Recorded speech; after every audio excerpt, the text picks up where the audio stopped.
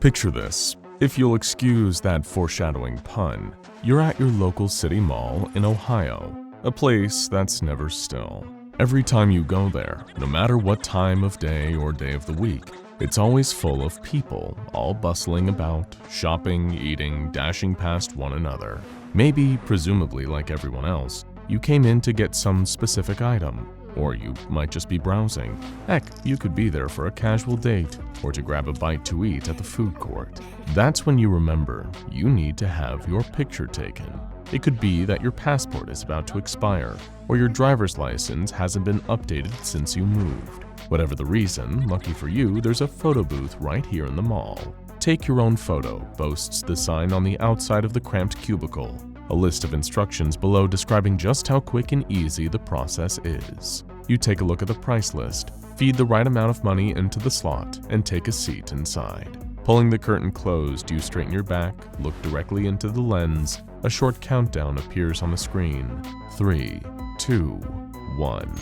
A flash bursts from the bulb above the lens, filling the booth, and leaving those white spots floating in your vision for a few moments. You head back out of the cubicle, waiting to pick up the glossy paper with your photos on it as it starts rapidly printing them off. You wanted a 2x2, 4 total pictures of your face. But then, as it finishes printing and you inspect the pictures, turning the paper in your hands, you're met with a surprise, an unnerving one to say the least. The pictures don't show your face. In fact, it barely looks like a human face at all.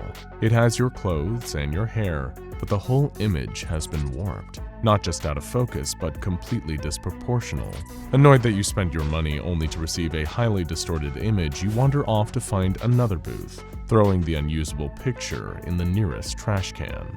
Now, sure, you might write off something like that as just an odd occurrence, a freak of technology caused by faulty machinery in desperate need of repair. But what you don't know, in fact you won't even realize until it's too late, is what really just happened. When you sat down and that flash went off, taking your picture and printing it off as a warped, unrecognizable mess, something was born. Located at the end of a series of long, winding concrete stairs and kept out of sight behind doors marked "Keep Out" and "Staff Only," is a lower level of the mall. Hidden in this dark, off-limits area that no member of the public is permitted to access, there is a service store, somewhere in the southwest corner of the 3rd sub-basement. Just taking a look at it, you could easily imagine nothing at all interesting behind it, like a power generator or a storage room. But if you were to push it open and venture inside, you'd stumble upon something you would never have expected in your wildest dreams, or more accurately, your most disturbing nightmares. Beyond that service door is a cavern, hardly the first thing you'd assume to be secreted away underneath a city shopping mall. Although if you're into cave jumping, it would be ill-advised to take a spelunking adventure down there. The entire cavern isn't actually part of our world. It's an extra-dimensional space. Think of it as its own little pocket universe that has somehow become connected to ours and can now be accessed through this doorway. If it helps, you can even picture our universe as a big soap bubble, with a slightly smaller bubble attached to it. In actuality, it's infinitely more complicated and looks nothing like 2 bubbles of different sizes, but like we said, if it helps to picture it that way, then go right ahead. If you were brave enough, or naive enough, to venture deeper into this cave and not to be put off by its walls that look like they've been carved from pure limestone, then you would have had to watch your step to avoid a nasty fall. Within the large cave space is a deep, dark pit, a rocky conduit in the ground, seemingly leading down into the earth. But taking a closer look, the walls of this pit aren't made of rock. They don't even match the limestone that the rest of the cavernous room looks to be cut from. The surface of the pit is coated in a slimy substance, closer to something biological, coming from a living thing rather than being carved out of rock. Depending on your familiarity with the texture, you might even say this substance is not all that far off from the appearance and feel of human fat tissue. Although you probably shouldn't reach in to try and touch it for yourself, least of all because the walls of the pit are constantly secreting a corrosive substance like acid that could easily break down your body by its molecules, painfully burning you until you melted down into soup. But there's something else down there. Lots of somethings, as a matter of fact. And the moment you took that photo, sitting in the safety of the booth in the mall above, a new something found itself born into the pit. It looks almost exactly like you, but its face is all wrong. You could even say distorted, like a photograph that didn't quite come out right.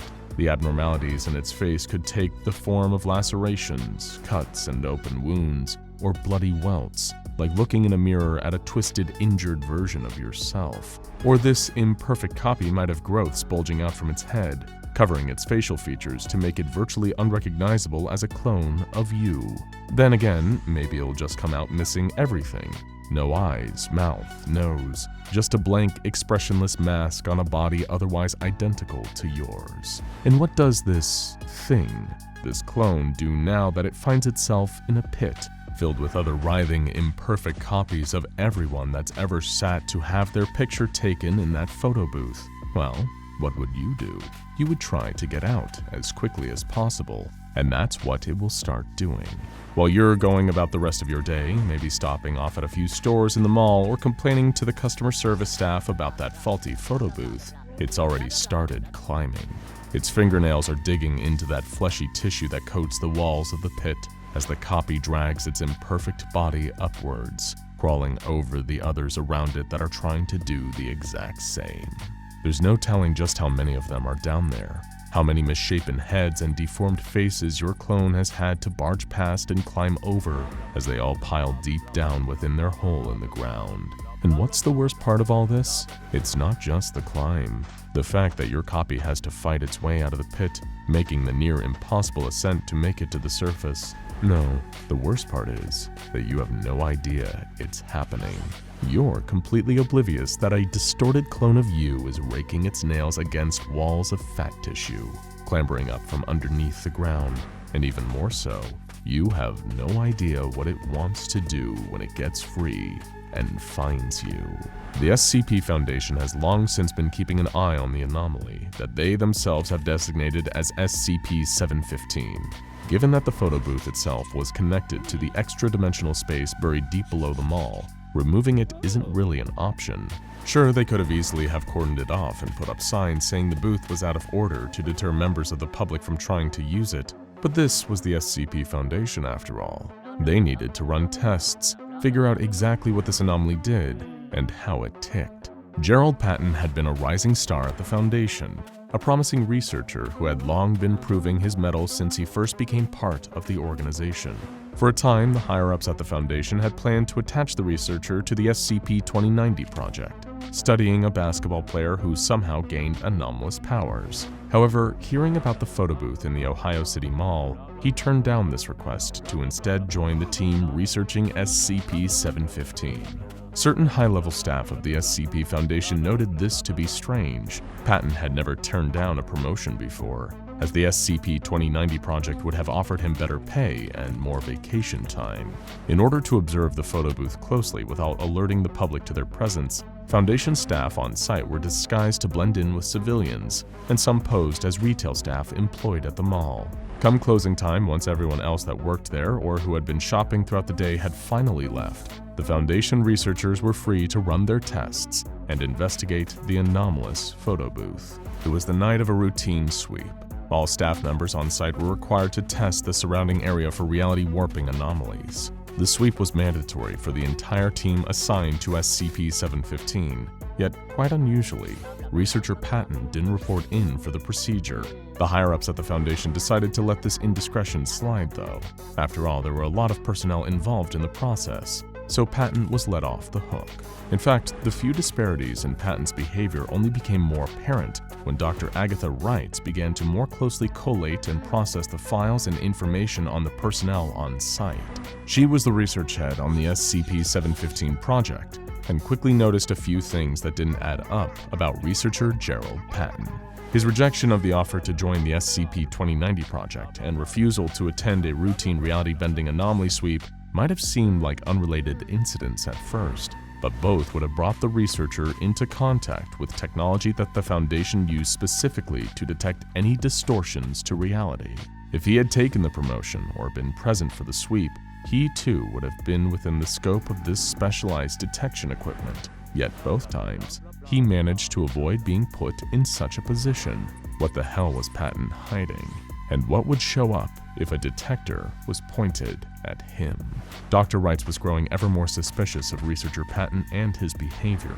However, it was when she learned he had secretly tested the photo booth himself that she decided to take matters into her own hands in order to get to the bottom of what Gerald was up to. She had to mull it over and think about things cautiously. She couldn't confront him directly, at least not yet. Even the evidence she already had, that Patton had seemingly twice avoided situations involving the use of reality distortion detection equipment, wasn't enough to prove for certain he was hiding something. Both instances could have been caused by something completely unrelated. Gerald could have rejected his promotion purely because he was more interested in SCP-715 than joining the SCP-2090 project. And even Foundation personnel needed sick days or skipped work because of a hangover without telling anyone, which could explain why he was absent during the sweep of the mall. But Agatha wasn't convinced. It felt like the two instances lined up too closely. They felt far too similar to be an utterly random coincidence. Even if Gerald wasn't up to anything dangerous, the only way to know for sure was to observe him, but without drawing attention to it. He'd deny anything, act completely differently, maybe even flat out lie if he knew someone was listening or watching. Agatha was forced to think in a way that was as calculated as she was certain Gerald had been.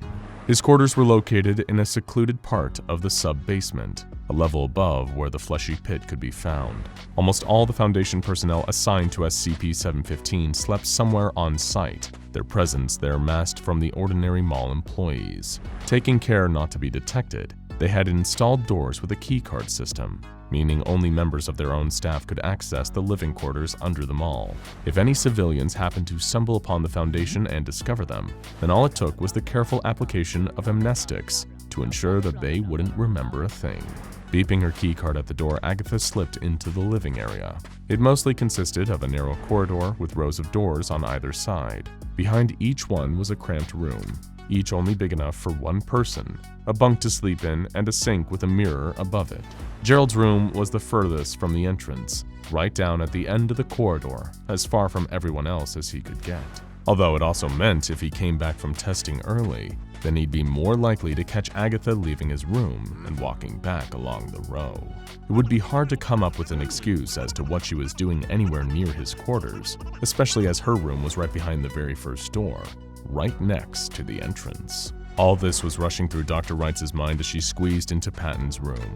In actual fact, the interior space of them was so limited that they were even smaller than most ship cabins. Her hand had been clasped around the handle of a metal case, which she sat down on Gerald's empty bed. Unclasping the clips that held it closed, Agatha opened up the case and took out what was held inside the inner layer of protective foam. It was the Fulman Breaker Anomalous Optical Enhancement Device, a piece of the specialized apparatus that Foundation researchers use to record and identify any person or object that might be exhibiting anomalous properties. It utilized state-of-the-art optical enhancement technology and could be used to detect whether a subject was causing any distortion to the reality around it by accessing visual spectrums that were normally imperceivable to the naked human eye, or sometimes even unobservable in this dimension. Agatha looked around the tiny cabin. Given the limited space, she was also short on options as to where she could hide the device without it being easily noticed. It was also imperative that researcher Patton had no idea he was under observation. Dr. Wrights looked over to the sink in the corner, the mirror just above it. Sure, it was a tactic taken straight out of the big book of spy novel cliches, but it would work. The advanced spectrum capabilities of the optical enhancement device would be able to record Patton through the glass. Luckily, the entire living quarters had been pretty hastily built, which meant it took little effort for Agatha to loosen the screws holding the mirror in place. But that's when she heard the distinctive beep of the door to the living quarters, followed by the gradual footsteps getting closer and closer. It might not have been Gerald, but there was also an equal chance that it could have been. Acting as fast as she could, Agatha placed the optical enhancement device on the wall and covered it with the mirror, frantically trying to screw it back into place as quick as she could. The echoing noise of someone approaching sounded as if they were almost right outside the cabin door by the time Dr. Wrights had tightened the screws enough to keep the mirror in place. Giving a quick final scan of the room, making sure nothing looked too conspicuous, she grabbed the empty case and smoothed out the duvet where it had been laying. leaving no trace that she had ever been there. Her heart already racing, it almost exploded right out of her chest as she slipped back out of the door to Patton's cabin, only to see him walking down the narrow corridor directly towards his room, towards her. Dr. Wrights, Gerald greeted with a stage smile, though the suspicion on his face was so unmistakable that it could have probably shown up clearly on camera. Something I can help you with? Patton. Agatha gave a polite nod back to the researcher, lifting the case behind her back. The one upside of the tight corridor was that Patton was so close to her, he couldn't see what she was hiding. The obvious downside being he might be close enough to clock Dr. Wrights' suspicion of him. Did you need something? Patton chuckled. Sorry, it's just, what were you doing in my quarters? Her heart was still racing, desperately trying to form a plausible excuse somewhere in her mind. Agatha's free hand reached into her pocket, something brushing against her fingertips. It would have to do. You dropped this, she exclaimed, pulling out a $20 bill and handing it to Gerald, a small price to pay to keep her subterfuge. Earlier on in the mall near SCP-715, I saw it fall out of your pocket. I had other matters to attend to down at... Anyway, I wanted to make sure you got it back. Oh, thank you. Gerald blinked in surprise, taking the money. As she squeezed past him and walked out of the living quarters, Agatha could barely stop her hands from shaking, although those tremors of nerves would have to become the trembling of absolute horror when she saw the footage that the optical enhancement device collected. Patton was one of the creatures from the pit. It didn't seem possible. He didn't even have clearance to know about the pit, and any of the clones or SCP-715-As that managed to claw their way up to the surface were immediately terminated by on-site security, the instances becoming known as SCP-715-Bs if they made it that far. Yet somehow Patton, or whatever he really was, had made it through undetected, but that was far from the worst discovery Dr. Wrights would make. She used a number of the same anomalous optical enhancement devices to observe the SCP-715-A creatures within the pit, only to find that she and the other researchers had made a grave mistake. The SCP-715-As, they were all humans. What the Foundation had initially thought were the distorted, imperfect clone copies of everyone who had used the SCP-715 photo booth were actually the originals. They had been trying to climb back up because they wanted to come home. Their places taken by SCP-715-Bs. But none of those people, now twisted, disfigured, and unrecognizable, were able to explain to the Foundation who they were, and they'd been shot, left to fall back into the pit and die. Acting fast, Dr. Wrights updated the classification of SCP-715 to Keter, although this was later rescinded back to safe. The creature that looked like researcher Patton was apprehended and brought in for interrogation. After learning the truth behind SCP-715, the photo booth was secured and locked up permanently. But as of now, the project investigating SCP-715 has been put on hold. No one at the Foundation wants to admit their mistake, that they now have an extra-dimensional pit full of innocent, distorted people, or that they have no idea where all their body-swapped counterparts are.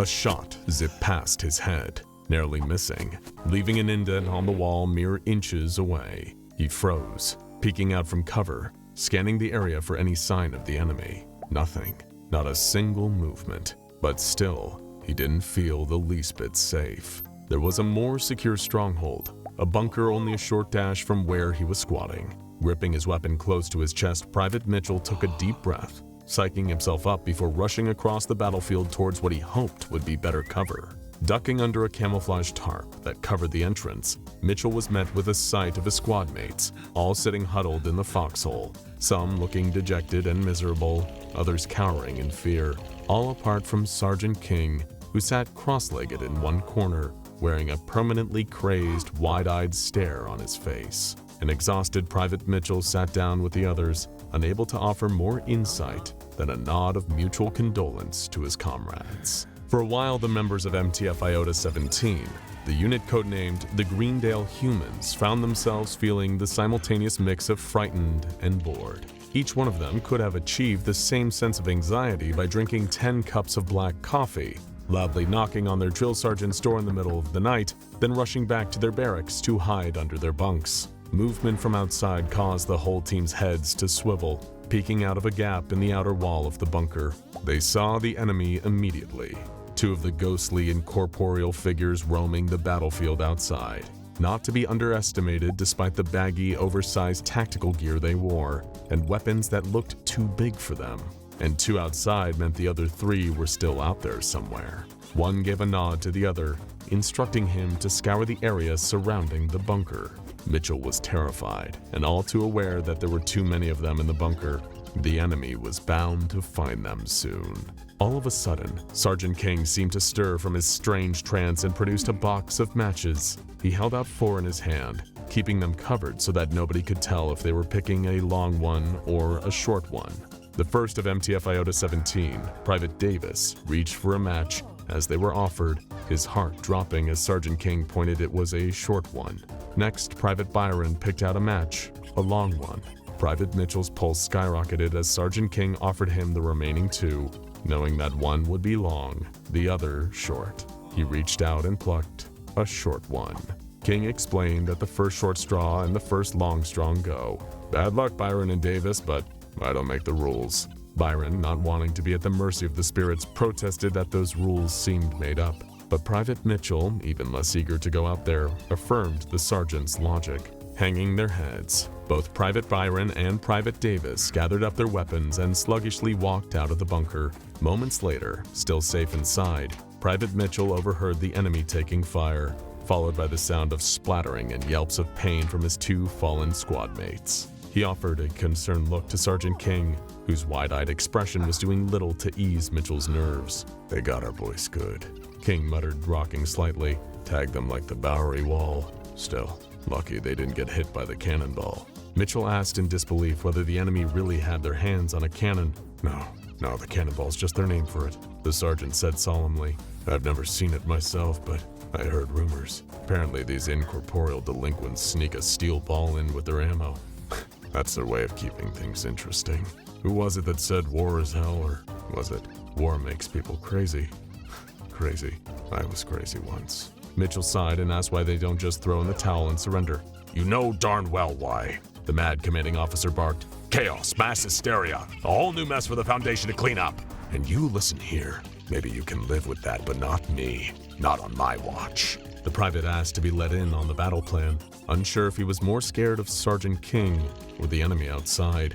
We should drag one of them in here. Get him to give up enemy intel, King answered in a sinister, unhinged tone. He didn't respond well when told that the intangibility of the enemy may make holding one of them hostage, well, impossible. Still living in a fantasy, are you, Private?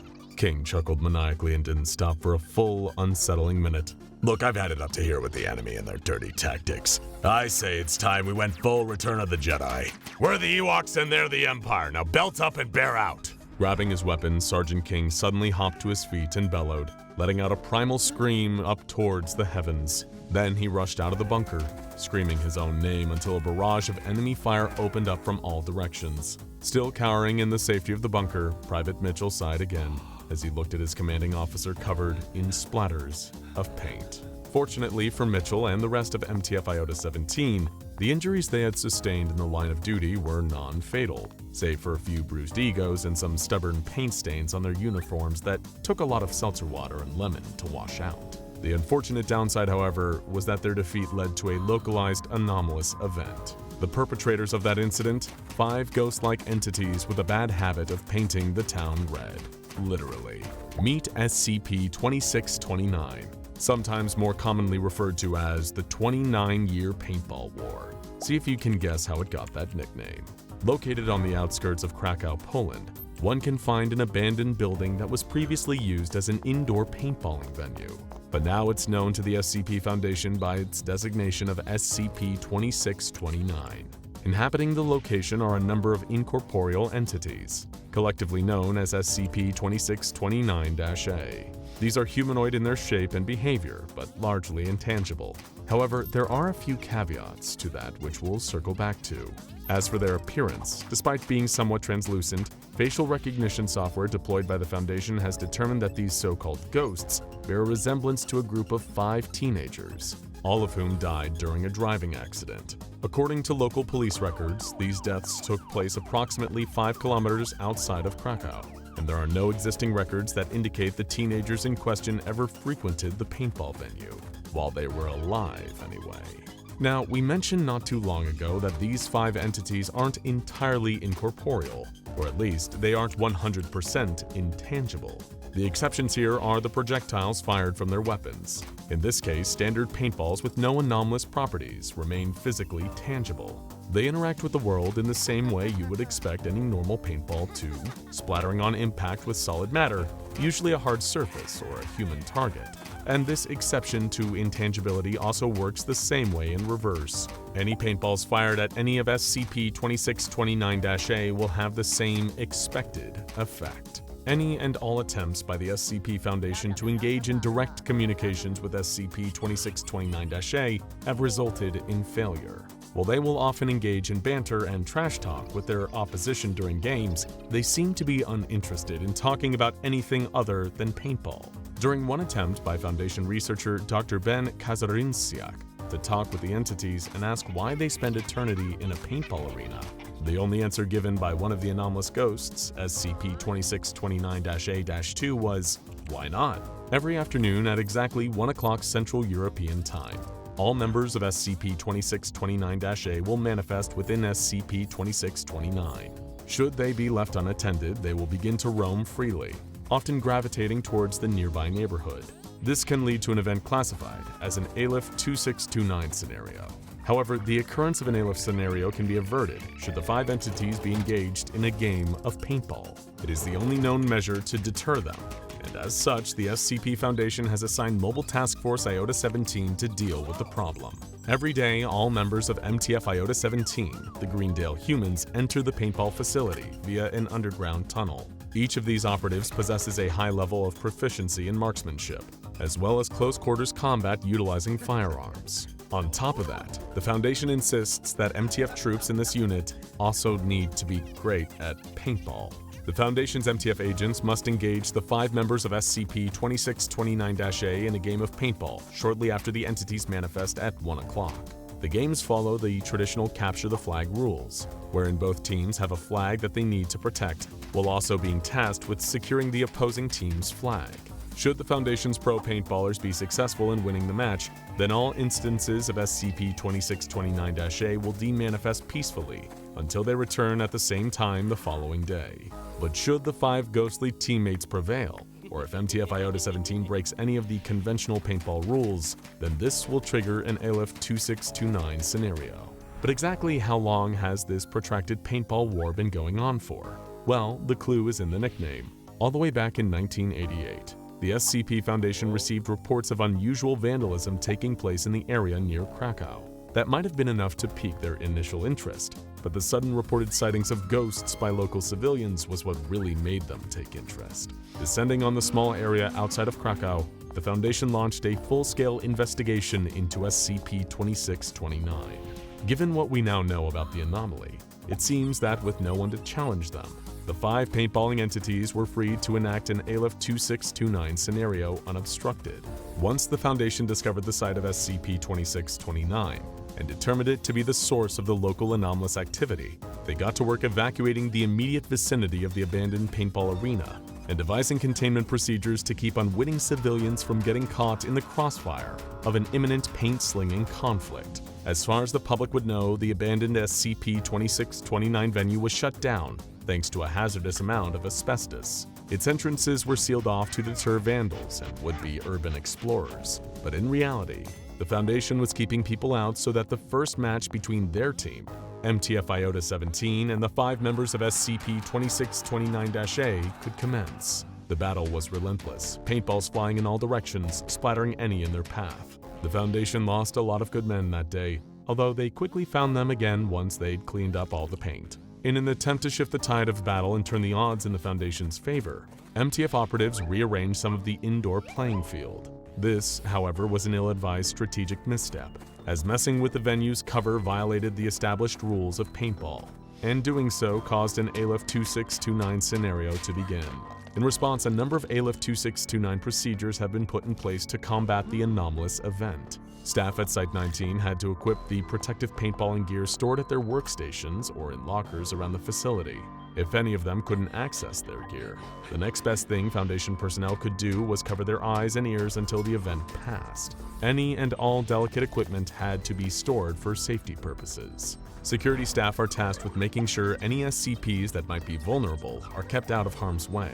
The Foundation currently has no way of barring SCP-2629-A's access to areas, thanks to their incorporeality.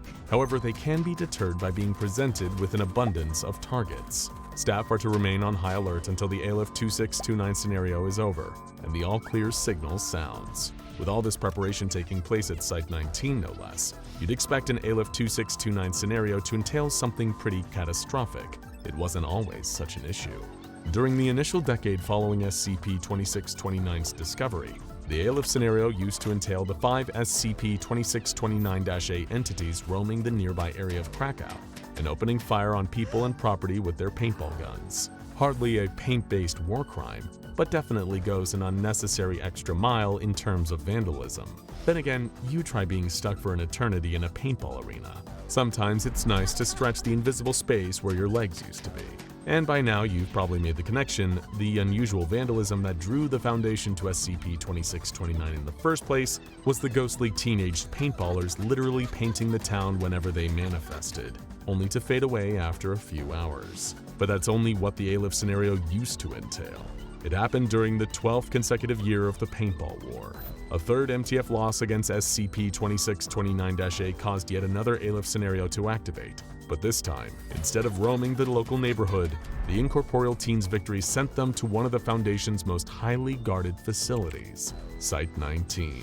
Multiple unsuspecting Foundation research personnel were splattered with paint, the first of the Paintball War's casualties to fall outside of a 250-meter radius from SCP-2629.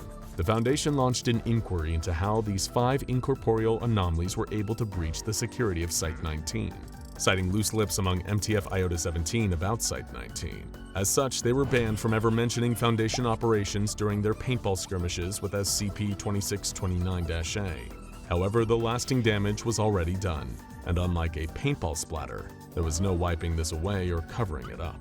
Every loss that MTF Iota-17 incurred in the coming years would result in all 5 of SCP-2629-A manifesting within Site-19, celebrating their capture the flag victories by committing paintball retribution against Foundation personnel.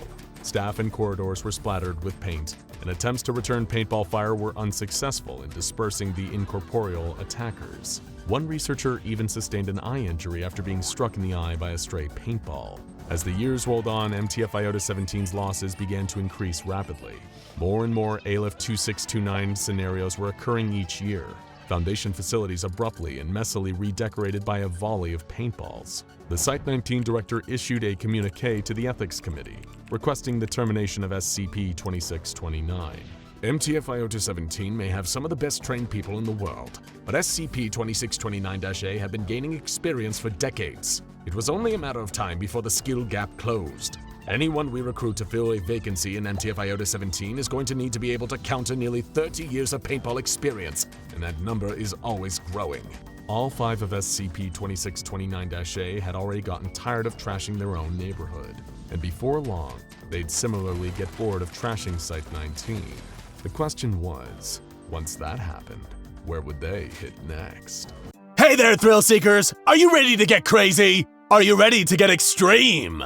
Are you ready to taste the real hardcore? We here at SCP Explained know that you love a little excitement in your life. You're the kind of stone-cold solid gold bad dude whose idea of a relaxing afternoon is a staring contest with SCP-173. And you're so tough you're gonna make the peanut blink first. You're the kind of person who'd punch SCP-682 and make him apologize for grazing your fist. You wouldn't even back down from the Scarlet King himself, making the Monarch of Ultimate Despair say, "That's pretty cool, man. Respect." But if you want a genuine thrill ride, something that'll really put hair on your chest, you need to get your butt on a truly hardcore roller coaster. What? Too chicken? Afraid of a little motion sickness or something? Or maybe you've been freaked out by some of the so-called horrifying accidents that happened on roller coasters, like the 1972 Big Dipper disaster, or the 1986 Fantasyland Mindbender catastrophe. Get real! When has a little death scared anyone at the SCP Foundation? And besides, nothing is more awesome than an extreme roller coaster. And believe us, any other roller coaster will feel like kiddie stuff compared to the absolute beast that we're gonna tell you about today. If you're a roller coaster novice, maybe you should try something like the Takabisha over in the Fuji-Q Highland theme park in Japan. This baby boasts a 121-degree drop, famous for making people fall out of their seats. Or maybe you want to try something like Yukon Striker over in Canada. This widowmaker of a coaster has floorless seats, a 360-degree flip, 4 inversions, and a 75-meter drop. That's a little too tame for your taste? If you're feeling really brave, you can hop on the King Ka over in the New Jersey Six Flags theme park. You'll get a super fast 90-degree climb, followed by a bone-stripping 139-meter drop, a 129-foot camel hump, and a 270-degree spiral. Ha! That'll give you a healthy dose of vitamin G-force. Why are we telling you all about this? Because compared to SCP-2183, all those coasters are like riding a tricycle with stabilizers in your mom's backyard. There's no coaster more powerful, more thrilling, and more adrenaline-pumping than SCP-2183. Let's take a look at some of the specs. You can find this bad boy in an undisclosed location somewhere in Idaho. This ride is so hardcore, the killjoys over at the SCP Foundation don't want you to ride it. But if the lamos over at the Foundation had their way, nobody would be having any fun. Am I right? Look at how they put the kibosh on the Carnival of Horrors, or as they call it, SCP-823. Anyone who wants to go on one of those rides will just have met the business end of a Foundation sniper rifle. And think about all the kids who've been deprived of the awesome childhood experience of Cragglewood Park, aka SCP-2571, because the Foundation party poopers decided to rain on everybody's parade. It's safe to say that if the Foundation wants to keep you away from it, you're gonna have a dope time with it. And the SCP-2183 roller coaster is no exception. They have the whole park blocked off and patrolled by at least 4 security guards at any given time. People who see this beast in action are given Class F amnestics, and they've spared no expense in suppressing anything about this coaster to end all coasters in the media. But trust us, getting a ride on this thing is totally more than worth getting on the SCP Foundation's bad side. That's right, this killer coaster has a max height of 37.2 meters and a max speed of almost 90 kilometers per hour. You can't drive that fast anywhere but the Autobahn over in Germany. Sure, it may technically be unfinished, but this bad boy still has a physical track length of 798.8 meters. You're probably wondering why we said physical there, right? That's because when it comes to SCP-2183, the real ride starts when the track comes to an end, baby. When the ride starts a-rolling, it blasts down the normal tracks like a bullet. But when the track ends and the carts fire off, they don't fall. No way. The carts keep speeding mid-air, continuing on the intended track from the roller coaster's initial badass blueprints. But that doesn't mean this ride does everything by the books. SCP-2183 is a ride that knows how to party. There's never any predicting the exact ride length, because every time the carts fire off the uncompleted section of track, they take a totally different path back to the start. That makes SCP-2183 officially the most unpredictable roller coaster in the entire world. The shortest recorded length of the non-physical section of track is 1,080 meters. That's almost double the length of the physical track. And the maximum length of the non-physical portion of the track has been 5,460 meters, which is over twice the length of the Nagashima Spa Land Steel Dragon 2000, the longest roller coaster in the world. But we know what you adrenaline junkies are thinking. It ain't just the length that gets a major buff, it's also the height and speed. Top recorded heights on the mid-air tracks have been up to 100 meters, making it the 5th tallest roller coaster in the world.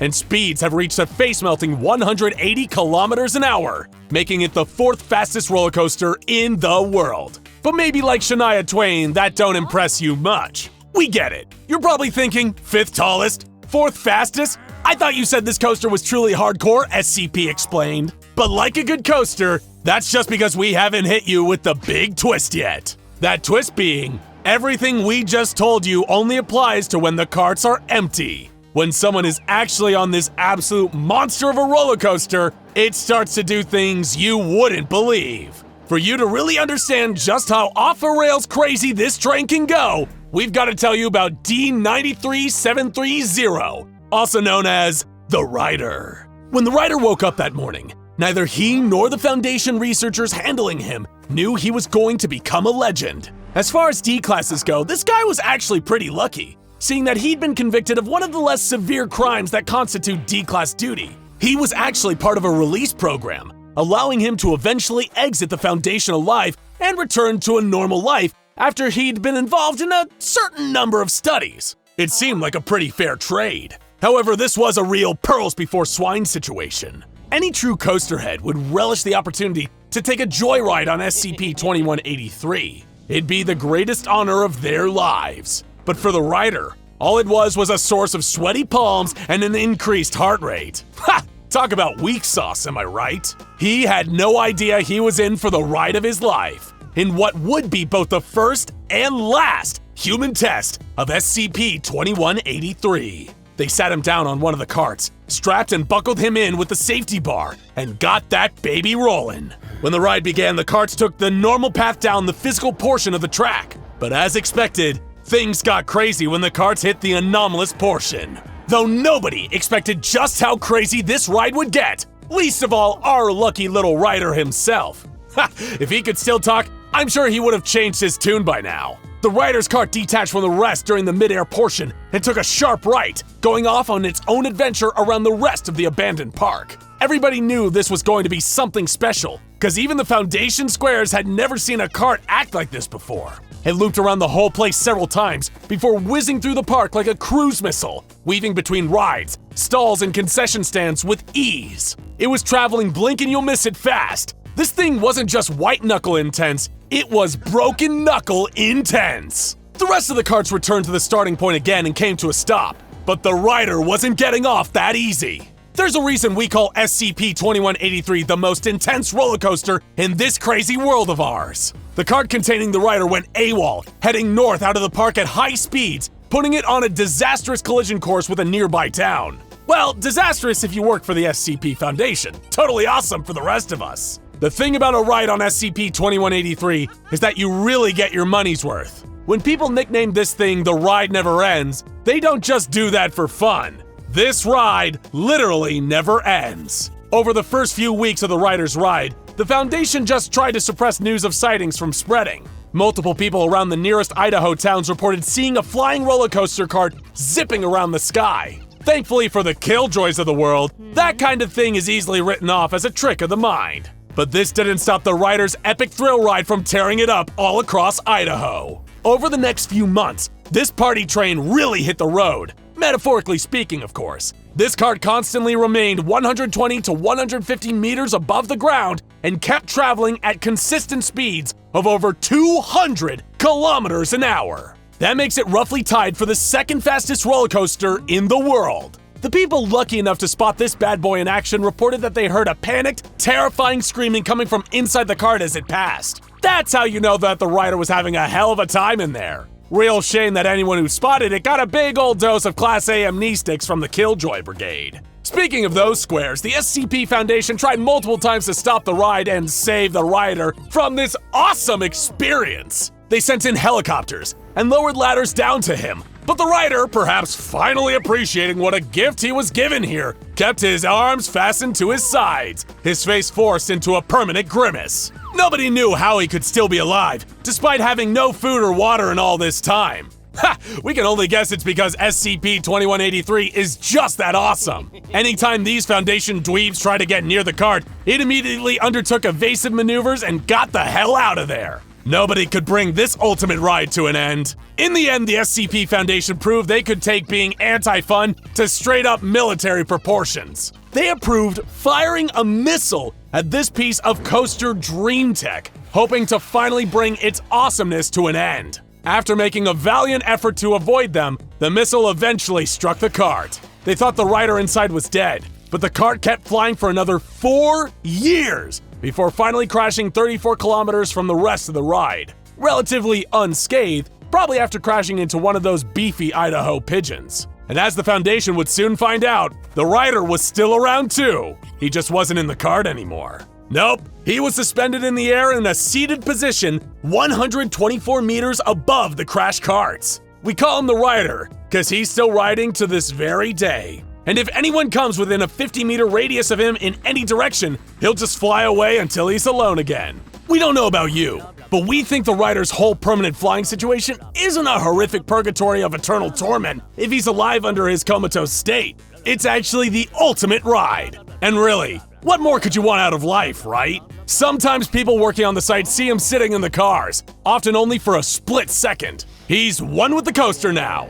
Total nirvana. Like we said before, kids, the ride never ends.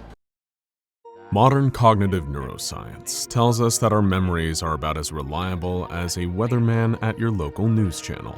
When a couple is asked, "How did you first meet?" they are lured into romanticized reflection. They might recall locking eyes at a school dance. They might recall the night being just perfect, despite the truth being far from it. We don't remember the spilled punch, the stepped on toes, or the stuttering. We only remember the X's and O's. Our memory doesn't find the needle by sifting through the haystack, but rather by lighting a match and setting the barn ablaze, until all that remains is the small piece of silver shining through the smoke. In this way, our memories are our best friends. They know exactly when to lie to us, feeding us misinformation about the past to satisfy ourselves in the present. Because if humans were capable of writing and recalling accurate personal accounts of their history, our memories would be stiff, unmarketable literature. And when a book gets boring, we tend to tap out.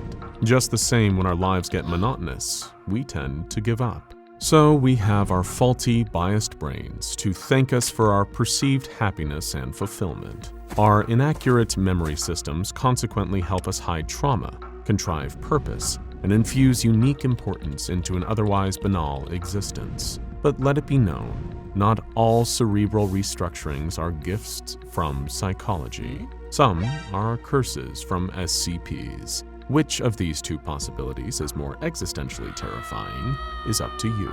SCP-5040 is a non-existent Japanese horror film entitled Tears of Blood, which spontaneously manifests in human memories. SCP-5040 is a master of persuasion.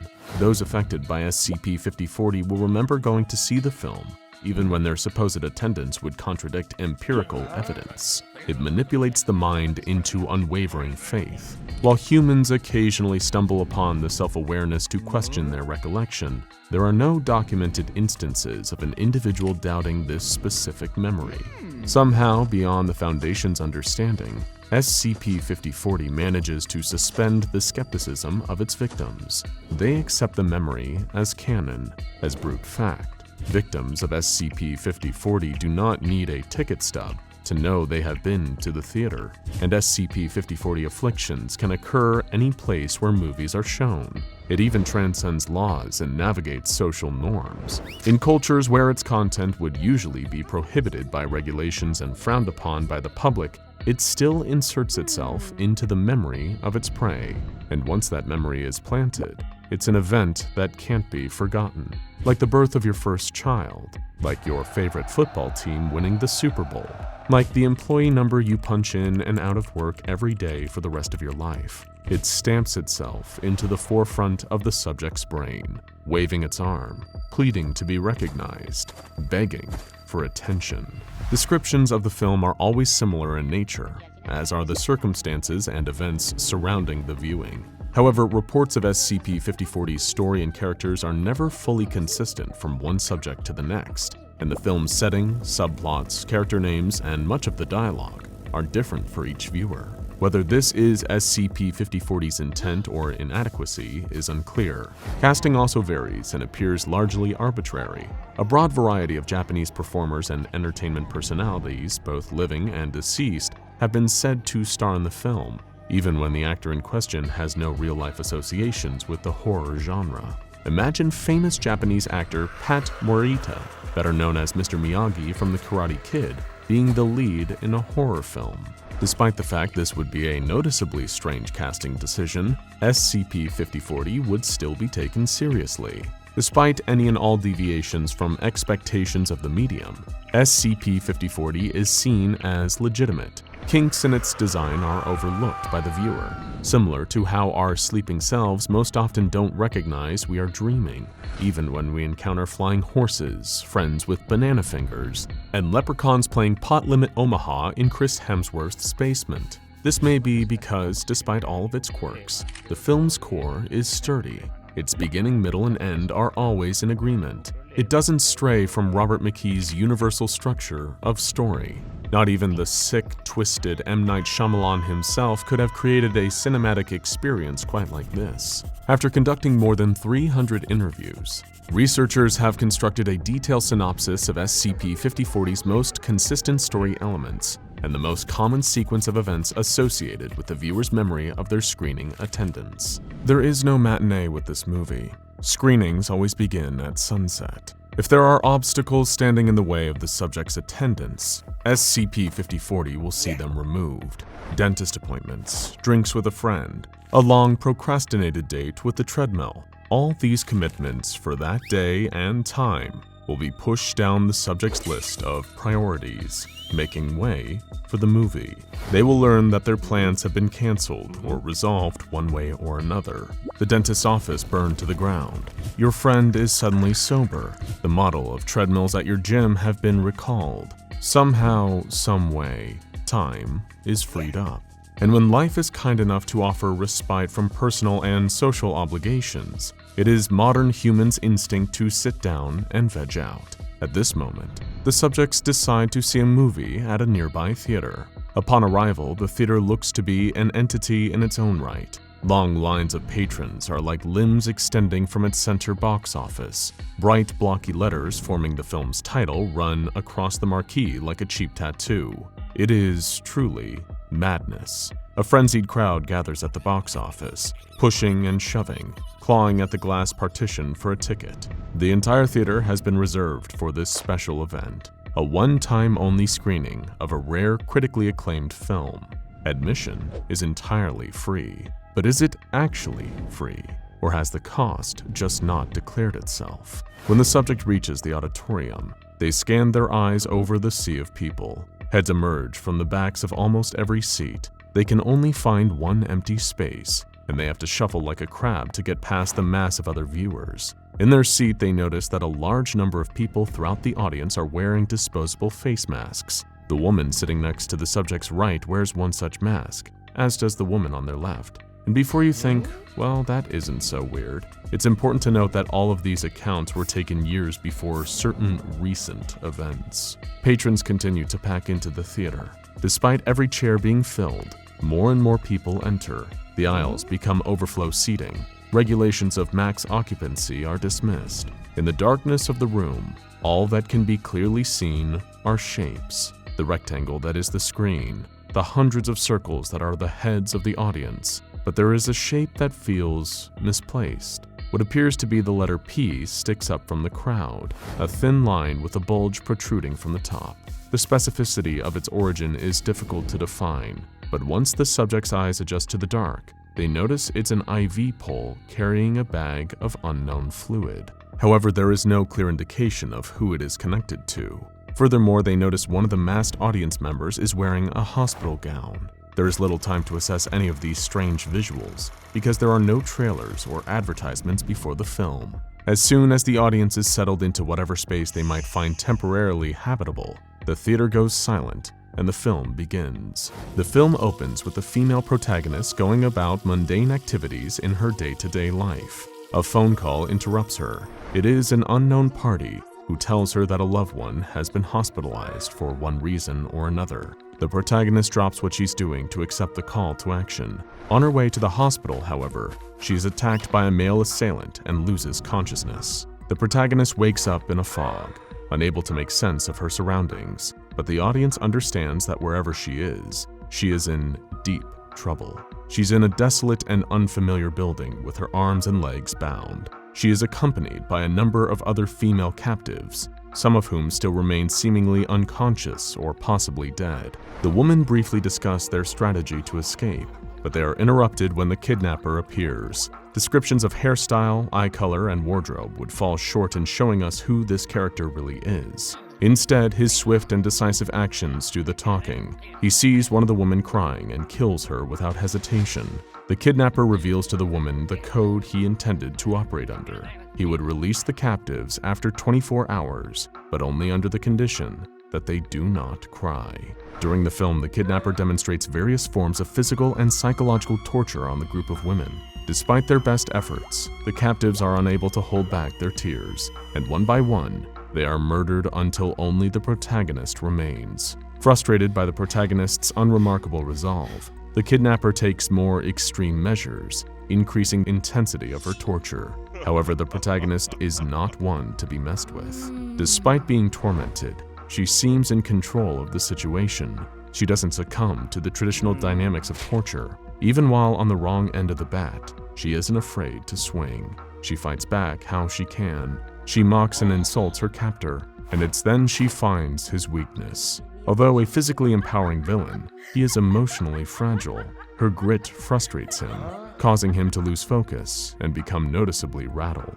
As the protagonist continues to weaken her kidnapper with words, the subject in the audience notices what seems to be a slight echo in the dialogue. They look up to see if something is wrong with the speakers. They even wonder if this is a stylistic decision made by the director. But then they notice where it is coming from. They eventually realize that the two masked women sitting beside them are quietly repeating every line of dialogue as it occurs. Their lips moving causes their masks to shake softly. With each word, the air from their whispers blows the cloth away from their mouth, only for the mask to collapse back in when the syllable is completed. If the subject looks even closer, they will see that the lower half of the women's masks are saturated with saliva. Things don't get any more pleasant when the subject shifts their gaze down the woman's body. Just near their waists, their hands are clasped together so tightly that their fingernails are digging into their skin. They tremble and fidget, as if having taken on the burden of the world's anxiety, and no medication can calm them down. Fingernails dig deeper into their skin, drawing blood and foreshadowing the film's finale.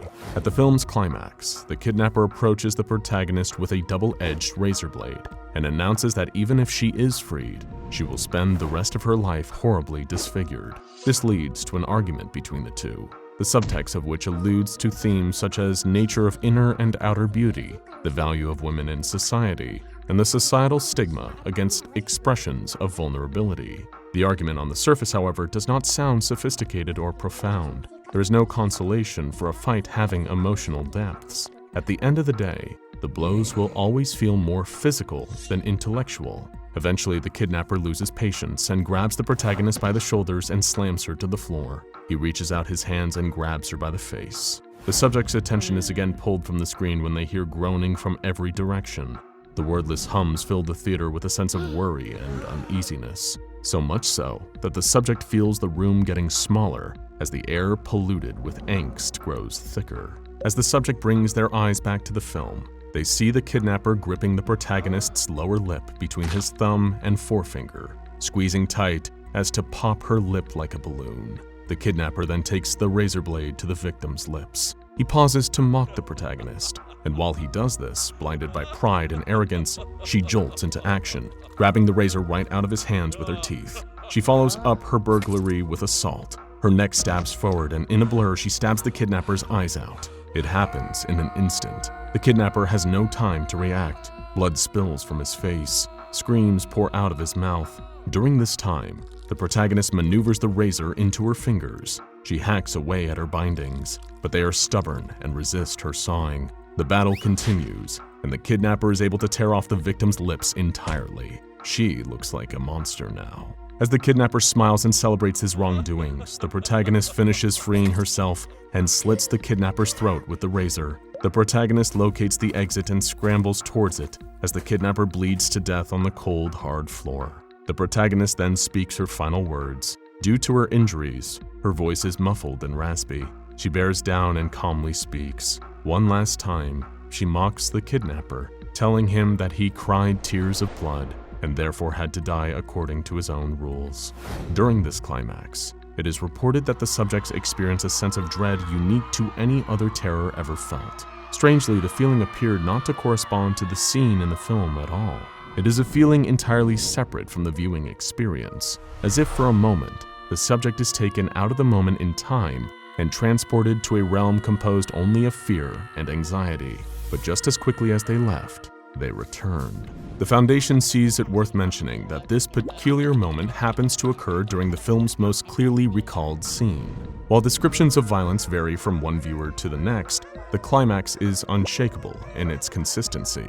This is further evidence that SCP-5040 has a core foundation that remains intact. False memories are given validity by our peers. When we tell a story, the inaccuracies are often the best parts, the exaggerated drama, the rearranged sequence of events, the jokes you thought of in retrospect, but weaved into later accounts. While a storyteller knows when to lie, a good storyteller knows how to not get caught. SCP-5040 captivates its audience, but it seems to know how much it can get away with. By providing a consistent, objective truth, a climax that is reported the same across all accounts, SCP-5040 insists, even if only briefly, on being a credible film, not just a random sequence of 24 frames per second. Eyes back to the screen, the film abruptly cuts to an unspecified point in the future. Now wearing a face mask to hide her disfigured mouth, no different than the one seen worn in the theater, the protagonist walks down the street to her apartment, indifferent to the crowd of paparazzi that follows her. It is clear that this is now just a part of her life. The lights flash on her face. When she reaches her bedroom, the protagonist slowly pulls down her mask. Face free from cloth, she stares at herself in the mirror. It is silent. What she sees is less notable than what she doesn't. The lower portion of her face is gone. She focuses only on that. It's hard to know if she will ever see into her own eyes again. Her gaze might forever be fixed on what she can't get back. And through those eyes that long to see more, she sheds a single tear. Over the course of several minutes, her weeping gradually builds into frenzied sobs and shrieks. It can first be misinterpreted as bad acting, a case of doing too much. But as the crying carries onward, it's understood that the horror in her wallowing is all too real. The film cuts to black and the credits roll, but the sound of the protagonist's cries continue to play with no other audio until the credit reel ends. And even then, in silence, it's hard to say if she ever stopped crying. Audience members remain silent after the movie ends, exchanging only whispers as they exit the theater. Feet step over small red puddles and stains on the theater floor as if they are sticky puddles of soda. Those who remain past this point experience an escalating feeling of unwelcomeness until sitting and staying is more physically demanding than getting up and walking out. Some experiences will stay with you forever, even if they never actually happened. True horror. The airplane door, belching smoke, and a burning red light. The dead talking in ancient guttural Latin. A monstrous angel made of rings, wings, and eyes whipping barbed tentacles at screaming, terrified priests. You can scarcely imagine a more hellish place. Bishop Franklin's knees gave out under him as soon as the man set foot back on solid ground. Nearing his 70th birthday, he'd never been a particularly tough man, but after the day he'd had, he doubted he'd ever be the same again. Almost being ripped into another dimension, almost being at the center of a nuclear explosion, seeing. He threw up on the ground as the Foundation personnel rushed over to him. Never, never again. Just 8 hours earlier, Bishop Franklin had been getting on with his Friday preparations. They had Mass coming up this weekend, so he was doing the rounds of the cathedral, putting out new candles and straightening pews. He was nearly done, ready to get on with the rest of his morning, when he saw 2 suited figures entering the cathedral. He shuffled over to them, trying to explain that they were closed, but quickly faltered when he saw the grave look on their faces. Just 10 minutes later, he was in the back of their car, still holding a spare candle, with agents from the SCP Foundation sitting on either side of him. They handed him file after file, each most redacted, explaining the basis of who they were and where they were headed. It was a lot for the old priest to wrap his head around. He'd always believed in a higher power and a spiritual realm, but this sounded a whole lot more serious than that. Monsters, aliens, other dimensions, facilities, portals. He questioned the agents on it. They just looked grimly from one to another as the car wound its way to the private airstrip in the middle of nowhere. Bishop Franklin had always hated flying, but he hated it a whole lot more as he approached the airplane with no idea where he'd be landing. A small group of men were gathered on the runway just by the foot of a Boeing aircraft. It seemed like a pretty substantial plane for such a small group of them. He was at least a little heartened to see that none of them had brought luggage either. In fact, most of them were just like him. As Bishop Franklin approached the group, he recognized various faces, other bishops, archbishops, and senior priests. With him there, they totaled 7. The others all looked at him, not saying much. Bishop Franklin tried his best to start asking questions, but 2 things happened in quick succession that closed his mouth very quickly. Firstly, the luggage hold of the plane was opened, and 2 enormous shapes were loaded into it via forklift. Each shape had unmistakable symbols on the sheets covering them. Nuclear danger. Reeling from this revelation, Bishop Franklin turned to the group to be face to face with the Pope himself. He immediately shut his mouth. You may also be wondering what on earth was going on at this airfield. The truth is, Bishop Franklin, along with 6 other priests of Abrahamic faiths, were about to embark on the monthly flight of SCP-616. Within this plane, as all of these men were soon about to find out, exists an emergency door.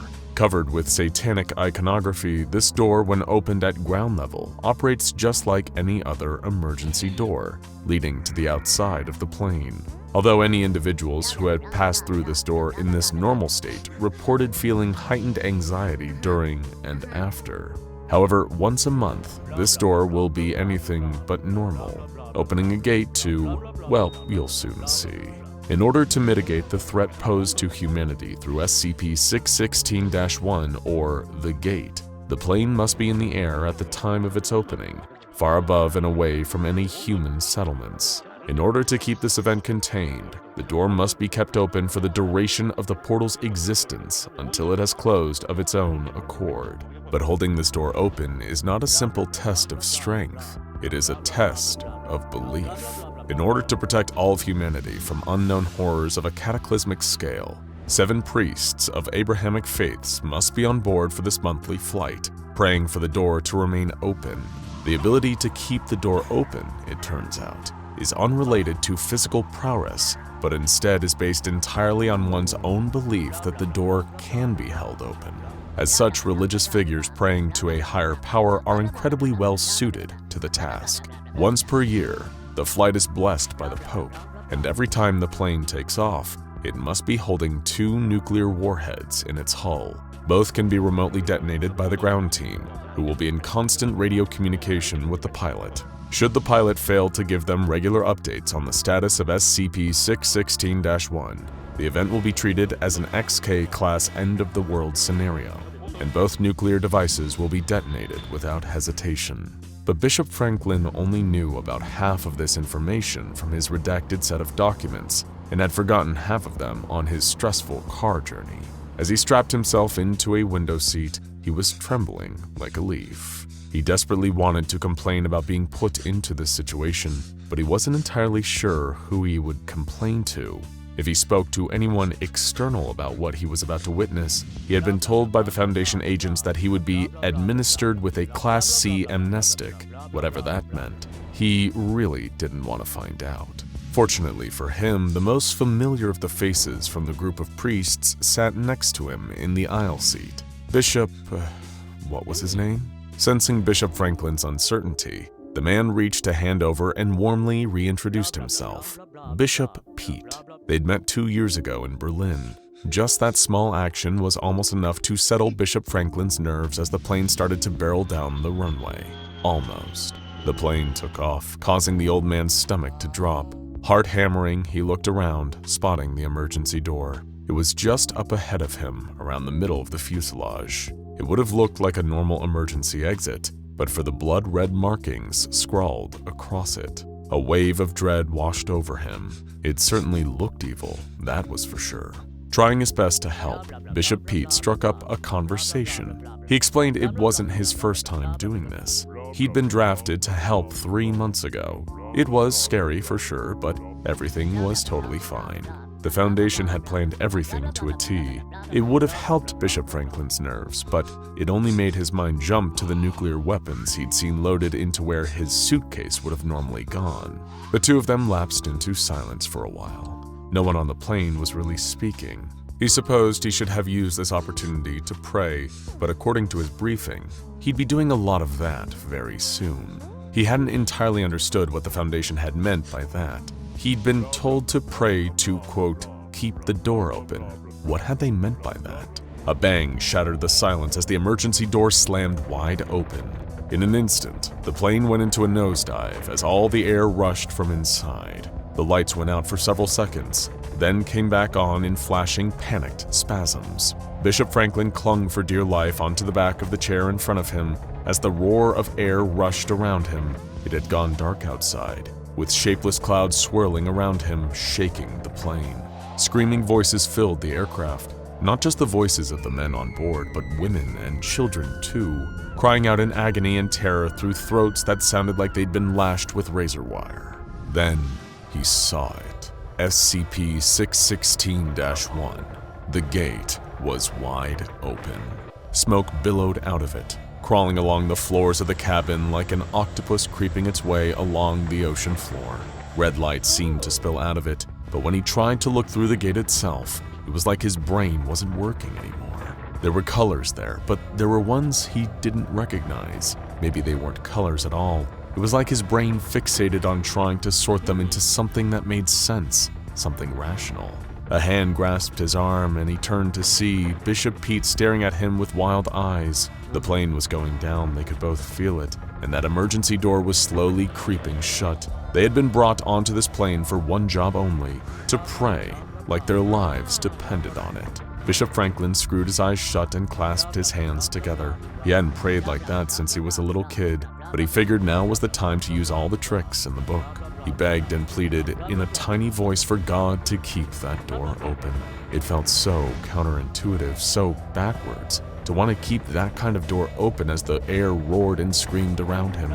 But a small voice inside of him told him to persevere, have a little faith. But suddenly, the bishop noticed that the man sitting alongside him had fallen silent. Feeling like a naughty child at mass, he opened one eye and peered sideways.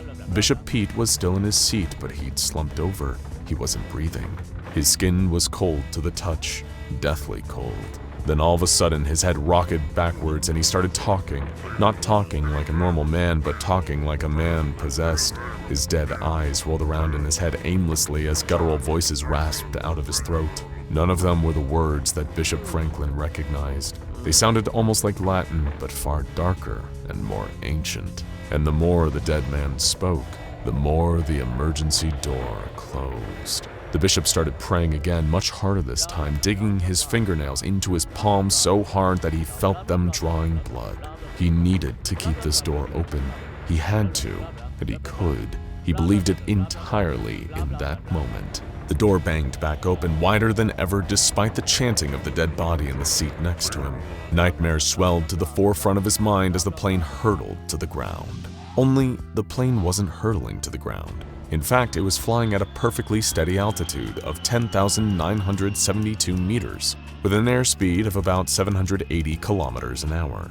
In fact, aside from the death of Bishop Pete, everything within the plane was going perfectly to plan. Deaths of priests were just an occupational hazard of keeping this SCP contained. The pilot at the front of the plane regarded the whole situation playing out behind him while feeding constant information back to base. Everything was going perfectly according to plan, until the angel appeared. Bishop Franklin wasn't the first one to see it. That was the unfortunate lot of Archbishop Michael, who was sitting closest to the emergency door. He first spied it while staring through into the void, but his screams of terror, warning those around him, were drowned out by all the other commotion. It was only when the angel's wings crept their way through the edges of the door and the creature let itself into the cabin that the others saw it. But by this point, it was too late for Archbishop Michael. The angel was not like the angels we see in pop culture, a tall blonde person with white robes, fluffy wings, and a gentle face. It was a shifting mess of eyes and tortured wings, partially crawling along the ground, partially floating under the weight of its massive frame. It had to squeeze itself through the door to fit into the plane, but as it did, it lashed out at the Archbishop with a sinewy tendril and got to work, violently killing him. That was when Bishop Franklin saw it and began to panic. He wanted nothing more than to stop praying, to let the emergency door slam shut and keep this creature away from them. But that little voice inside his head told him that wouldn't work. If that door was allowed to close before the gate had, then it would cause the apocalypse. He could not have that blood on his hands. So he prayed, sweat pouring down his face as the angel forced its way through the gate and into the cabin. He prayed as it slumped across the aisles, working its way along the line of men, slaughtering them one by one. He prayed as it saw him and rose to its full height, unfurling great wings and readying itself for the kill. And he prayed as a wind more powerful than any on earth blew through the cabin and pulled the angel back through the gate. The emergency door slammed shut, and in an instant, the plane seemed to right itself. No more turbulence, no more wind. The light flickered once more and then came back on steadily. The seatbelt sign pinged off, and oxygen masks dropped from the ceiling about 4 hours too late. Bishop Franklin couldn't believe the time when he looked at his wristwatch. He had been on this plane for weeks, surely, not just 4 hours. That was absurd. It all felt like a dream as the aircraft circled around the airstrip, preparing for landing. Everything in the plane seemed totally normal to him now, except of course for the 4 dead bodies, one of which was slumped towards him in the aisle seat. The plane landed. The bishop staggered down the stairs and threw up on the blacktop. After a few awkward moments, the pilot sidled over to him and muttered a quick thanks. "I was really close to calling it a failure there and having to set off them nukes. I don't know what you prayed for, but you did good today." Bishop Franklin didn't feel like he did good. He felt like he'd had his whole life, his whole worldview, turned upside down in the space of an interstate flight. He had been moments away from either being vaporized by a nuclear bomb or from having economy seats to the premiere of the destruction of the world as we knew it. But just 31 days later, Bishop Franklin was on that same flight again, praying his hardest as the aircraft dropped into freefall. If there was one thing that the Foundation noticed about working with religious leaders, it was that they had a real determination to keep coming back to help keep the world safe. What the Foundation didn't have the heart to tell them was that all of the satanic markings on the door were actually fake. They had been added by researchers in an attempt to make SCP-616-1 carry more significance for those in the aircraft. Later testing revealed that it was not exclusive to Abrahamic faiths, or any faith groups for that matter, that they could keep the gate open. Anyone who believed they could do it was capable of it. Faith leaders, however, are still being utilized, and the blessing is still being performed by the Pope on a yearly basis. It had been found that these external rituals, while not necessarily directly impactful, have strengthened the belief and resolve of those inside the plane, yielding fewer casualties and shorter durations. Various experiments have been conducted to see beyond the event horizon of the gate, to see what's on the other side. Those in the plane have reported as having the name Paradise, despite never going inside. A remote-controlled rover was sent inside the gate on one experiment, but the footage was deemed far too dangerous as all those who witnessed it died within 2 months. Hopefully, you didn't peer too closely into the gate as you watched this video. There was blood in the water, but at least the screaming had stopped. It had been an ill-advised party boat floating out in dangerous waters, where a bachelor party full of rich and naive men had ignored every warning. Some had told them, "Don't you know that pirates operate in these waters?" Others had cautioned, "You might get confused for pirates and shot down by military boats." Nobody had expected the impossible monster that had actually killed all 10 people who'd gone out there on that warm ocean night. But in the chaos that unfolded the day after, they would find out. A cargo ship carrying hundreds of millions of dollars worth of products and valuable raw materials was scheduled to cross those same waters. If they could have gone any other way, they would have. But with corporate shipping deadlines to reach, they couldn't afford to take the scenic route and potentially add over an entire week to an already long trip. The cargo ship would need to take the risk. They would need to face the pirates on their own turf if it came to that. Meanwhile, on a number of secret compounds on land, the pirates were preparing. Their corrupt government shipping sources had given them a valuable tip about the coming ship, and they were doing everything they could in order to ensure this flagrant act of piracy would be successful. They loaded fuel into the tanks of their speedboats. They clicked magazines full of armor-piercing bullets into their AK-47s. They slipped on bulletproof body armor and clipped grenades to their belts. They were a terrifying force to be reckoned with, but they had no idea that within a few hours, they would be encountering something far more dangerous. You see, strange things had been happening on some of the world's coastlines. It started with surfers, foolhardy, sun-kissed thrill-seekers with an addiction to catching the biggest waves possible. Of course, there are plenty of surfers who get claimed by the sea every year. It is an occupational hazard, especially for fledgling surfers. But the mysterious circumstances of all the workers had something in common: blood in the water. Of course, it didn't stop with surfers. Anyone who swam a few feet further than the edge of the water seemed to be at risk. Lonely moonlight swimmers went first, but it didn't take long for whole families to start disappearing in the waves. A few here, a few there.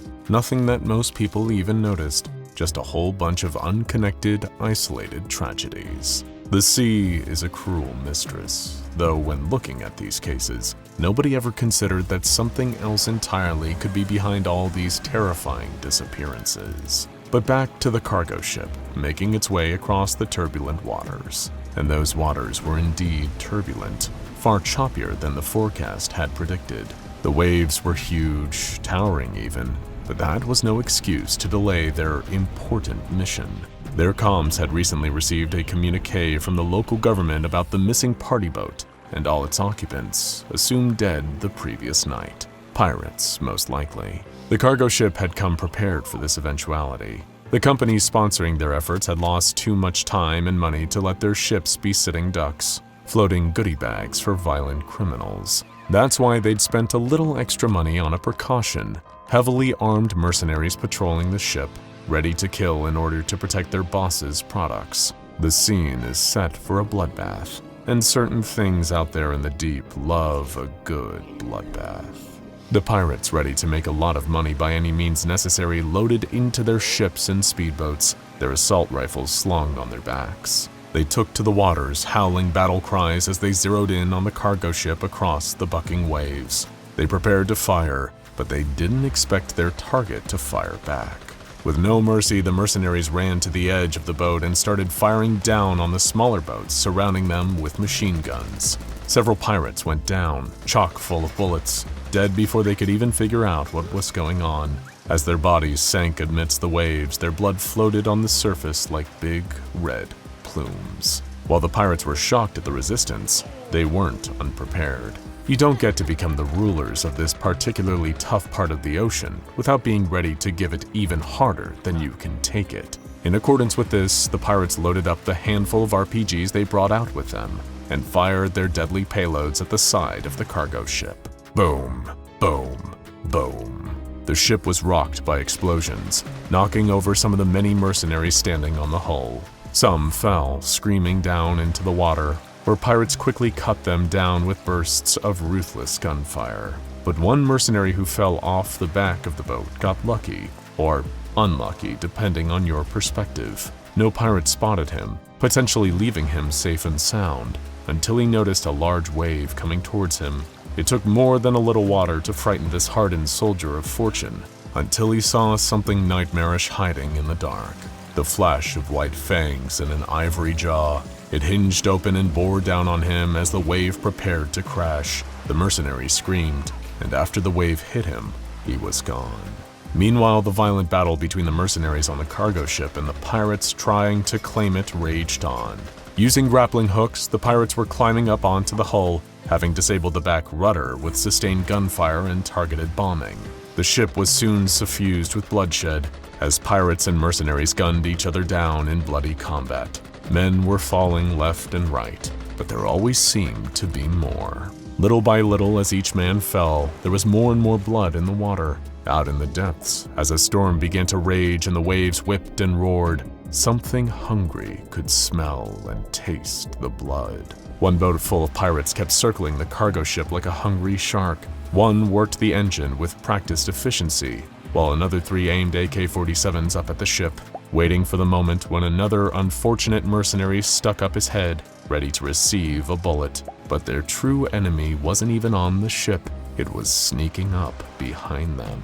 Only the man working the speedboat's engine spotted it before it was too late. A wave rose out of the sea, moving with a speed that shocked even this veteran seafarer. At first, he thought nothing of it, too busy to keep out of the range of mercenary bullets. He was hardly the type to worry about getting wet, and then he saw the teeth. As the wave rose well above his height and only a few feet away, he saw something impossible floating in the water. A shape he'd been seeing hanging above the fireplace in a bar he'd been frequenting for years. The jaws and teeth of a great white shark. Perhaps it was just refuse from a dead shark floating in the water. That was the most reasonable explanation, right? But if that was the case, why would the jaws be spreading further apart as though ready to receive him?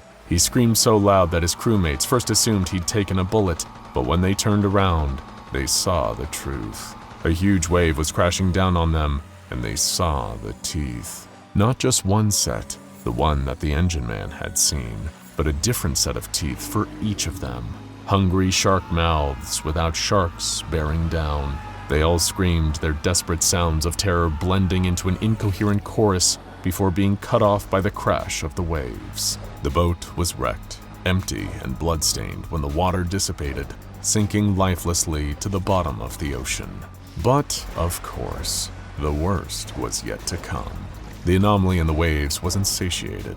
All the mercenaries and pirates it had taken so far were just the appetizer, and now it was ready for the main course. Everyone now on the cargo ship, pirate, mercenary, and sailor caught in between, who was fighting and even dying for money, had no idea what was coming. The wave rumbled and rose behind the ship, getting taller and taller and taller, until even the giant vessel looked like a toy boat in its wake. In the darkness of the wave, hundreds of pairs of gnashing shark jaws, the sharp edges of their teeth glistening, the wave fell upon the ship, sending flesh-eating water coursing through every nook and cranny. When the water cleared, there wasn't a single survivor. The ship, irreparably broken, sank to a metal graveyard down below. Nobody in the normal world would even know what happened. For those with a fear of sharks in deep water, this particular anomaly is a living nightmare, and one that the French division of the SCP Foundation has encountered with unsettling frequency. It's been recorded manifesting off a number of different coastlines, and who even knows how often it's manifested out in deeper waters. Despite its Euclid classification, containing this anomaly has been no mean feat. It's involved shutting down a number of coastlines completely on the pretense of animal research, the administration of Class A amnestics to witnesses and Class B amnestics to victims, as well as a complicated disinformation campaign to suppress photos and reports of the phenomenon online. But even with all of these containment procedures in place, many have still lost their lives to the jaws of SCP-054-FR, or the Great White Wave. By the Foundation's current estimations, recorded attacks by the Great White Wave have been fatal 68% of the time, with survivors often experiencing wounds consistent with those of an abnormally bad shark attack. In case our opening case study didn't clue you in, the Great White Wave is a set of ravenous shark jaws, most closely resembling the Carcharodon carcharius, or great white shark, manifesting inside ocean waves. Any waves over 4 meters tall can become a host to a Great White Wave event, with there theoretically being no upper limit to the size of a wave capable of causing this kind of anomalous catastrophe. The power of the Great White Wave's bite is also directly proportional to the size of the wave it manifests on too, meaning that in theory, a tsunami playing host to the Great White Wave could devour an entire town. While every attack that the Foundation has failed to prevent is, of course, a tragedy, the number of attacks has allowed the Foundation to uncover some extremely interesting data. For example, while attacks could happen anywhere at sea, they're most common in the 250-meter ocean radius around a coastline. When a human or non-aquatic animal is present in the attack zone, Great White Waves move at 3 times the speed of a normal wave in pursuit of its unfortunate prey. The Great White Wave isn't picky about its prey either. Divers, swimmers, and even aquatic vehicles like boats or jet skis have been devoured, though the waves seem to show a particular preference for surfers, which is gnarly in the typical sense, but not in the sense that surfers say it. The ghostly shark jaws will only become visible next to the part of the wave closest to the victim, meaning that they often aren't spotted until it's too late. But that doesn't mean it can't consume multiple victims at once. As you saw with the unfortunate sailors and pirates in our opening story, many sets of jaws can manifest in the case of having multiple victims to devour. The actual consumption occurs as the wave crashes down upon the victim, so the only recorded way to survive being on the wrong side of the Great White Wave is to dive into the water before the wave crashes. The French division of the Foundation conducted a series of experiments in hopes of understanding the dynamics of the Great White Wave, which had results both encouraging and disturbing. Based on non-anomalous sharks' ability to electromagnetically sense blood from extreme distances, the Foundation wanted to see if the same could be said for the Great White Wave. After pouring several liters of animal blood into the water of an affected area, they found that a Great White Wave regularly manifested within 2 minutes, crashing down and devouring the affected blood. However, an extension of this experiment found an alarming result. The same amount of human blood attracted a Great White Wave in under 60 seconds. Even a small amount of human blood attracted a Great White Wave significantly faster than a large amount of animal blood. Interestingly, non-anomalous great white sharks will rarely ever attack humans on purpose. Whenever they do, it's often because they mistook a swimming or surfing human for a seal, their natural prey. You'll often find that most shark attack victims are only bitten once, a common shark behavior known as a testing bite. Once the shark realizes that it isn't eating a seal, it will quickly move along. Yes, this probably won't make the person with a shark bite taken out of them feel any better, but the shark didn't truly want to eat them. Great white waves, by contrast, enjoy eating humans significantly more than animals. But that doesn't mean they won't eat all kinds of animals. Several maritime birds were eaten by a great white wave when they flew in front of the wave that was over 4 meters tall. We suppose the great white wave has never heard the salty old sea dog tale that it's bad luck to kill a seabird. The Foundation discovered a few useful things from their experiments. If you want to avoid getting eaten by the great white wave, you should avoid getting into the water if you're suffering from any kind of injury. Wounded people are 4 times as likely to be the victims of attacks, with the great white wave manifesting in less than 60 seconds. You can also improve your chances of surviving by following Sam Neill's advice from Jurassic Park. Don't move a muscle. Movement, especially panicked thrashing, has a tendency to lure this unique aquatic predator into your vicinity. But here comes the disappointing part. Other than staying in a landlocked area, there's basically nothing else you can do in order to stop a great white wave event. Weapons have proven completely ineffective, with the bullets of even the highest caliber weapons simply disappearing into the wall of water. Stealth, beyond avoiding movement, is also ineffective. No attempt to camouflage the smell of humans has been effective in helping them evade the detection of the great white wave. You can probably imagine how many unfortunate D-classes got devoured in the process of finding that one out. The great white wave is a disturbing reminder that perhaps we shouldn't worry about what lurks in the deep ocean, when nothing has a greater capacity to destroy us than the unimaginable power of the ocean itself. Jack was swimming deep underwater, wondering why he had such a pounding headache when suddenly he had a terrifying realization. He had no idea where he was or what he was doing. There was a nagging feeling that he must have a specific reason to be here. You don't just end up deep in the ocean with a diving suit on by chance. Yet he had no idea what he was supposed to be doing. He wasn't sure he cared either. He was more worried about the throbbing pain in his head and the vision of 2 eyes staring at him out of the dark that he couldn't get out of his mind. His heart began to race as he wondered what to do and how to get help. He was in the middle of the ocean and appeared to be all alone. He couldn't see anything in the dark water except for this weird gray substance in front of him. Maybe he was going to die here alone. Without knowing if anyone could even hear him, he began to speak aloud about how he was consumed by sickness and that darkness was all around him. This is the story of one of the most powerful and dangerous anomalies yet discovered, SCP-3000. Before Jack's descent into despair, the SCP Foundation had mandated an exploratory expedition off the coast of Bangladesh. After receiving a few strange reports from locals and fishermen, the Foundation suspected an SCP was lurking in the water and positioned a few personnel to investigate. The crew expected danger, or maybe even death. But what they got instead was far stranger and more ominous. All of the men had been verified to be in sound mental states when the mission set out, but a few of them reported feeling strange and uneasy as the submarine descended into the ocean. Before long, a veteran agent named Dr. Williams began to panic in a way that was completely out of character. He started sweating profusely, shaking, and wouldn't listen to a word of comfort or reason that anybody tried to offer. It might seem like a relatively normal reaction for anyone descending into the depths of the ocean to meet with a monster that they don't know anything about, but Dr. Williams was a seasoned professional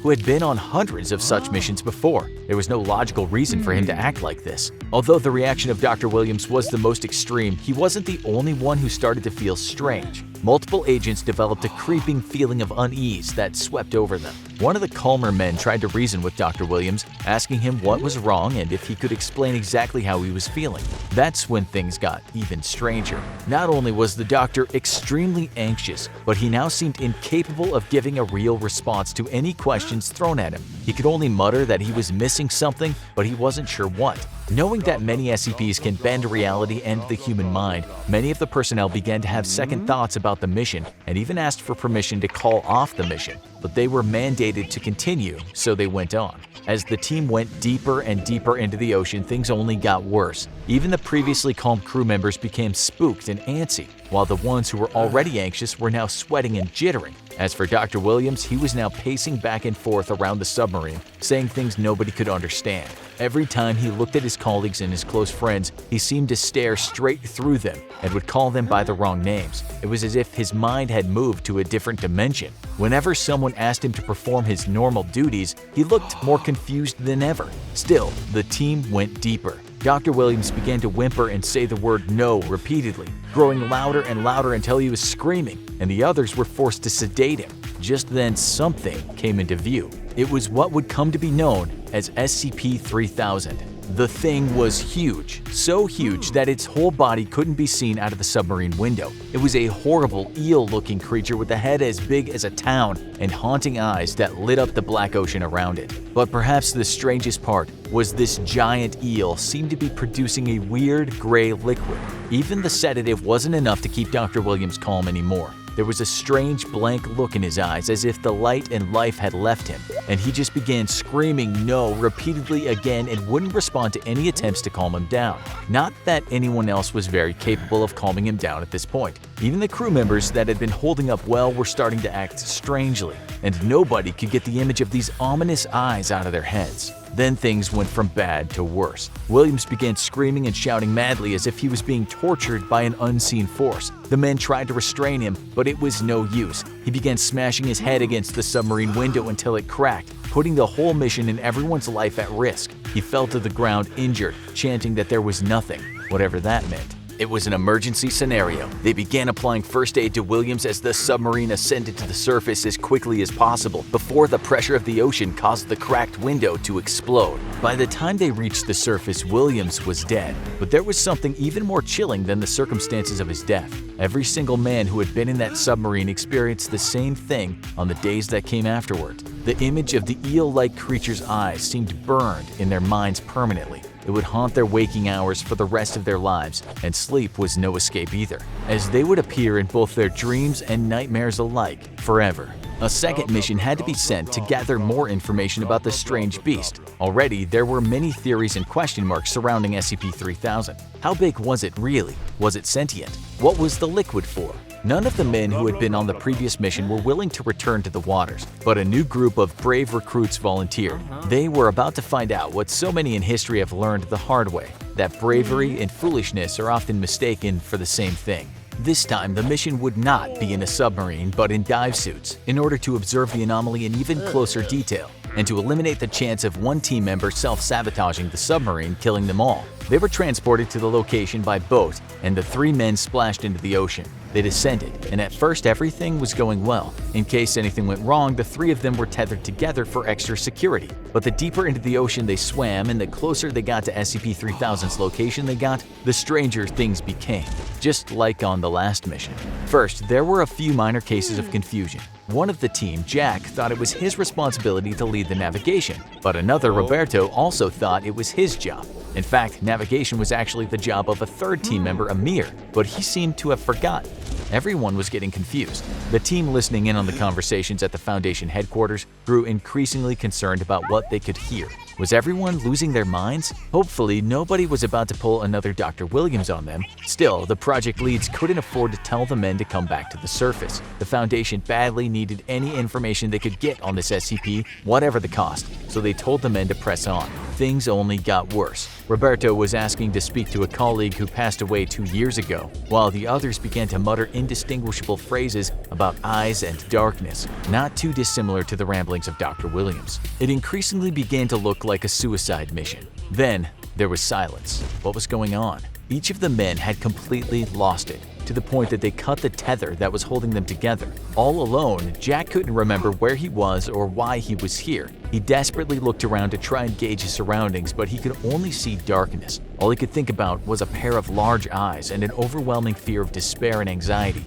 and this weird gray fluid that was now floating in front of him. The Foundation listened as Jack started reciting a creepy speech about being on the edge of nothing, inches from oblivion, with a sickness in his mind and nothing but a pair of eyes in front of him. They listened in horror as they heard movement through the radio. It sounded like a huge creature was swimming toward the men. It had to be SCP-3000, but all 3 men were too confused to do anything about the situation or to even see what was in front of them, claiming they couldn't see anything in the darkness. There was silence for half a minute, with the team listening in, fearing the worst. Then they heard some more unintelligible mutterings. The men must be alive, but what on earth was going on? Then the gibberish started again. 2 of the men were screaming that Jack had just been swallowed whole and that they were being sucked in too.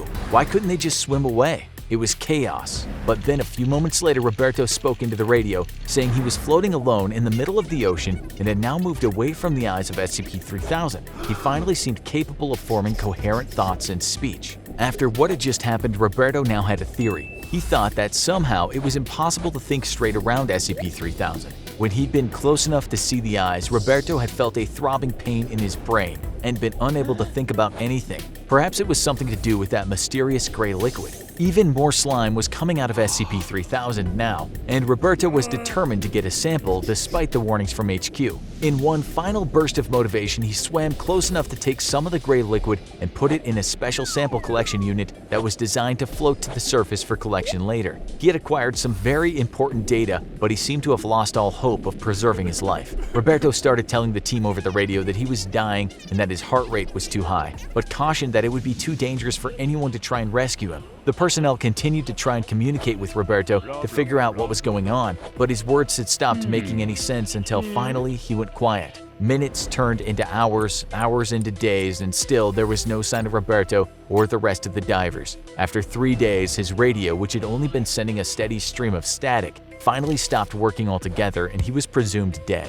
However, the sample Roberto had collected had survived and made it to the hands of the Foundation researchers. It turned out to be a viscous substance now known as Y909, a chemical compound and extremely strong anesthesia. Y909 causes head pain, paranoia, fear, panic, memory loss, and confusion, explaining what happened to Dr. Williams and the diving trio. The collection of Y909 might have resulted in 2 disastrous missions, but there's a silver lining as the substance ended up becoming an invaluable tool for the SCP Foundation. Its ability to make people forget what had just happened to them can be used to eliminate knowledge of threatening SCPs among the public.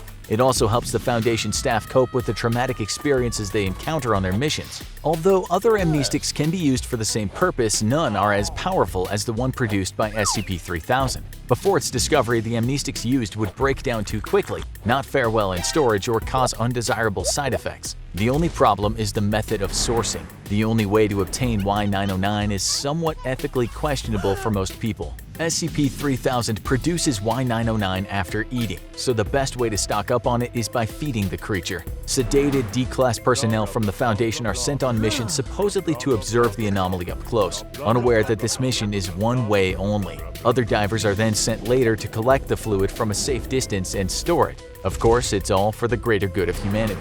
Now, the Foundation protects SCP-3000 as best as it can guard something hundreds of kilometers long. The area is carefully patrolled, and members of the public are not allowed to enter the part of the bay where it resides. Anybody who accidentally comes into contact is contained. Eventually, another pair of Foundation doctors went down in a submarine to try and learn more about SCP-3000.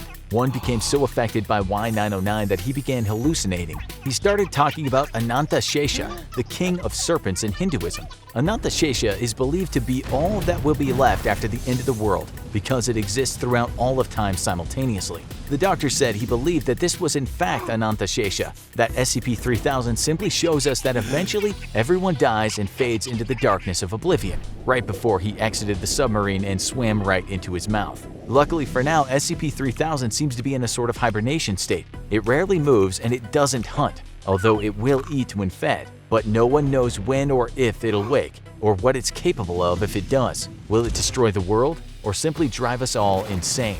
A month ago, Dr. Robert Maxwell was a senior researcher working at the facility, but a tragic mistake had cost the lives of several of his co-researchers.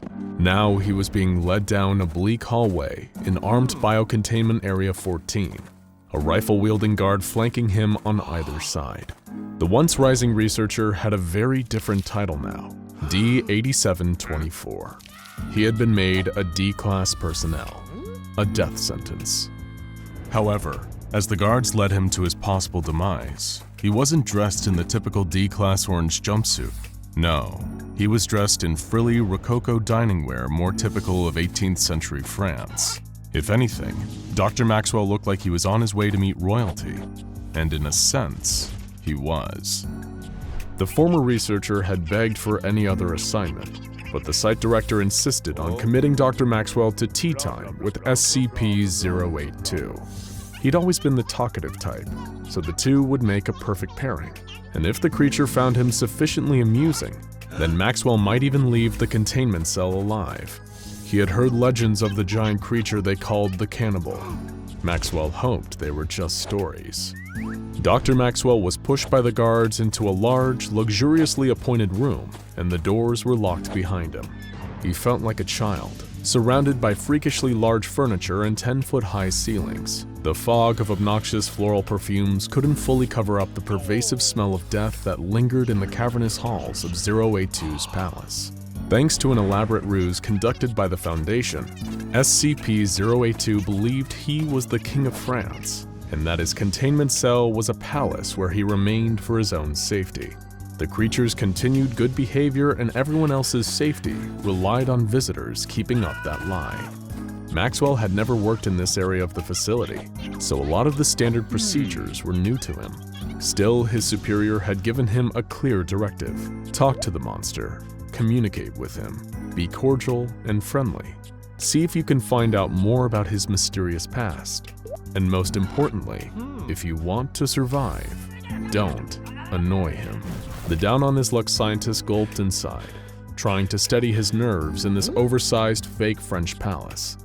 He just kept thinking, surely he can't be that big.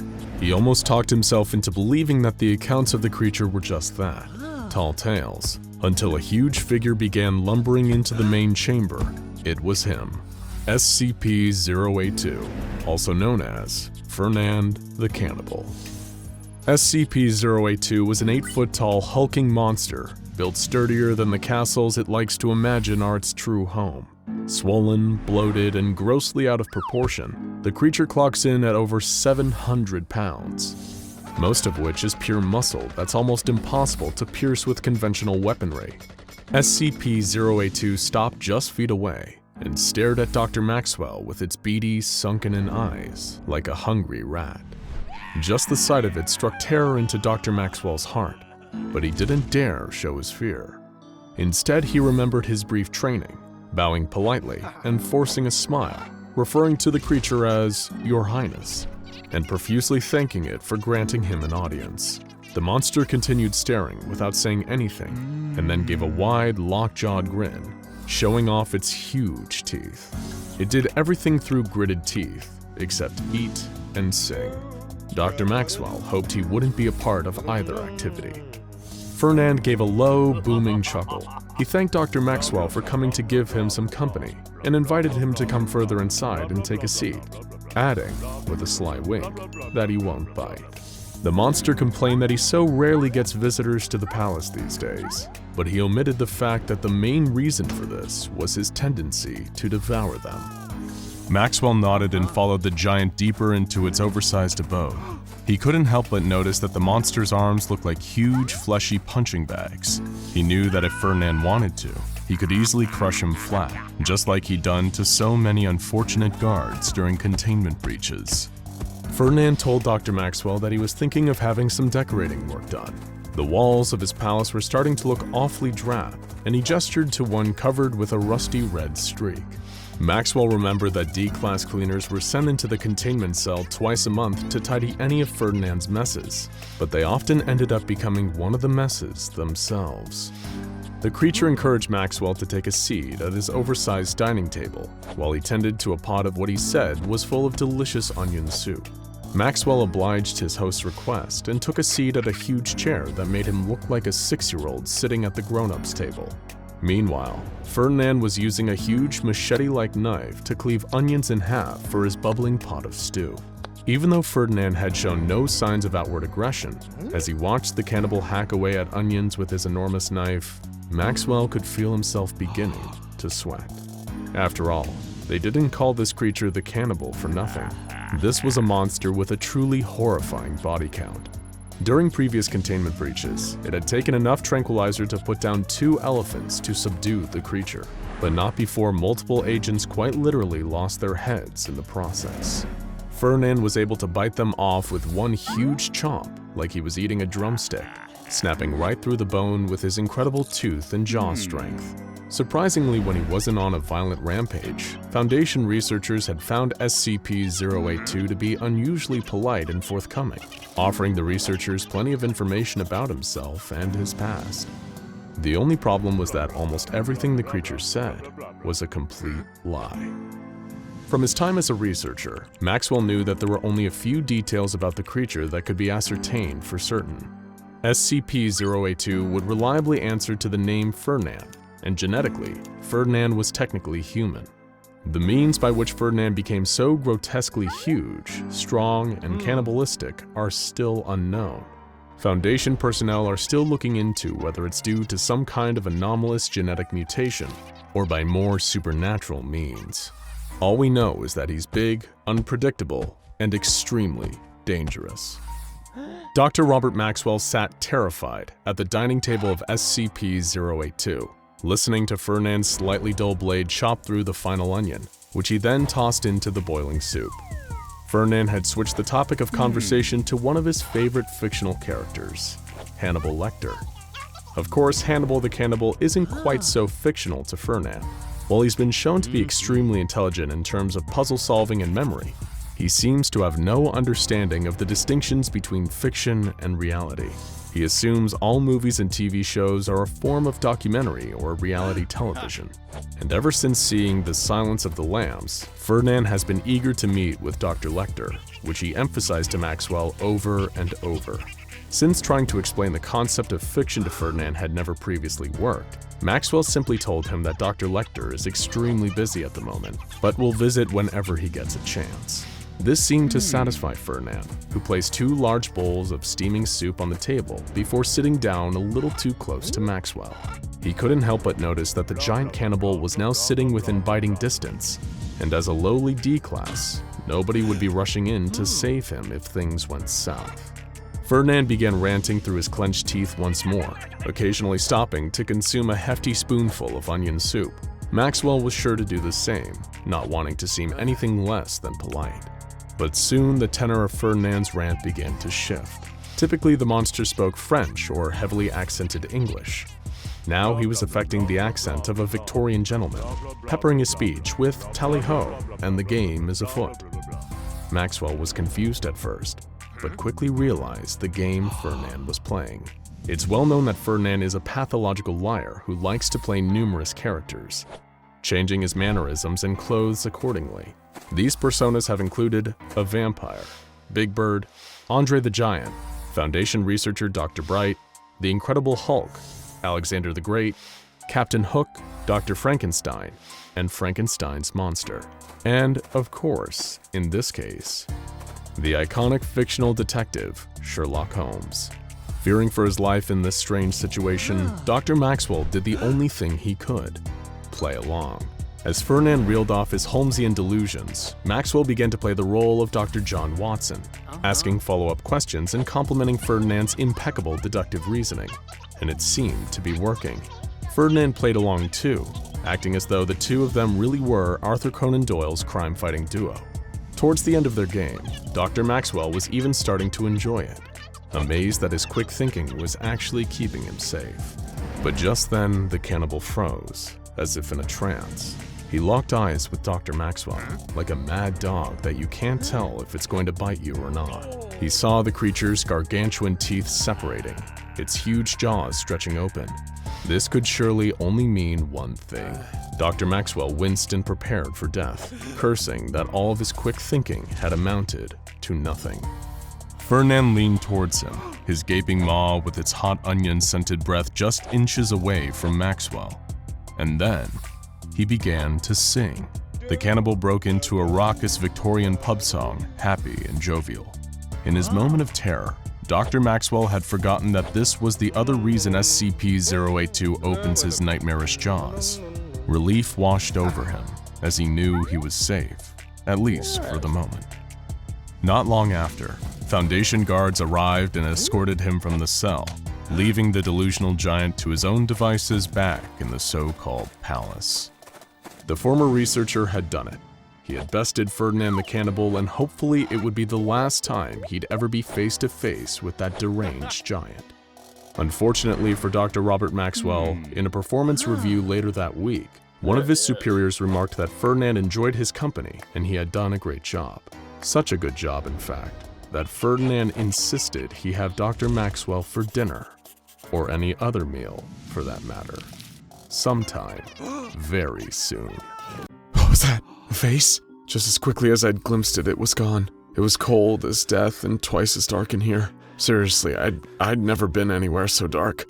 It was more than just the absence of light. It was like walking through thick black water, only able to see inches in front of my face. Things moved slower than they should have. Every step I took further down towards some unknowable destination, the darker and colder it got. I found myself wondering, is this what dying feels like? Slipping down further into nothingness, step by step through darkness that never ends? It was a stairway, like Jacob's ladder, except instead of up to heaven, it was a one-way trip straight down. There was some distant, tinny whirring noise that I couldn't quite make out, the way things sound when you're drowning.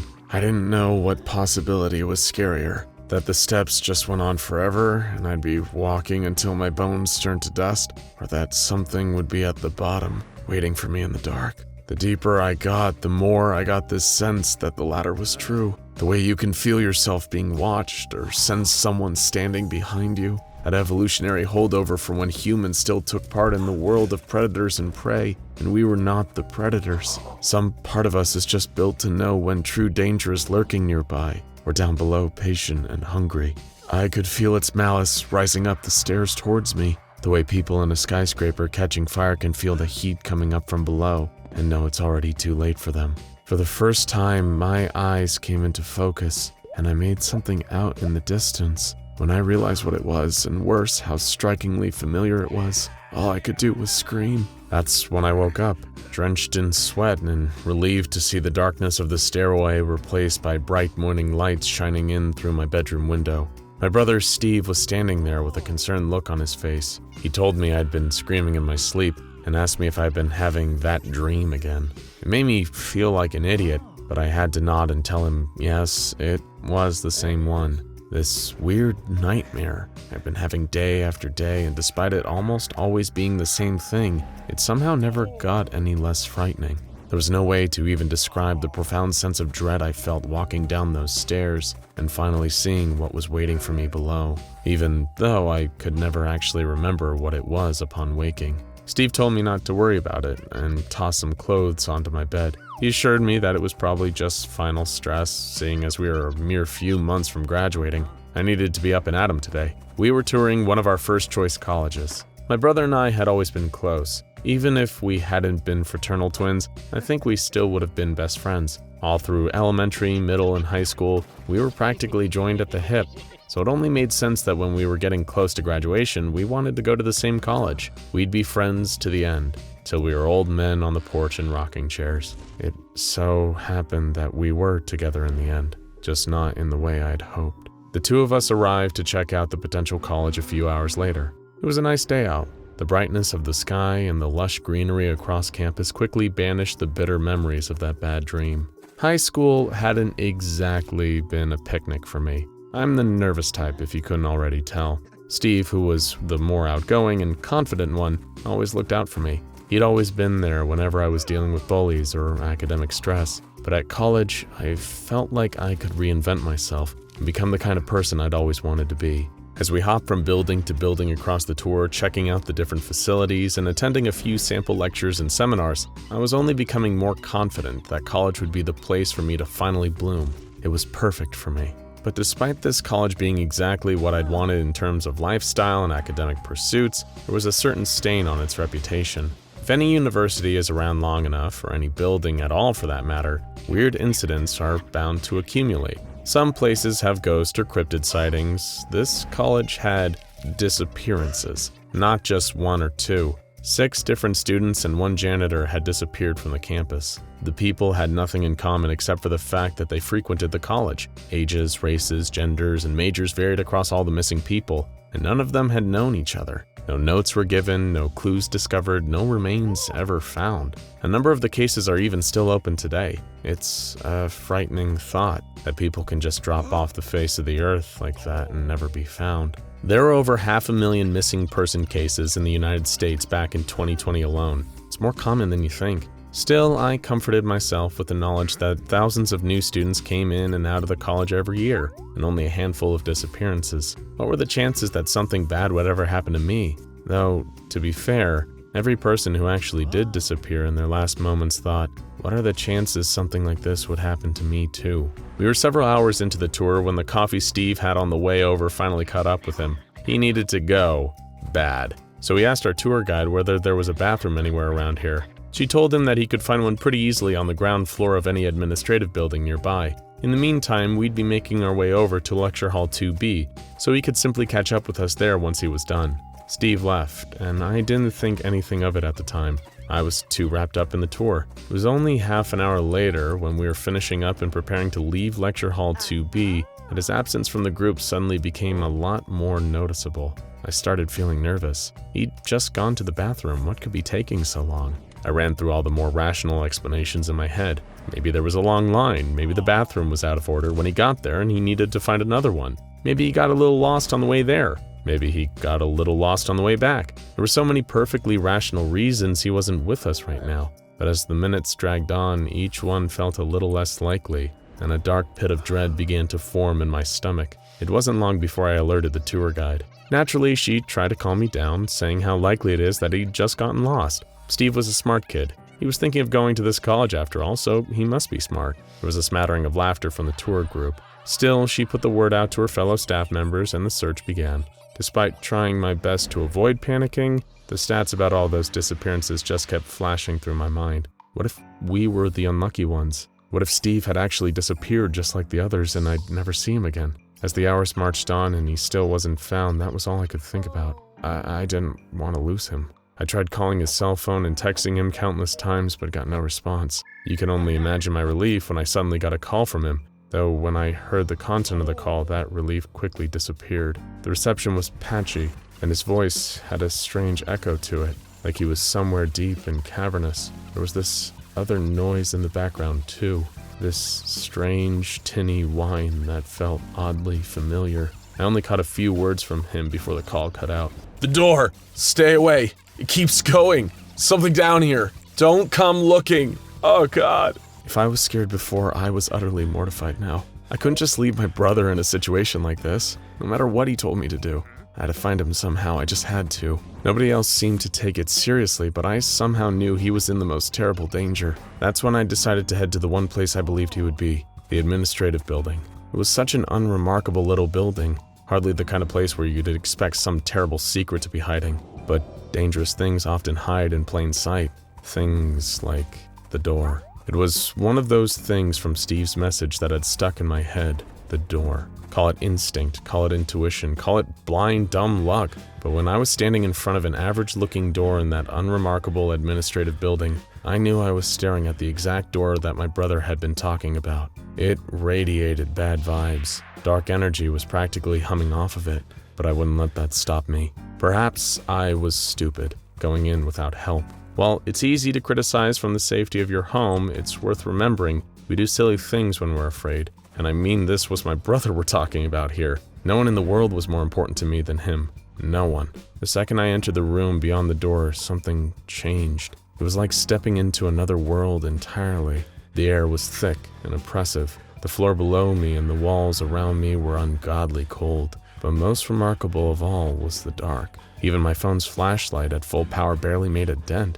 I don't think I'd ever seen anything so truly impenetrably dark. Outside of a certain nightmare, anyway. That was when I finally realized where I was standing. At the top of the stairs. Those stairs. The stairs that had been haunting my restless sleep. A single winding stairwell down into the void. Every part of me wanted to run and scream and hide, but I couldn't. I knew that if it were me trapped down there, Steve wouldn't have hesitated. He would have charged down there and helped me. Now I had to do the same for him. After all, we all know that in real life there's no such thing as monsters. And how deep could a staircase really go anyway? That question was soon put to the test as I descended down into the pit. I counted 13 steps each time before reaching a small platform. There were strange markings and scratches on the wall the further I descended. Every footstep I took echoed on and on and on. I must have been walking for a solid 15 minutes, traveling impossibly deep, when I finally heard something else.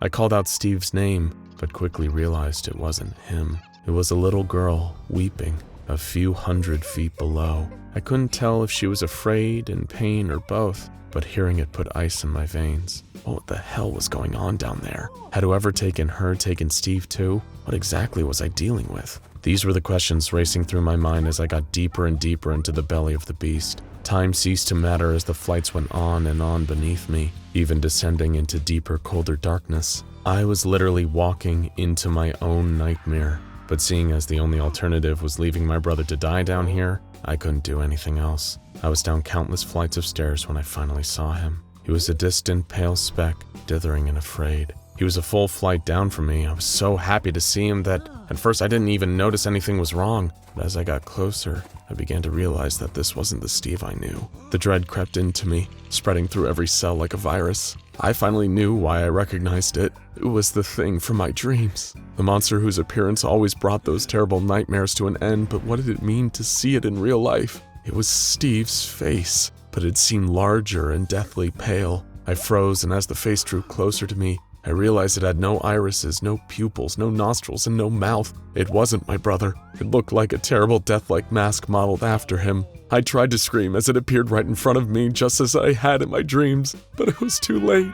Long, gnarled fingers curled around my torso and crushed my ribs. It was a pain more intense than I thought possible, and soon even my vision went black. As I was dragged down to the darkness below, the last thought on my mind was, Steve, I'm so sorry I couldn't save you. I couldn't even save myself. Some say that SCP-2102 was a mistake, an abomination created by an accident of medical science. Maybe those people are right. Maybe there's much more to it than that. Either way, they don't know the full story. How could they? They weren't there. They weren't there all the way back in 1972. But Dr. Pavel Zukal was. The earliest moments, the events that directly preceded SCP-2102's creation began on March 2nd. The wind was carrying an unforgiving, freezing bite with it as Zukal made his way to the Institute of Experimental Medicine, Zysov, in Czechoslovakia. With the Cold War between the USSR and the United States underway, there was already an air of secrecy on both sides. Espionage and intelligence gathering operations were rampant, bringing with them paranoia and distrust. There was no way of knowing if someone was a double agent, leaking information to the West. But while the governments of Russia, America, and their various respective allies and enemies scrambled for control and amassed obscene quantities of nuclear arms in secret, there were even more cogs turning, hidden in the deepest, darkest shadows. The SCP Foundation's long-standing rivalry with various other groups of interest was well known among any with a high enough security clearance. Most of these groups were radicals or outliers, despite possessing knowledge of anomalies or even being directly linked to them. A lot of GOIs were independent of any world government. But for decades, the Foundation had been aware of a directly competing establishment, effectively a parallel of their own organization on the other side of the globe. They were known as GRU Division P, a USSR equivalent of the SCP Foundation themselves. It is unclear based on what was recovered from Dr. Zukal's personal diary if he had been directly scouted by GRU Division P for their project in Czechoslovakia. Given the air of secrecy engulfing the USSR at the time, it is possible that Pavel himself had no inclination that Division P was even involved in the project, due to take place at the Institute of Experimental Medicine. He might have suspected, but with no way of knowing for sure. Similarly, there was no way Zukal could have known where the project would lead, what he would have a hand in creating. The initial few weeks after his arrival at the Institute were rocky, to say the least. Zukal, along with a team of scientists and technicians working on orders direct from Moscow, had to contend with unreliable equipment and difficulty getting electricity to power the project. Eventually, after clearing those initial hurdles, testing could begin. But what was the goal of this mysterious project? Well, through Zukal, GRU Division P and the Kremlin were chasing something the scientific world has been trying to accomplish for decades. Something that could change the very landscape of not only the Cold War, but the entirety of modern medicine, the secrets of cellular regeneration. Unlocking that would, in theory, enable them to create the world's very first unkillable super soldier. And hey, it definitely wouldn't be the craziest secret operation carried out by a world superpower during the Cold War. The CIA spent millions turning a cat into a listening device and training it to infiltrate enemy headquarters. This so-called acoustic kitty was struck and killed by a random van during its first mission. Compared to that, a cell-regenerating super soldier was positively sensible. With a worldwide nuclear arms race already underway, perhaps the project's ultimate goal was to produce an entire army of these self-regenerating troops. With something like that in their hands, the USSR would have the manpower to reinforce their nuclear arsenal, and potentially even soldiers capable of surviving and healing from the effects of an atomic blast. On the 5th of May 1972, the first of the project's human test subjects began to show promising results. They underwent physical trauma at the hands of Zukal and the other scientists, only for their bodies to react much faster than the ordinary healing process would allow. Rapid clotting took place in the affected areas, preventing the subjects from bleeding out. However, this quickly went awry.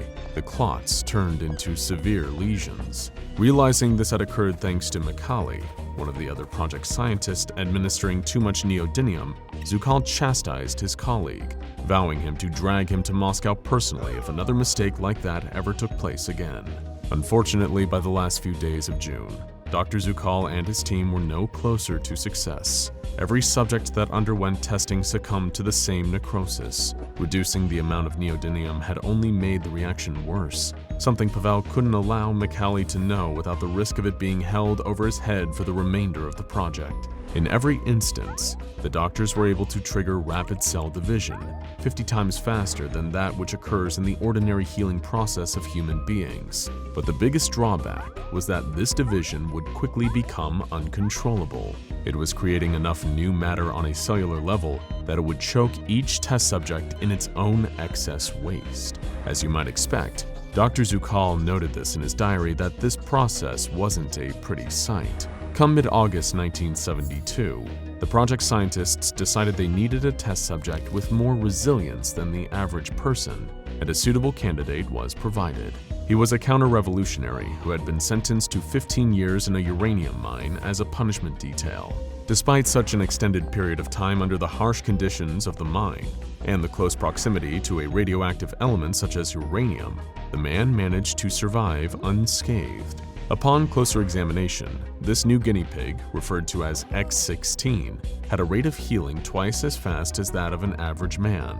Perhaps it was a random genetic abnormality that made X16 this way, or maybe it was a result of his extensive time in the uranium mines. Either way, it made him the perfect new subject for Zukhal's experiments. Initially, Subject X16's preliminary testing results looked promising. The wound healing process was actually taking place now, instead of resulting in necrosis or aborting it as it had with the earlier experiments. In fact, Dr. Zukhal seemed to think X16 was healing almost too quickly. But nevertheless, testing continued, although not without a different type of problem. The questionable morality of what they were doing began to set in for Pavel, causing him nights of endless tossing and turning, unable to sleep as he reflected on what he'd done. X16 had managed to survive for much longer than the earlier test subjects, but it was clear that the torture this man had to endure was exacting a heavy toll. Every day, the doctors would lacerate him, time and time again, recording the results. And every day, he survived, only for the cycle to begin again the next day. For his own part, Zukhal was conflicted.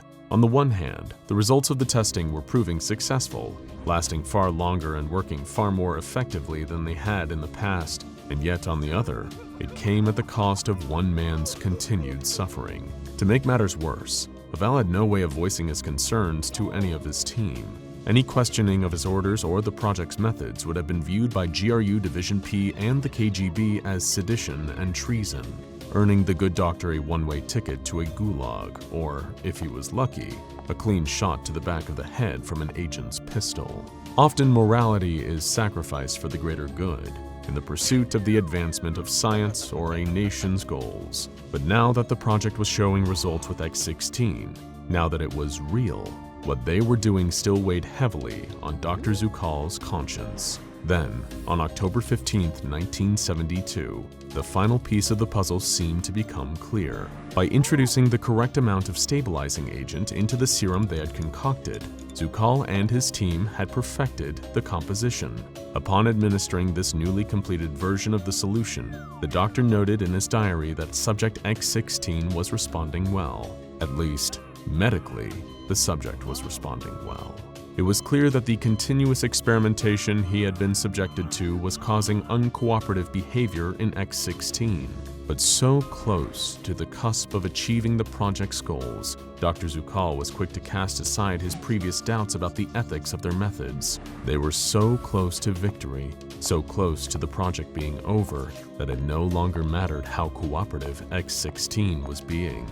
But 2 weeks and 4 days later, just as the project was nearing its end goal, disaster struck.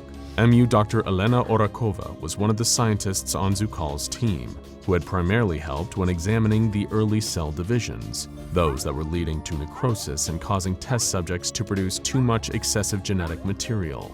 Elena had made a startling discovery and immediately brought it to Dr. Zukhal in a distraught show of panic. The cell samples they had used to test their serum were now gaining mass, seemingly from nowhere. Just like the earlier experiments, the effects were working almost too well, causing an overabundance of cellular regeneration to the point where the cells couldn't stop producing masses of waste genetic material. When Zukhal brought Elena's findings to Drs. Sislard and one Georgy T. Fedinko, the project heads assigned by Division P, they were quick to disregard it as an error, determining to press on with the project to meet their deadline.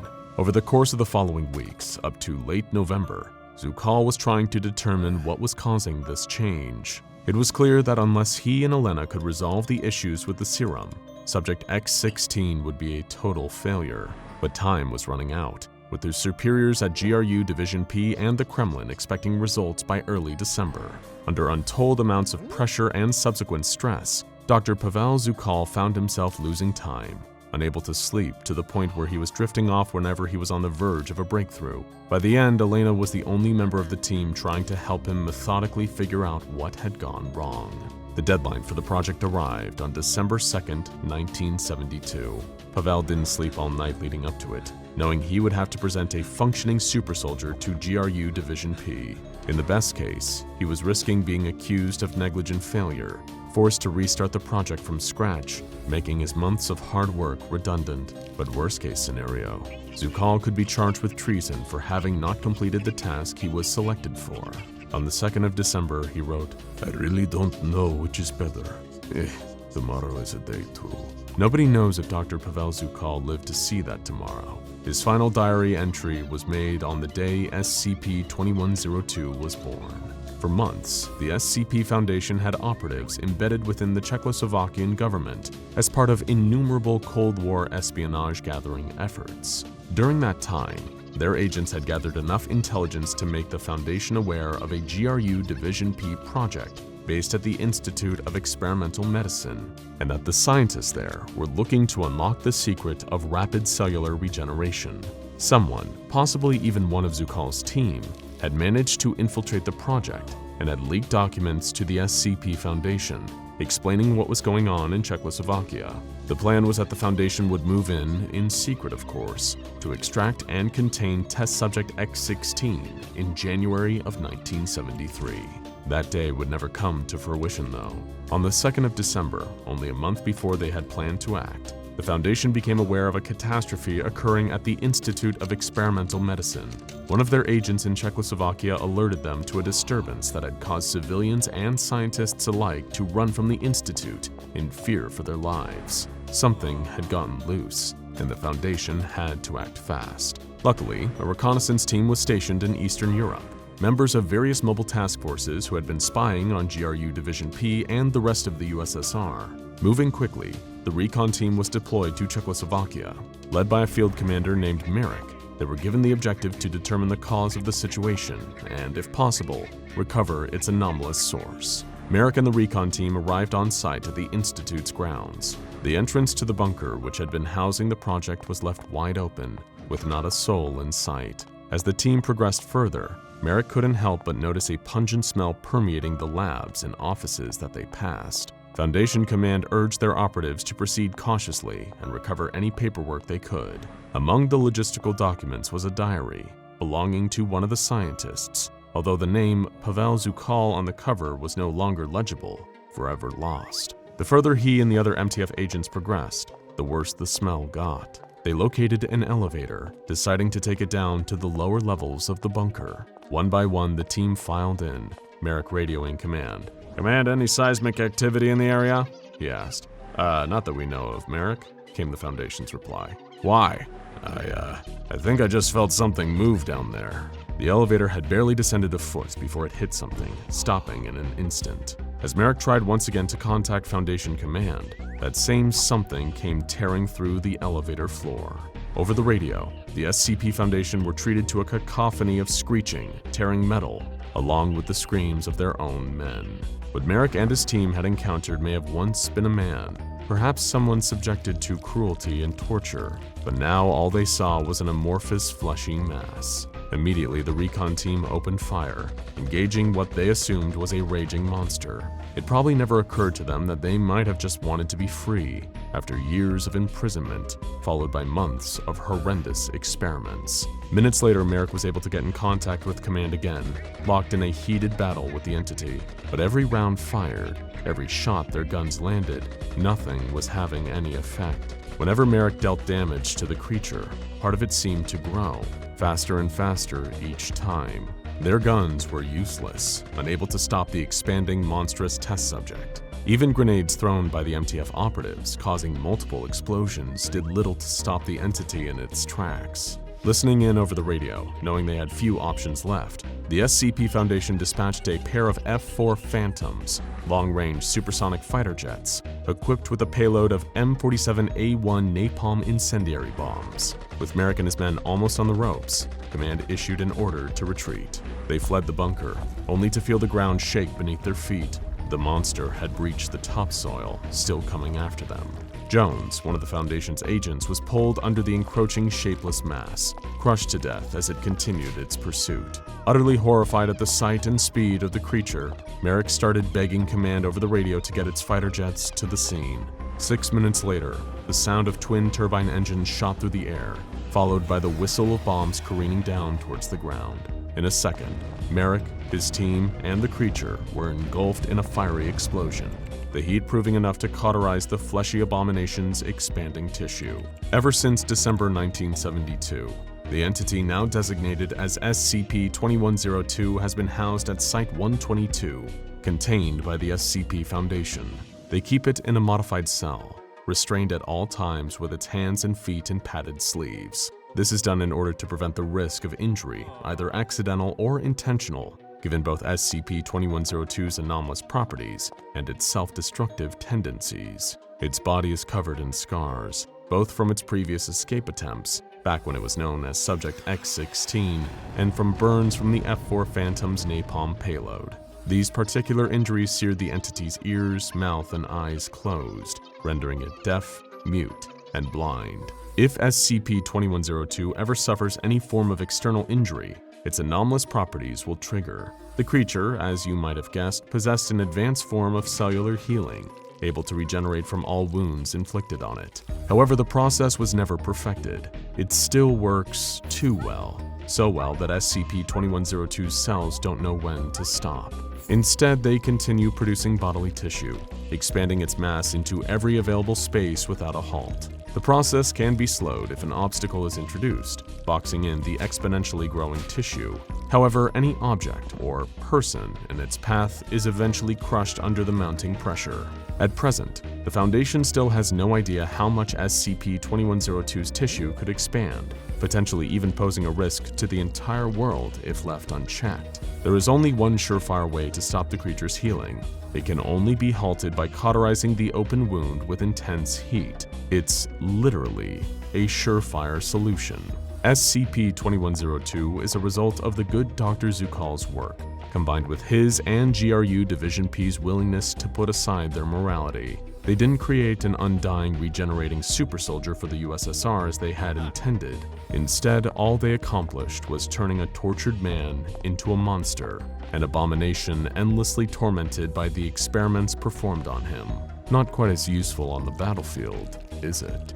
Ranger Halter felt the bark of the tree trunk slamming into his back, practically knocking all the air out of his lungs as he tried desperately to slow his frantic breathing. The sound of his own panting filled him with a sudden, horrifying thought. If he could hear his own ragged breaths, then it could hear them too. He clamped a hand over his mouth, clenching his jaw shut so tightly that he thought his teeth might splinter as he pushed them together. His free hand gripped the tranquilizer gun, shuddering as the snap of a twig rang out somewhere behind him. It had caught up to him already. He could bolt, make a quick dash for a cover behind another tree, but it was close enough now that it would see him. And if it did, it would come rushing after him with a speed that even a seasoned park ranger couldn't match. As much as he tried to force himself to stay still, the petrified curiosity got the better of him. Halter peeked out from behind the tree and immediately wished he hadn't. It had all started out as what sounded like an everyday occurrence. High atop his watchtower in the Glacier National Park, Ranger Halter had been enjoying the view of Montana's Rocky Mountains, a cup of coffee from his thermos in his hand. Then the familiar squawk of his radio had cut short his appreciation of the serene scenery. Halter sighed, tossing the remaining contents of the cup over the tower's railing, wondering what kind of day he was in for as he went to answer the radio. Most of the time, things in Glacier Park were as peaceful as they looked, but the park ranger knew that staying vigilant could make all the difference when it came to finding a missing hiker in time, or the difference between deterring a group of campers away from a family of bears and having a hell of a mess to clean up. He pushed down on the button for the microphone, connected to the bulky radio that took up practically an entire desk. "Halter, thank God," came the relieved voice from the other side. "We've been trying to reach everyone, put them on alert. We've got trouble. Reports of a coyote gone feral attacking folks." "I'm on it," Halter replied, grabbing his gear from the cramped watchtower as he continued to speak into the mic. Where did the report come in from? Not far from your station. I'd say about a click west from your position. Stowing his tranquilizer gun, Ranger Holder descended the ladder from his watchtower down to ground level. As a park ranger, Holder valued the environment he worked in. And as a fan of the SCP universe, we know how much you value intricate world building, or in some cases, world destroying. But either way, we couldn't be happier to introduce you to the sponsor of today's video, World Anvil. World Anvil is a comprehensive set of world building tools that not only help you craft and organize your unique setting, but also present it in a captivating manner. From wiki-like articles and interactive maps to a full-fledged RPG campaign manager and novel writing software, World Anvil has everything a world creator could dream of. World Anvil equips you with over 25 templates, prompting you to dive deeper into your creations. Enrich your content by embedding maps, images, sound effects, and even little secrets for that immersive touch. With their innovative design, you can easily visualize your world through maps, chronicle its history with timelines, and fine-tune events with intricate details. Your crafted world can be beautifully showcased on a unique homepage, inviting others to dive into your vision. Got a sudden idea while working on another? No problem. World Anvil lets you swiftly create new articles or link existing ones, ensuring you never lose track of your inspiration. But my personal favorite feature is their interactive maps. Beyond just creating and uploading your own designs, you can directly link your creations, allowing for a dynamic and engaging experience. And if you're collaborating, invite your team to refine, write, and even let your fans chip in. I'm currently working on my own interactive map of Site 17, and maybe I'll even let you see it when I'm done. But don't wait for me. Dive into World Anvil yourself and elevate your world-building game. And here's a treat. Use our link in the description to go to worldanvil.com and use the code SCP to grab a whopping 51% off any yearly subscription. Explore, create, and share with World Anvil. The sun was already starting to dip out of sight behind the trees. Pretty soon it'd be pitch black, save for the beam of his flashlight. He had to move fast. Coyotes were only known to attack humans on rare occasions. Usually they kept away, at least enough to make them a minimal risk. But waiting for him just west of the watchtower wasn't a coyote, at least not at first. Watching it from behind the tree moments later, Ranger Holter's stomach turned at the sight of the creature. It walked bipedally, like a human, but the shape was all wrong. Its legs looked broken, but that hadn't stopped it from catching up. Instead of bending at the knee, they were Z-shaped, pointing back behind the creature, then twisting back again in the opposite direction at the joint. They looked more like the legs of a dog, but they were far too big. The same could be said of the arms, bent out of shape at multiple points like its legs were. The creature was a mess of misshapen limbs. The cartilage in its ears had seemingly reformed into points, and there were claws protruding from its fingertips, practically bursting out from where a human's fingernails would be. But beneath it all, and what alarmed Ranger Holter the most, was its skin. It had darkened in patches, layers of fur sprouting over those areas, but there were still parts that remained clear, where skin, human skin, was still visible, peeling away to reveal the new fur-coated layer underneath. It looked like a grotesque accident, like something ripped straight out of an old horror movie, the kind of monster that a mad scientist would make by haphazardly splicing DNA and playing God. Holter checked the tranquilizer gun in his trembling fingers, still empty after that most recent shot. He reached for another dart, slowly sliding it into the loading mechanism and readying the pistol. It cocked and made a sound. The creature's malformed head turned, snapping directly towards the source of the noise, directly towards Holter. He turned to sprint away, trying to expand the distance between him and it. If he was too close, the dart wouldn't have enough momentum when he pulled the trigger. The toe of his boot snagged on something solid, unmoving, a root from the tree he'd been hiding behind. He felt himself tumble, landing with a hard thud against the forest floor. His gun, it had fallen from his grasp. He scrabbled around in the dirt for it, barely able to see where the tranquilizer had landed in the dark. Just as his fingertips brushed past something metal, Holter felt the force of something heavy strike his back again. This time, though, it wasn't a tree. It was the creature. It snarled, gnashing its candid jaws that were protruding out of its skull, rows of sharp teeth that had uprooted the old ones, burying themselves into the park ranger's neck and not letting go, until he'd stopped moving for good. A few short hours later, a convoy of mysterious unmarked vehicles arrived at Glacier National Park. The rest of the park rangers who had reported the strange activity were approached by shadowy figures who refused to give their names. or offer up any form of identification other than just referring to themselves as experts in things like this. Not long after, none of the others would remember Ranger Holter or the incident that had led to his untimely death.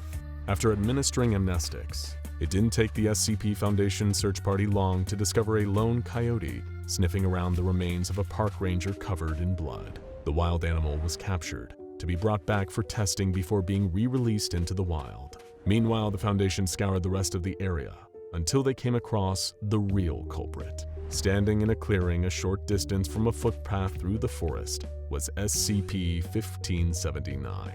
Of course, the next challenge was getting it packed up and transported to Biosite 66 without touching it. To the untrained eye, SCP-1579 looks to be fairly unassuming, even as far as anomalous objects go. It is simply an old wooden sculpture, the kind that can even be occasionally found in various wooded areas throughout the world. Its age is apparent from even one cursory glance at SCP-1579. The partial damage to its cedar surface speaking to the numerous years it has existed for, along with the bright green moss that covers it. Although, curiously, this moss doesn't seem to dry out and die in responses to changes in humidity, nor does it affect SCP-1579's structural integrity. As for where it came from and who made it, those are still unknown. As if the answer to what holds SCP-1579's anomalous properties, whether or not the cedar it was carved from or the moss coating the sculpture possesses some unknown properties, or if SCP-1579 was somehow imbued with these after being created. Initial testing by the SCP Foundation's researchers determined SCP-1579 to have an abnormally high resistance to the type of damage wood, and particularly cedar wood, is susceptible to. For one, it does not seem to show any signs of rotting or natural degradation.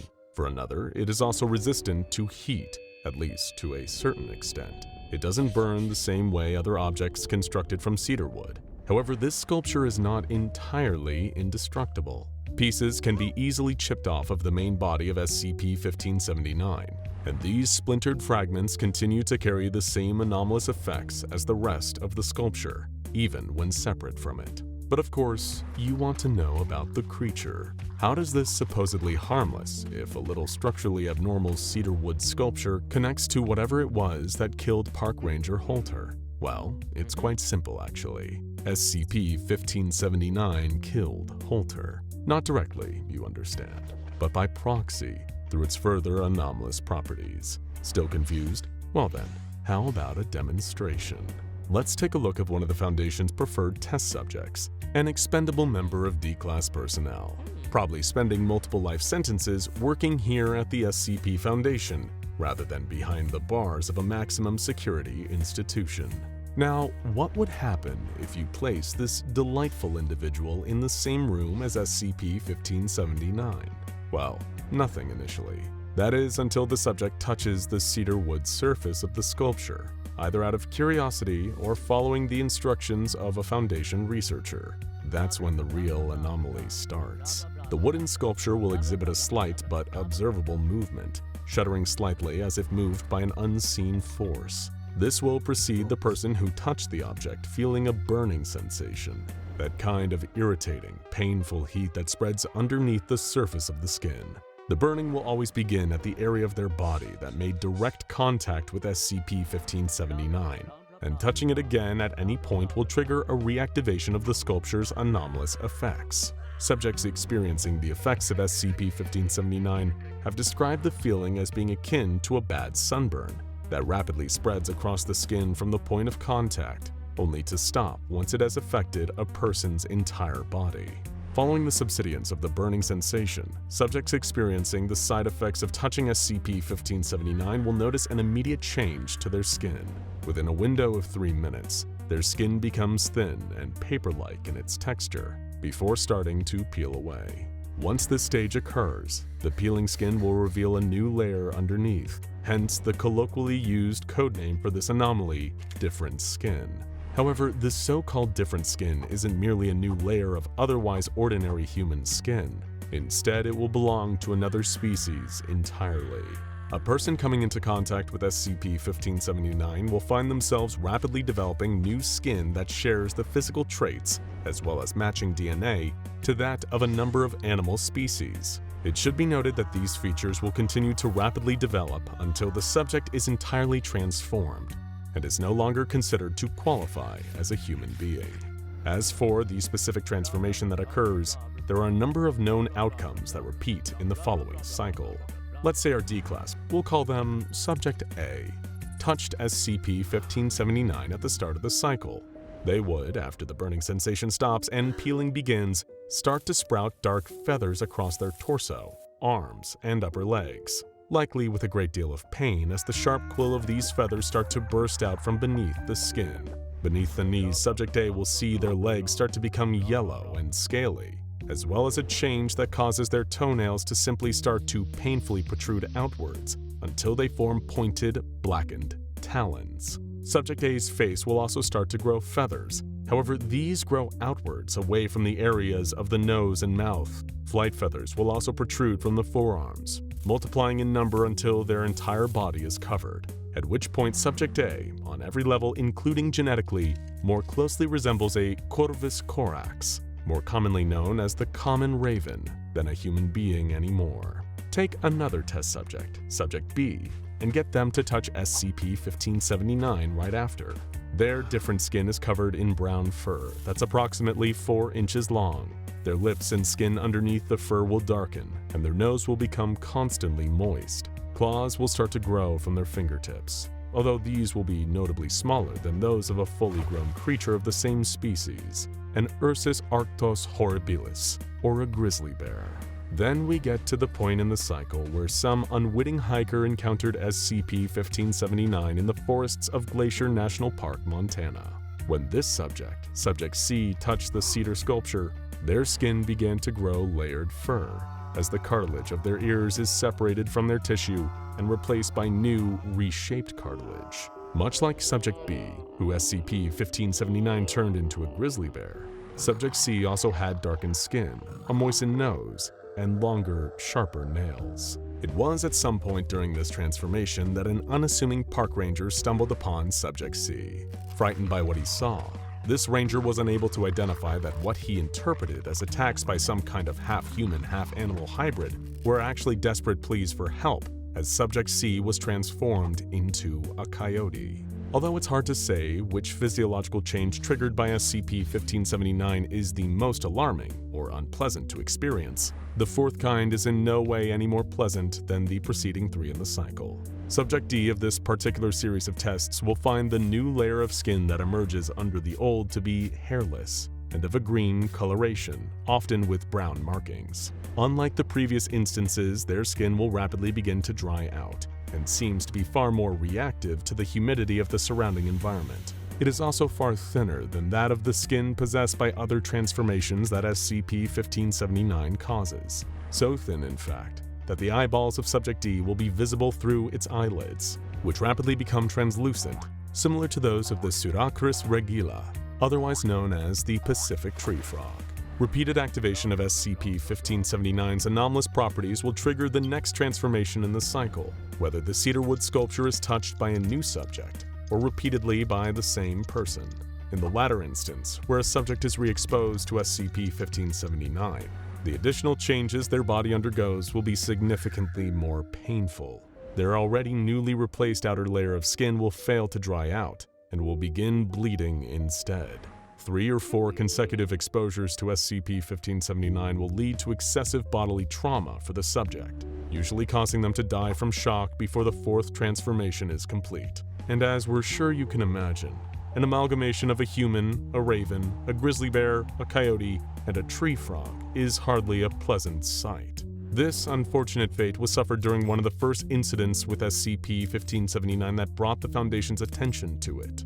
During an elementary school field trip, a teacher who was explaining the history of totem poles in Native American culture accidentally touched SCP-1579. While experiencing the pain of her transformation, she fell against the sculpture in a panic, not realizing it had been what caused her to change. This repeated triggering of the object's anomalous effects led to her untimely death. an event that had to be wiped from the minds of her students by the Foundation using the careful application of Class B amnestics. For now, SCP-1579 is kept in a secure, sterile environment at a Foundation storage warehouse, where personnel are not permitted to make any contact with it. So there's no need to worry about accidentally running into SCP-1579 in the wild. Although, there are always plenty of other things to worry about while out on a hike through the forest. Things that could be right behind you. The shinobi crouched low on the pagoda roof and listened to the night air. Up here in the mountains, away from the hustle and bustle of the markets in town, it was almost silent. Just the distant rattle of shutters somewhere behind him. The mountain shrine was tucked out of sight, so far into the countryside that no one would stumble onto it by accident. No one would come here without a reason. The shinobi knew the face of his target, a warlord turned politician with more blood on his hands than the assassin sent to kill him. By the burning glow of the night sky, the shinobi could see the man kneeling at the shrine. The path was made up of small stones, so he'd have to drop onto the grass and creep around the pond to approach his target. No guards, no one else was there at all. This was the spot where the man came to pray when he was struggling to sleep, perhaps trying to atone for the lives he'd taken. Perhaps he didn't care at all. The ninja drew the blade in total silence and timed his drop to the ground with the rattling noise in the distance. With each dainty step, he closed the distance to his target, readying the blade over his head. It was done in a moment. The man was dead before his body hit the ground. He likely didn't even notice as the steel had severed the nerves running down his spinal cord. So charred was the blade that had slid through his bones like a fish through water. Raising the blade to his eyes, the shinobi cleaned it quickly. If he was seen with blood on his sword, he would immediately be implicated. Not that he was ever seen, but precautions like this were what kept him out of sight for all these years. When you lived in the Valley of Ashes, the burial grounds for countless wars, you had to become a shadow, become one of the ancient spirits haunting the woods. But as he wiped the red from the steel, he caught a flash of light in the reflection, an orange glow marking a jagged line across the metal. That's strange. Sunset was several hours ago. Come to think of it, why was there an orange glow in the sky? He snapped his neck around to see the fires through the gates into the pagoda's garden. Down by the ocean's edge at the foot of the mountains was the city where he had always lived, and it was on fire. Leaping up onto the walls, he stood up straight, surveying the horror scene taking place before him. Thick plumes of smoke billowed up into the night sky, so dense and large that it seemed to become the blackness of the night. It was hard to make out much of what was going on down there. The shinobi looked everywhere to try to see the invading army or the rioters, but there were none. Just people running in all directions, like ants out of a flooding nest. But there, moving in amongst the smoke, were other shapes, impossibly tall, lumbering around like people. People that towered over the houses, that had to crane down to the ground to scoop up the poor civilians who were running this way and that. The shinobi stood there terrified, as he realized that the rattling sound he'd been hearing all night wasn't from any shutters at all. He could do nothing but watch as the trees in front of him trembled and buckled in all directions as a hulking, shadowy figure lumbered towards him. The Imperial Japanese Anomalous Matters Examination Agency, or the IJAMEA, was a Japanese agency responsible for tracking a number of mysterious and often dangerous artifacts, creatures, and anomalies prior to the Second World War. In 1945, the IJAMEA was shut down and absorbed into the SCP Foundation.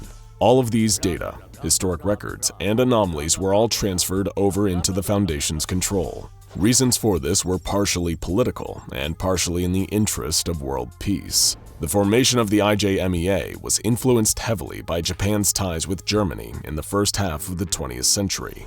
The Imperial German Anomalous Matters Examination Agency was the blueprint for their Japanese equivalent. However, with increasing militarism in Japan throughout the 20th century, the IJMEA became increasingly obsessed with trying to harness their anomalous discoveries in the interests of military power. Their goal became the establishment of a yokai battalion, powerful enough to establish them as one of, if not the world's greatest superpower. Following the bombings of Hiroshima and Nagasaki, Japan surrendered in the Second World War and agreed to dissolve its military, including the IJA-MEA. That left the Foundation with the task of picking up the threads left behind and trying to come up with new ways of securing, containing, and protecting some of Japan's most deadly SCPs. Few more deadly and evasive than the entities that were too much, even for the Yokai Battalion. SCP-2863.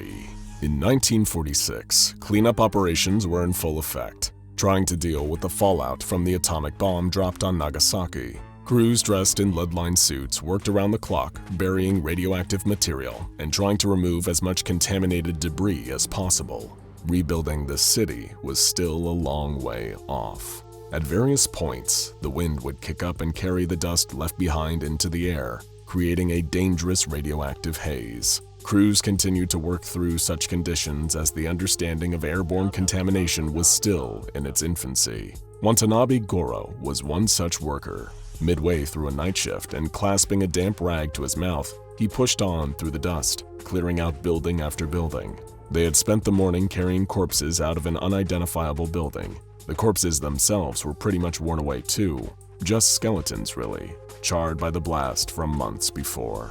As Goro staggered along the street, he kept feeling like he was imagining things. The long hours and traumatic conditions were enough to make him see all kinds of things in his dreams, but he kept feeling like his dreams were starting to creep into the real world. Shadows kept moving through the haze all around him, taller than buildings, staggering around as if they were drunk. They had been appearing all night, just out of sight, but always close by. He stopped and leaned against what was left of a brick wall. There was one of his hallucinations now just up ahead of him. The husks of buildings on either side of him were about as tall as their knees. It must have been 30 meters tall at least. But its legs were strange. There seemed to be a gap in the middle of each of them. They were skinny. No, skeletal.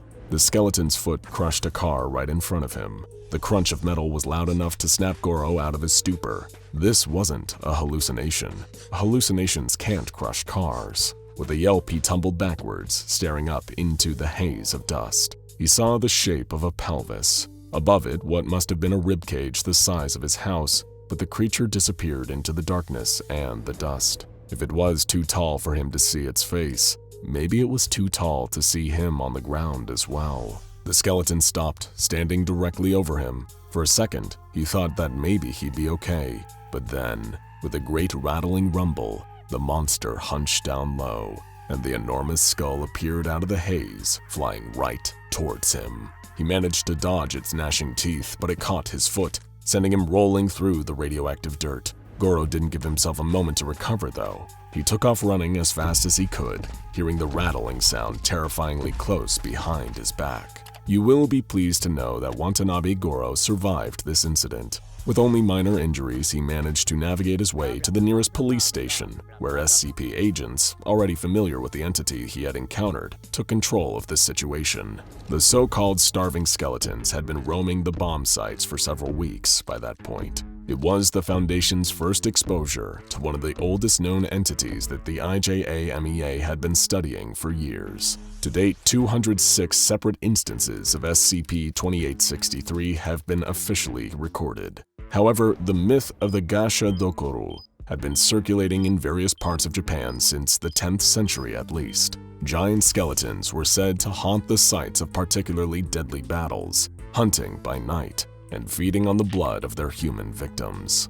These myths tally up with what the Foundation currently knows about these entities. Instances of SCP-2863 only appear after sunset and will lose all corporeality when exposed to sunlight in the morning, or any light source over 1.1 lux. To give you some reference for that, moonlight typically falls between 0.25 and 1 lux. A typical room with the light on will be 100 or even 1,000 times brighter. As you can imagine, this has made them virtually impossible to contain, as they manifest and unmanifest outside of controllable conditions. They seem to have continuous existence in some way, however, as previously neutralized instances can and will reappear later on.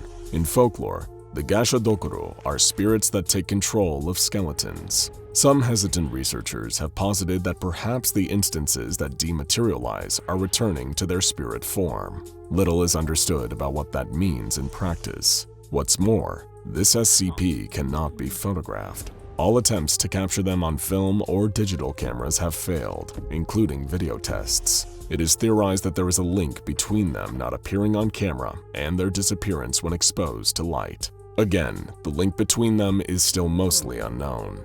Due to a steady increase in urban development in Japan and ongoing peace in the region, appearances of this SCP are growing increasingly rare. While this marks a positive change for the people of Japan, it makes it even more difficult to study this SCP and learn how to prevent it in the future. The most recent fatality to occur at the bony hands of SCP-2863 happened in 2008, and it was part of a Foundation experiment. While most of Hiroshima and Nagasaki had been redeveloped into bustling metropolitan areas, the outskirts of each city, particularly several parks, saw occasional instances of SCP-2863 appearing at night. As such, the SCP Foundation conducted a series of experiments under cover of nightfall, releasing D-Class personnel into a park in Hiroshima to observe how the SCPs hunted humans. Their enormous height, towering at over 30 meters, gave them a huge advantage, being able to chase people down with little difficulty. Another notable thing about them is just how quietly they move. There is a gentle rattling sound that follows them around, but aside from that, they are very light-footed and difficult to detect until they are right on top of you. This isn't helped by the fact that they hunt at night. As a result, they are remarkably quick at catching their prey. Once they have snatched their victims up in their skeletal fingers, they perform the same eating ritual every time. They eat the person and consume their blood. Initially confused by this finding, the Foundation was unsure where the blood was going, as the skeletons had no obvious digestive system. After the release of several more D-Class personnel into the park, they still weren't certain, but they believed that the SCP instances were absorbing the blood into their bones in some way. Further testing was requested, but denied due to the sheer number of D-Class fatalities in the area. They were starting to run out, and would have to ship more of them across to Japan, which was just a bit inconvenient for everyone involved. As the outskirts of those cities have been urbanized, the instances of SCP-2863 have reduced to the point that a smaller contingent of agents and researchers are now left in place. The light pollution from these areas is enough to prevent them from being able to manifest in the first place for the most part. Only on the rare occasion of power outages have Mobile Task Force 03 been deployed. Whilst researching this SCP, the Foundation came across an account from a shinobi in the 1700s. It was rare to find any kind of written document from a ninja for obvious reasons, but the account discovered painted a harrowing picture of just how much damage these yokai could inflict upon a city. The nameless shinobi first encountered SCP-2863 while assassinating an unnamed target in the mountains above his fishing town. Looking down on the fires below him, he saw human shapes walking through the smoke, dwarfing the buildings they moved between, before an instance charged through the trees straight at him. Diving out of the way, the shinobi quickly melted into the shadows. Both man and demon hunted one another throughout the night. He managed to climb onto its spine and inflict what he was certain would be a killing blow to the skeleton, only for his blade to bounce right off the bone. Caught and vulnerable for the first time in his life, the shinobi was helpless as the spirit threw him from its back into the courtyard and charged at him. It was only the hem of the ninja's sleeve catching fire from a candle that saved him. Just as the skeleton was about to bite down on his head, the light flared and the SCP disappeared entirely. For a long while, the man lay in the courtyard, pondering his actions. He should have died that night, yet he survived. Getting slowly to his feet, the man now knew what his destiny was. A monster that strikes from the shadows, scared of the light. He and the Gashadokuru were not so different. Understanding his target was the first step to defeating them. Snatching up a lantern from the ground, the shinobi descended the mountain into the wreckage of his hometown and defended his people. By night, he would emerge hunting down the Gashadokuru under the cover of darkness, banishing them with the light hidden under a dark sheet. The man fought night after night, narrowly risking death to save his people from the onslaught of the evil spirit. A small plaque was installed by the IJAMEA shortly before the Foundation took over the management of the SCP. It was installed at the foot of an old pagoda just outside a small fishing village. On it was a simple haiku: "Walking in shadow, in the midst of our demons, we will find the light." It was July 2007, and the dry New Mexico heat could shrivel your average outsider into the size of a small keychain.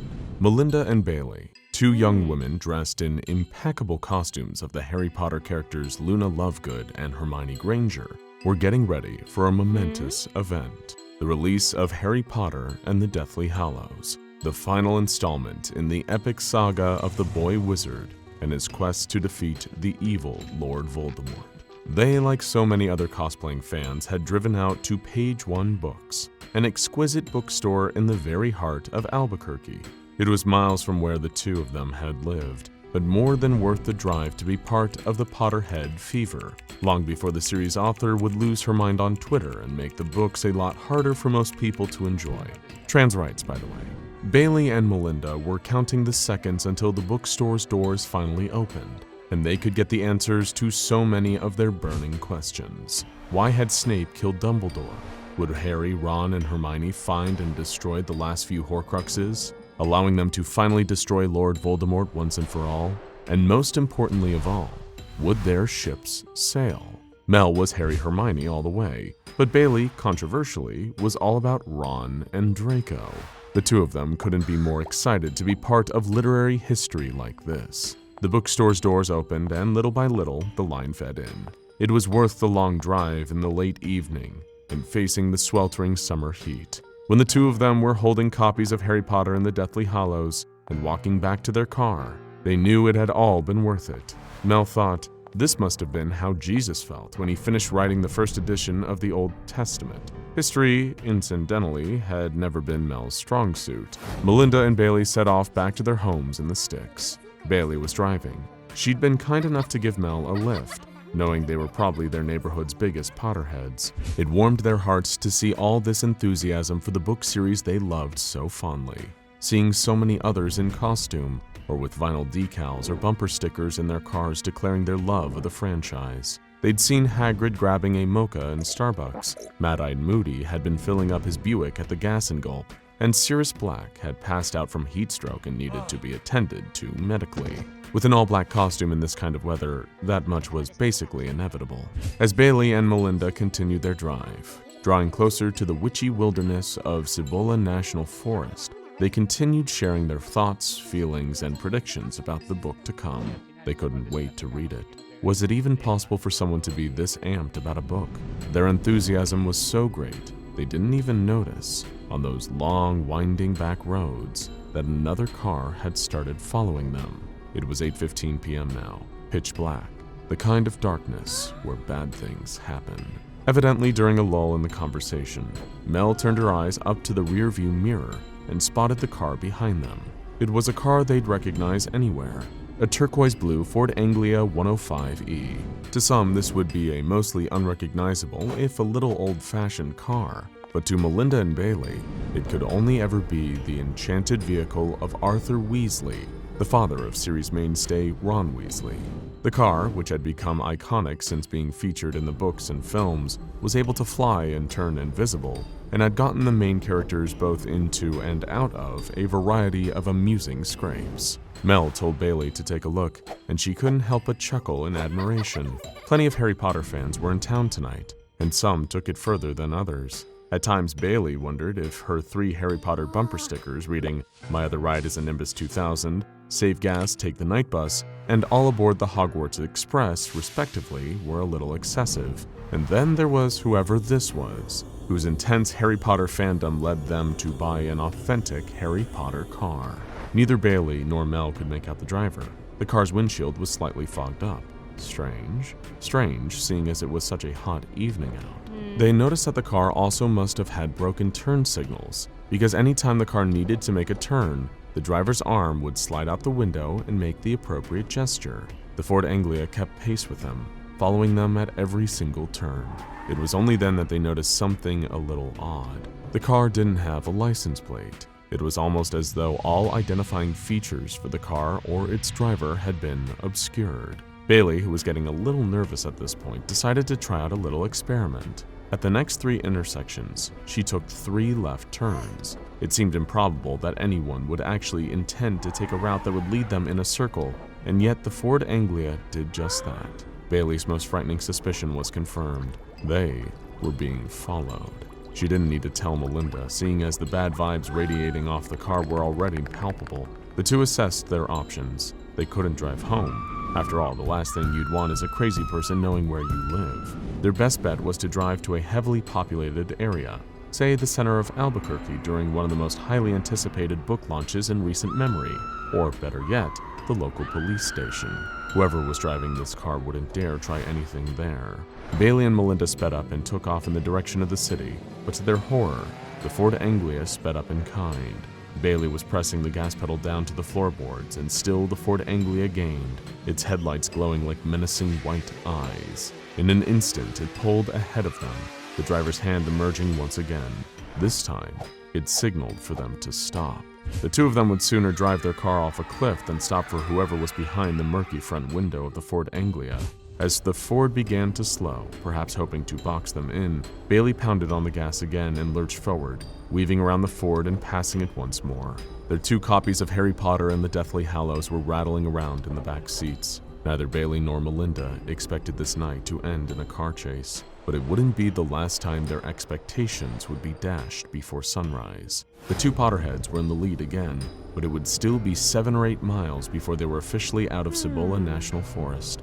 Bailey drove as fast as she could. She and Melinda were frantic messes of terror and adrenaline now, but the Ford Anglia kept moving, gaining on them with every second that passed. Go faster, goddammit, faster! Melinda screamed in horror. I'm going as fast as I can! Bailey yelped back.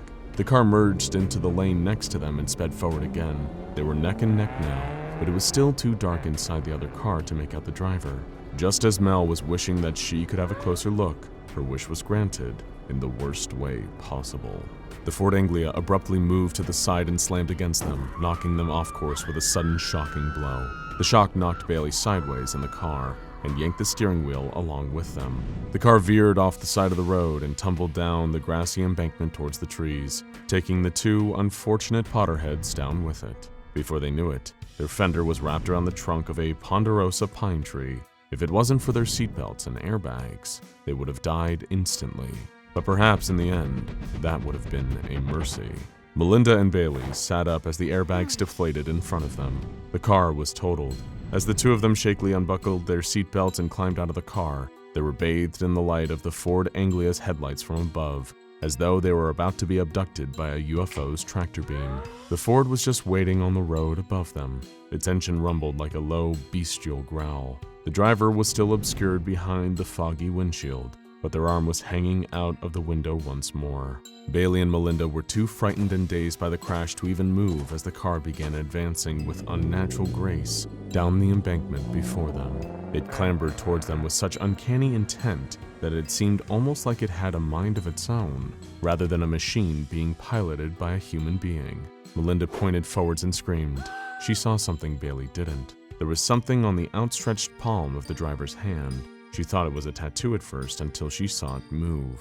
2 human eyes were fixed into the center of the flesh, staring directly at her, like a crustacean's eyes on stalks. Moments later, the car was upon them, and Melinda's scream was silenced.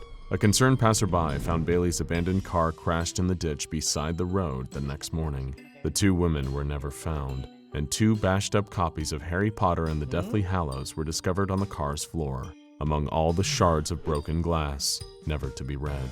Some days can be magical, just not in the ways you would have hoped, especially if you run afoul of SCP-3470, a Euclid-class anomaly somewhat cruelly nicknamed Harry Potter's Revenge. Sadly, kidnappings and car accidents aren't that uncommon in this strange, scary world we live in, but at a certain point, the SCP Foundation's many field agents detected a strange pattern in a series of car accidents near Cibola National Forest in New Mexico.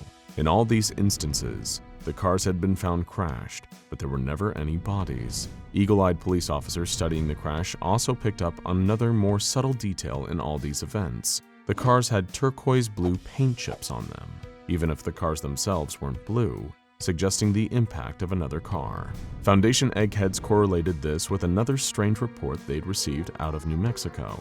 A young couple had narrowly avoided a dangerous incident when a car matching the description of a classic Ford Anglia 105E tried to flag them down on a dark and lonely road near Cibola National Forest. Just like Bailey and Melinda, the duo were unable to see the driver behind the fogged-up windshield. However, when they got close enough to see the driver's hand, they both attested that it had eyes on its palm, describing it as similar to the terrifying Pale Man from the movie Pan's Labyrinth. With all of these frightening and clearly anomalous data points in place, the SCP Foundation decided it was time to do their due diligence and go on the hunt for this predatory car. It wouldn't be the first time they'd tackled a sadistic or carnivorous vehicle, and because of this experience, they weren't going in unprepared. There was, of course, SCP-2086, also known as the man-eating bus. These were a species of huge insect-like creatures who'd evolved to perfectly mimic your average city bus in order to lure prey into their bodies.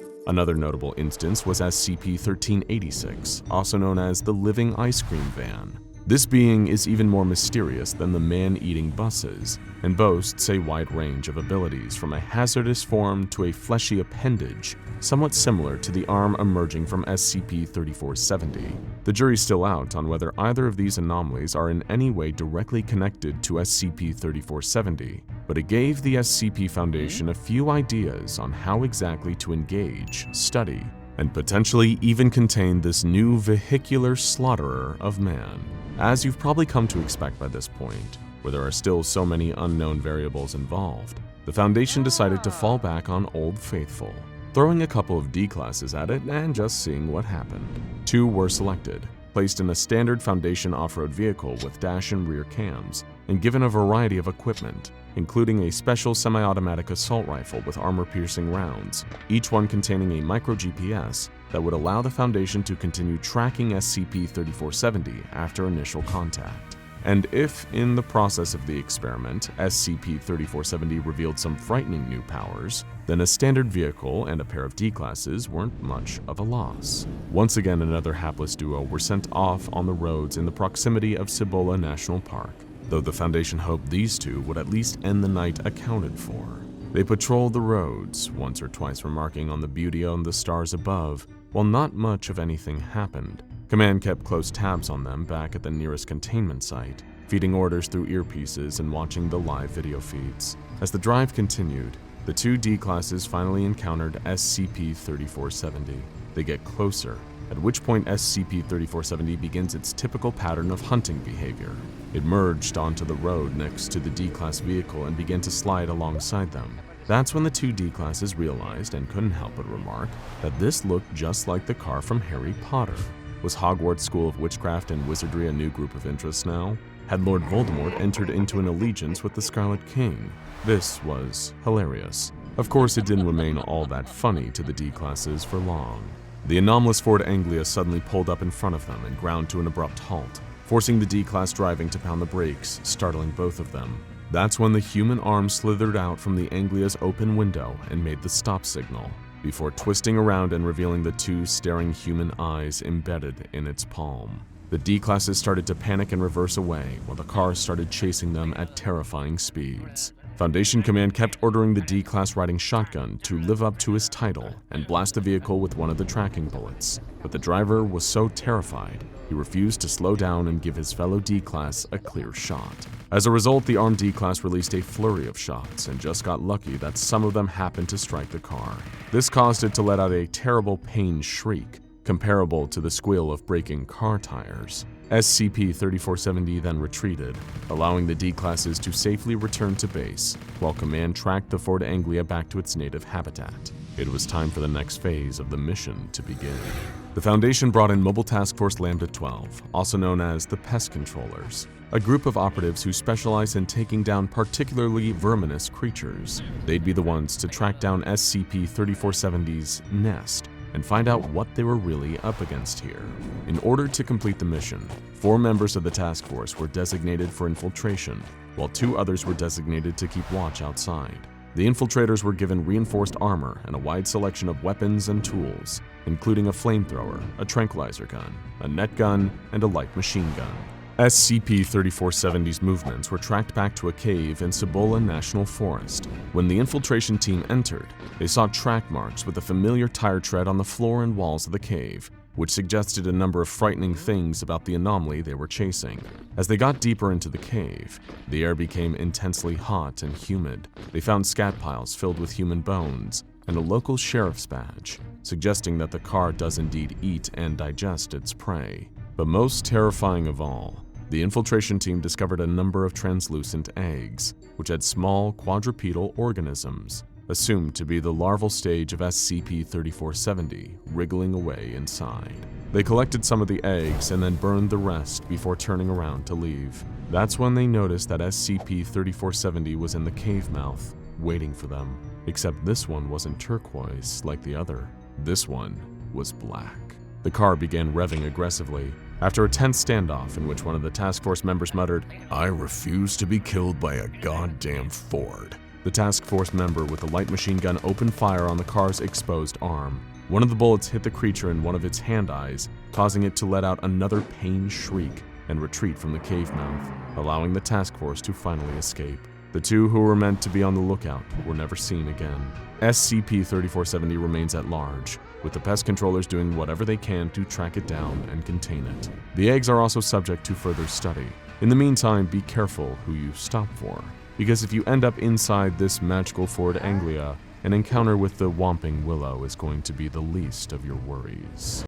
The tiny carnivorous snowmen are relentless, sharp fangs dripping with blood as they crawl en masse towards the mobile task force, opening fire on them with their assault rifles. Who would have guessed that a mere hour or two earlier, a young boy was joyfully playing around in the snow here? How had things gone from frosty to freaky so fast? Let's rewind the clock. There was a chill in the air, that lingering, biting cold that would gnaw at your exposed skin if you dared to step outside in anything less than a thick, warm coat for protection. The ground was still coated in a heavy snowfall, a holdover from Christmas just past, weather that had refused to let up well into the early days of the new year. Everyone reaches an age where the cynicism of life, the weight of expectations that keep you anchored in the real world, they all coalesce to rob you of the childlike wonder of the snow. As you get older, the snow loses its novelty. It becomes a source of inconvenience, something that you need to shovel off the driveway to take your car out. Whereas, turn the clock back to youth, and it's like a tiny miracle. It coats your whole world in a clean blanket of freezing frost, turning the ordinary into a wonderland. Robert and Michaela Anderson were glad that their son Michael was still at an age where he could enjoy the snow. After all, Michaela getting to take her son out in his sled or seeing him hurling snowballs at Robert was able to provide them with a little bit of warmth during the freezing cold, snowier months in Missouri. Optimism was never enough to melt the snow, however, and maybe that's what drew in those creatures, the snowmen. It was early 2019, not even a full 2 weeks into the year. By now, Michael had gotten used to the fact that after Christmas and New Year's Day, a begrudging return to school would soon follow. As much as it clearly brought down his mood, nothing lifted his spirits like still getting to be out in the snow. And after a long day of helping his mom take down the tinsel and pack up the lights while his dad disposed of the tree, Michael was itching to go outside. "Please, Mom?" he begged as a box of decorations was placed back in the attic, his hands clasped together in a pleading gesture. "Please, please, please, just 5 minutes. I won't go further than the front yard." Michaela sighed, partly from exhaustion, but a smile crept onto her face. It was hard not to find her son's love for the snow endearing. "All right, but only for 5 minutes," she insisted firmly. "And I want to see gloves, hat, and a scarf, not just a coat, mister." With the speed and excitement that she and her husband had long since lost, she watched Michael race off to gather his warmest winter coat. "Remember when we were like that?" Robert heaved a sigh as he appeared from chopping up that dried-out, dehydrated remains of the Christmas tree. "No. Do you?" Michaela replied with a light chuckle. Before long, Michael had donned his gloves and coat, almost a size too big. His scarf was almost wrapping up his entire head, save for the little bobble hat that poked out at the top. Robert opened up the front door, and his son stepped out into a world that had been whitewashed with clear, cold snow. Given that the Andersons lived on a small street in Grain Valley, there weren't many other people around, especially not with another flurry of snowfall moving closer in the clouds up above. But it wasn't the next snowfall that the residents of Grain Valley, Missouri should have been worrying about. It was the previous one, the one that had already fallen, and what was now hiding among the snow in the Anderson family's front yard. Having few other kids his own age to play with and not being allowed to venture too far from the front porch, Michael was content to spend his precious time outdoors making snow angels or practicing throwing snowballs. He had long been trying to get one to clear the roof of the small house he and his parents shared, leaving a few scattered patches of snow embedded on the roof shingles. A few meters from the front door stood a snowman. Granted, that was hardly a rare sight at this time of year, especially in the cold weather, but what was so unusual about it was that Michael hadn't remembered making a snowman recently. His parents hadn't let him out in the snow on his own since the start of the new year, given how badly the downfall and icy winds had been for the first week of January. Sure, somebody else could have made it, taking a pause as they passed by the Andersons' front yard, although not Michael nor either of his parents had spotted anyone doing that. The snowman itself was featureless, the white of its ice-cold body smeared with mud and dead leaves, debris that had been packed in with the snow used in its crude construction. It was featureless, too. Whoever had made it hadn't gone to the effort of giving it a face, nor draped an old scarf over it or given it a hat. It just stood there, but not like any other snowman. There was nothing welcoming about it. In fact, it was, fittingly, cold. Given how far away it stood, it was almost as if it was watching the house. Curiously, Michael began to approach the snowman. Being only 9 years old, his imagination was immediately running with the possibility that this snow and mulch construct could be alive, much akin to the likes of Frosty the Snowman. Little did young Michael Anderson know that he wasn't far away from the truth, although this particular snowman wasn't quite the happy, jolly soul from the much-covered holiday song. He hadn't got that much closer to the snowman when he heard something move nearer to where he stood.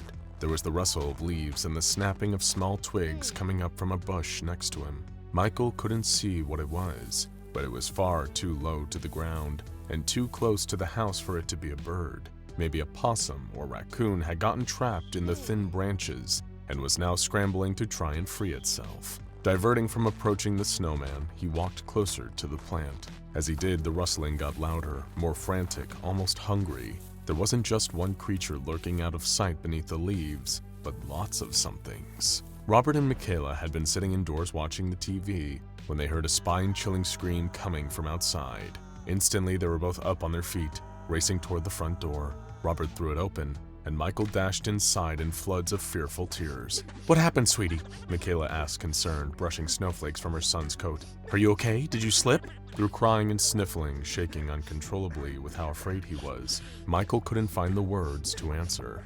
Instead, he pointed through the still open door directly at the snowman, still standing at the edge of the front yard. "How long has that been there?" Robert wondered aloud, taking a single step outside. "Don't, Dad!" Michael screamed, but it was already too late. Something small and speedy had leaped out of the snow in the front yard and latched onto Robert's leg. He howled as he felt searing pain, bitten by rows of tiny pointed teeth, as sharp as needles and as bitterly cold as ice. Stumbling back, Robert Anderson fell over and landed on the floor in the front hallway, inadvertently carrying whatever had attacked him into his home. Both Michaela and Michael screamed in fear as the tiny creature clawed its way up Robert's leg while he swatted at it frantically, trying to brush it away before it could get closer. With a blind swipe of his hand, he knocked the creature to the floor and clambered to his feet, arms outstretched, keeping his wife and son behind him, while staring in disbelief at what had bitten him. It was barely more than half a meter tall, a tiny, white snowman. Bulbous, bloodied eyes bulged from its head, much like those of an insect. Directly between the eyes was a hole, a mouth not unlike a lamprey, lined with rows of sharp teeth that all pointed inwards. It reared up and lunged toward the Anderson family in a display of aggression that caused all three of them to jump, warily backing away from the snow creature. It was then that Robert and Michaela noticed what had frightened their son so much. Out of the corner of their eye, they both simultaneously caught the sight of the open front door and the yard beyond.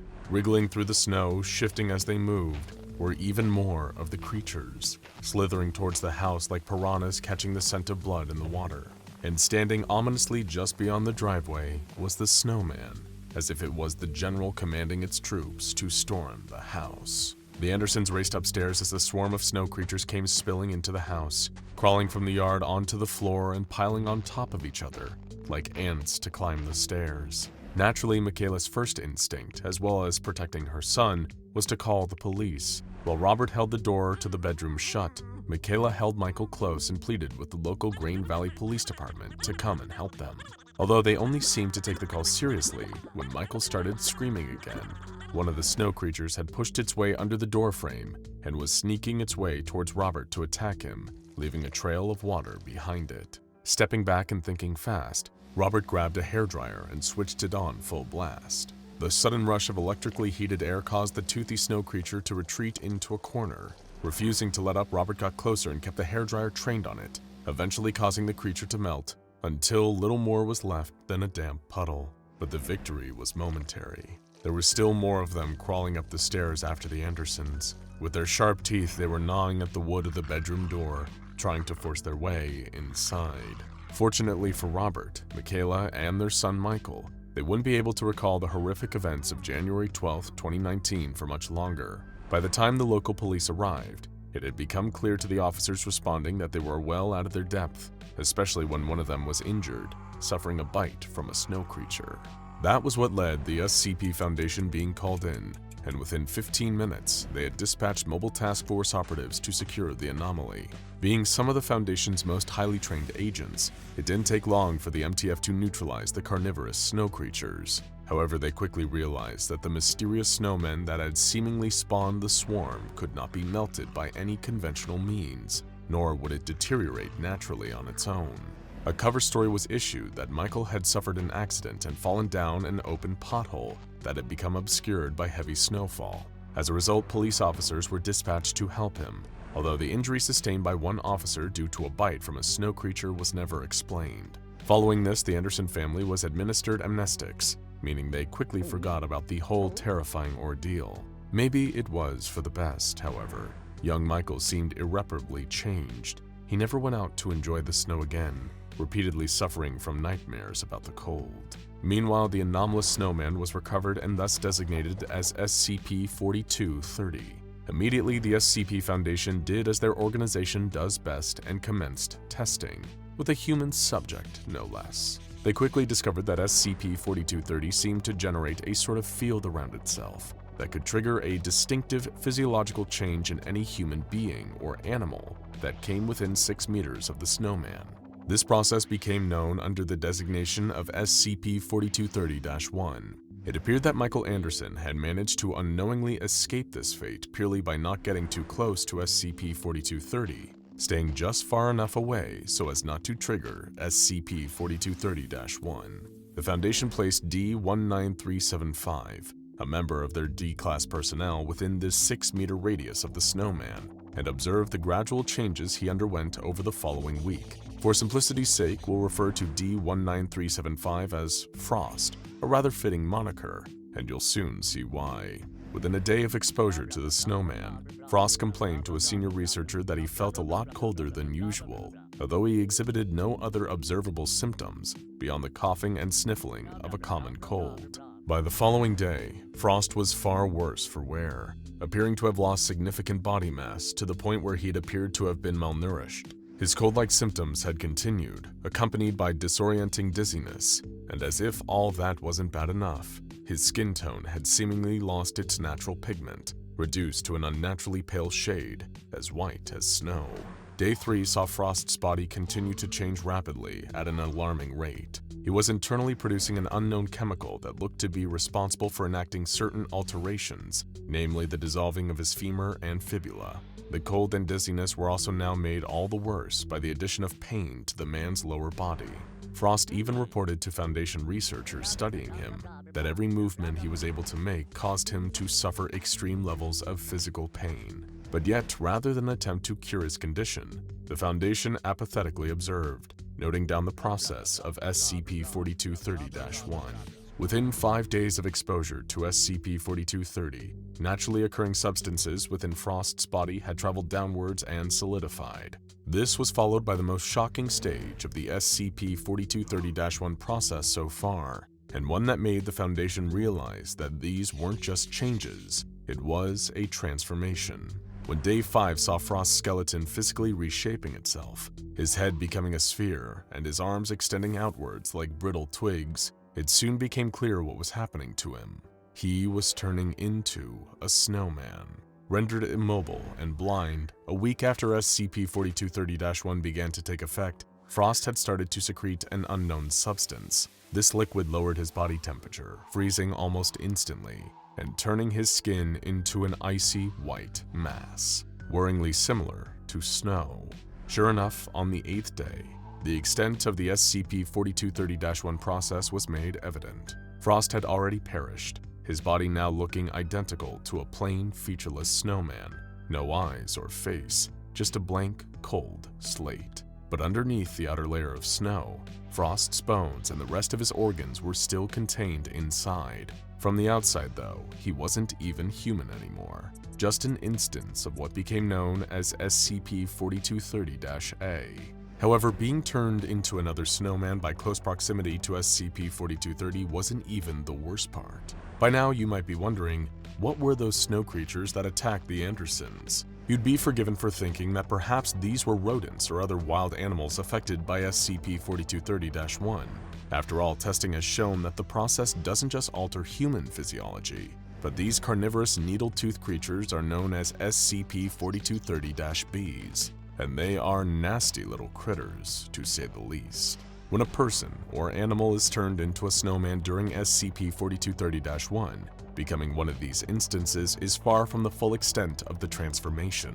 The tests the Foundation conducted on Frost, and presumably on numerous other D-Class personnel as well, led to them discovering the further alterations made when someone becomes an SCP-4230-A instance. Their freezing, snow-encased bodies become hosts for white, spherical eggs. After a subject like Frost becomes an SCP-4230-A snowman, these eggs will hatch within 72 hours, producing up to 19 instances of SCP-4230-B creatures. The Foundation was quick to examine these bizarre snow spawn, gathering up as many as they could for testing. They found that instances of SCP-4230-B matured to adulthood remarkably quickly, reaching adulthood in 15 seconds. Destroying the eggs containing these creatures seemed to be an effective way of preventing swarms of SCP-4230-Bs from getting loose, although the snowman each egg came from would also have to be destroyed to achieve this result. Also, the lifespans of the smaller snow creatures only lasted for a total of 24 hours, and they would melt away after a full day of life, regardless of the surrounding temperature. SCP-4230-Bs seem uninterested in food that was presented to them. Specifically, one test involved giving a snow creature a head of lettuce and a watermelon. The creature regarded the fruit and vegetables with little interest, even refusing to eat either despite prompts from the researchers. This painted the SCP-4230-Bs as exclusive carnivores, which explained why they attacked the Anderson family. They were trying to eat them, hunting the Andersons as a pack. Further testing into SCP-4230-Bs revealed they had a weakness to heat above a temperature of 40 degrees Fahrenheit. During another test, a D-Class was sent into a cell with 10 of the carnivorous snow creatures, armed only with a simple lighter, an emergency flare, and 1 gallon of gasoline. Immediately, all 10 of the SCP-4230-Bs crawled toward the man, hungry, and determined him to be a new source of food. That is, until they noticed the lighter he was carrying. The D-Class frantically clicked the spark wheel until the flame danced from the lighter, causing 7 of the creatures to back away from the heat source cautiously. The D-Class was able to kill the remaining 3 instances in self-defense, causing them to melt with little effort. He was far luckier than the subject of the next test would be. Another D-Class was placed in a holding cell with 3 of the snow creatures, and much like before, they instantly acknowledged his presence and began approaching him. However, the Foundation had sent this member of D-Class in completely unarmed, without even so much as a match to defend himself. The carnivorous beasts made short work of their helpless victim, feeding on what was left. The Foundation was able to dispatch instances of SCP-4230-B with relative ease, even without waiting for them to simply melt after a day.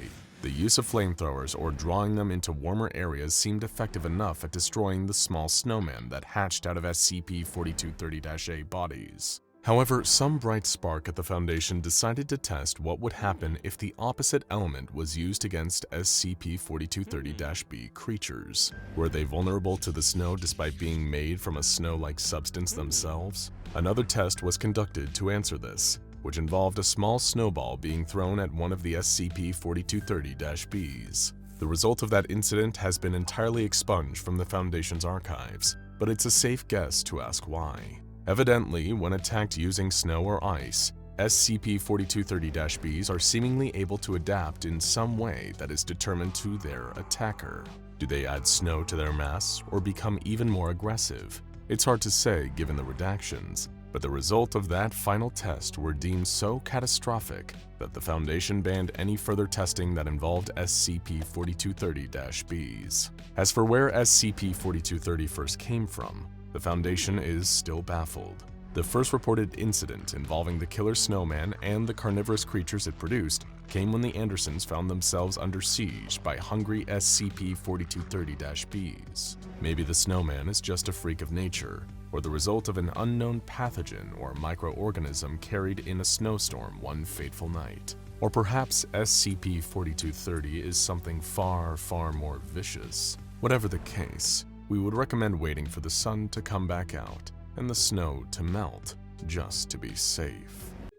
Rock, Paper, Scissors. A simple hand game dating back to the Han Dynasty of Imperial China. It is a decisive game between two players, with the only outcomes being win, lose, or draw. We're quite familiar with Rock, Paper, Scissors here at the SCP Foundation, as the guards are often seen playing intense rounds of the game to determine who will be the unlucky soul chosen to secure one of the various Keter-class SCPs during a given week. In most cases, this use of rock, paper, scissors is accepted as a largely harmless and fair way for defensive personnel to arrange their shifts. The reason for this is that the results of rock, paper, scissors are generally random, as there are very few ways for an individual's skill to influence the game. Or so one might think. In reality, rock, paper, scissors is a deeply psychological game, and this is mainly because of its origin as a contest between fellow human beings. The average human is vulnerable to making errors and falling into patterns, and with only 3 options to keep track of, it is entirely possible for a seasoned veteran of rock, paper, scissors to predict their opponent's choice before any hands are thrown.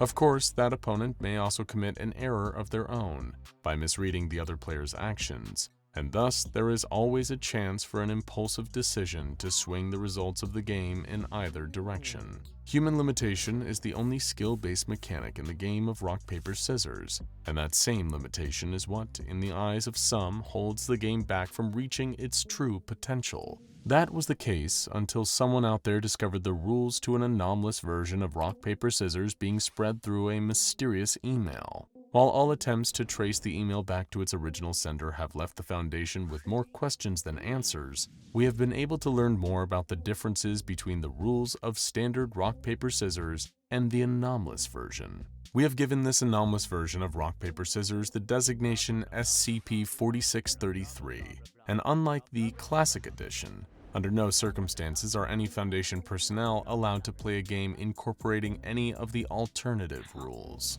While the ceiling for skill and variety is theoretically much higher in a rock, paper, scissors match featuring SCP-4633, the risks to the player far outweigh any added novelty. Here is how SCP-4633 functions during an average game of rock, paper, scissors. Well, average prior to the anomalous properties taking effect. Rather than being limited to using merely rock, paper, or scissors, as the name of the game implies, the players gain access to a series of additional hand gestures, which upon the act of being thrown become seamlessly integrated into both players' shared understanding of the rules. This alone would be bizarre enough, but the true harm caused by SCP-4633 is in the nature of the gestures themselves. When one of the non-standard gestures allowed by SCP-4633 is used, the player's hands will change shape in ways that, under normal circumstances, would be anatomically impossible. Each of these non-standard gestures is distinct from the rest,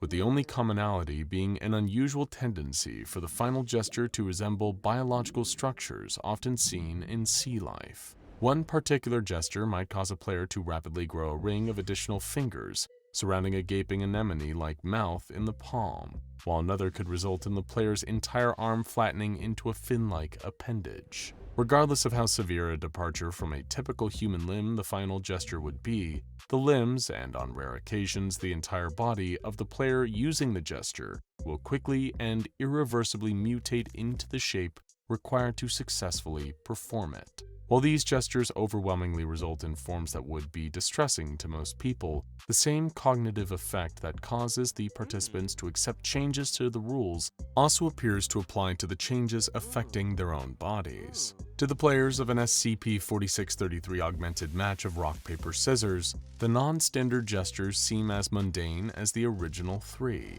Unfortunately, the morphic properties of SCP-4633 are practically irreversible, with extreme reconstructive surgery being required in even the best of cases. In all instances of SCP-4633, surgical intervention is necessary to prevent the spread of details regarding the non-standard gestures and their usage. Because of the immediate shift in cognitive awareness among participants, all that is needed for a new instance of SCP-4633 to occur is the faintest hint of knowledge of the alternative rules. It's even been noted that between different groups of players, the non-standard gestures can vary heavily or seemingly be created on the fly as the desire to win at all costs takes hold. Here are a few examples of anomalous gestures which have been observed during instances of SCP-4633. This list is by no means comprehensive, but it will provide an insight into how SCP-4633 drastically alters the existing mechanics of the game,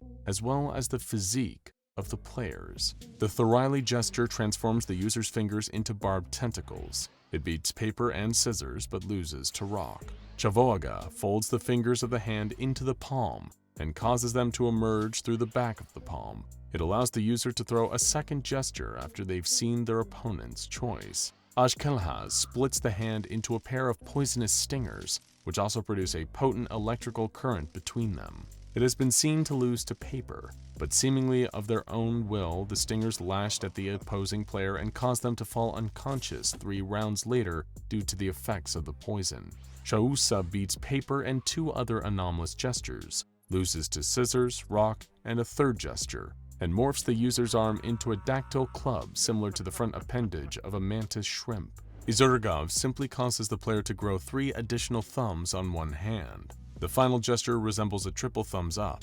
Izurgov has not been seen to beat any gestures, and the player who uses it always seems to go on to lose the match. Pagakmar causes the middle and ring to recede into the hand, while the pointer and pinky fingers extend to resemble the eye stalks of a snail or slug. The rest of the hand also becomes coated in a thin layer of slime which continues to secrete from within.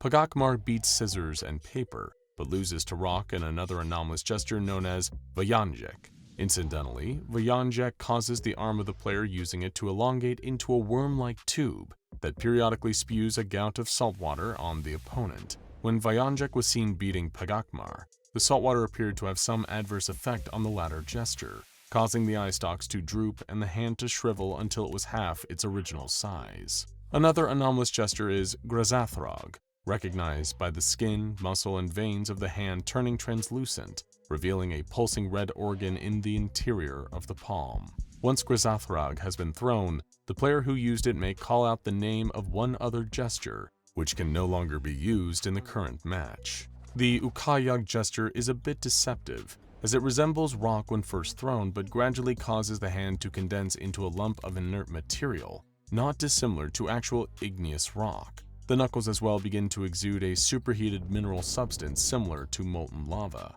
Ukayag exclusively beats paper and appears to lose to everything else. Many of the gestures on record have no known name, but their function within SCP-4633's altered rules is clear from the context in which they were used. Such is the case with one anomalous gesture, which caused most of the player's hand to withdraw into a siphon-like opening at their wrist before the very same orifice shot out a stream of ink into the opposing player's eyes. While there was no lasting harm done to the opponent by this gesture, the ink did cause temporary blindness, which persisted until they were defeated by way of their rock losing to paper. Another unknown gesture has been seen beating both Izurgav and Ukayag. This gesture makes the player's hand resemble the crest and gas-filled body of a Pacific man-o'-war. These examples are only scraping the surface of the seemingly endless possibilities that SCP-4633 has to offer. As you can see, the anomalous hand gestures can be just as dangerous within the game itself as the permanent changes they invoke in the user. While the Foundation has done its best to contain all information surrounding SCP-4633, there have been clear efforts by several unknown groups to push the game into continued usage. Over the past 3 decades, instances of SCP-4633 have seen increasing popularity in the world of high-stakes gambling. Perhaps it is because of the inherent thrill of watching 2 opponents trying to strategically outwit each other with a countless number of non-standard gestures, but more likely, it is part of the anomalous effect of SCP-4633 that the game would appeal to those desperate to risk everything on the slim chance of victory. This neatly brings us to the SCP-4633 related incident which occurred aboard the private ocean liner known as the SS Fateful Emma. Before the incident, the Fateful Emma would sail into international waters twice a year. Each time it would bring along a new group of passengers, seemingly selected from the underprivileged and downcast sector of society. A great many of these passengers were convicts with repeat violent offenses chosen from supermax facilities the world over. The process by which these inmates were chosen for a voyage aboard the ship was not dissimilar from the methods the Foundation uses to acquire new Class D personnel. Naturally, this was how the research team was able to be tipped off about the Fateful Emma. It became apparent soon after looking into the ship's career that the individuals altered by the effects of SCP-4633 had been seen departing from the ship on multiple occasions in remote island harbors. Most of the time, the individuals would also be, to the best of their ability with their metamorphized forms, carrying briefcases filled with hundreds of thousands of dollars in cash. While witnesses tend to write off the strange appearances of those affected as being the result of a deformity or injury, or in more pronounced instances dismissing the encounters as sightings of creatures from the local mythology, it was clear to anyone familiar with SCP-4633 what was truly going on.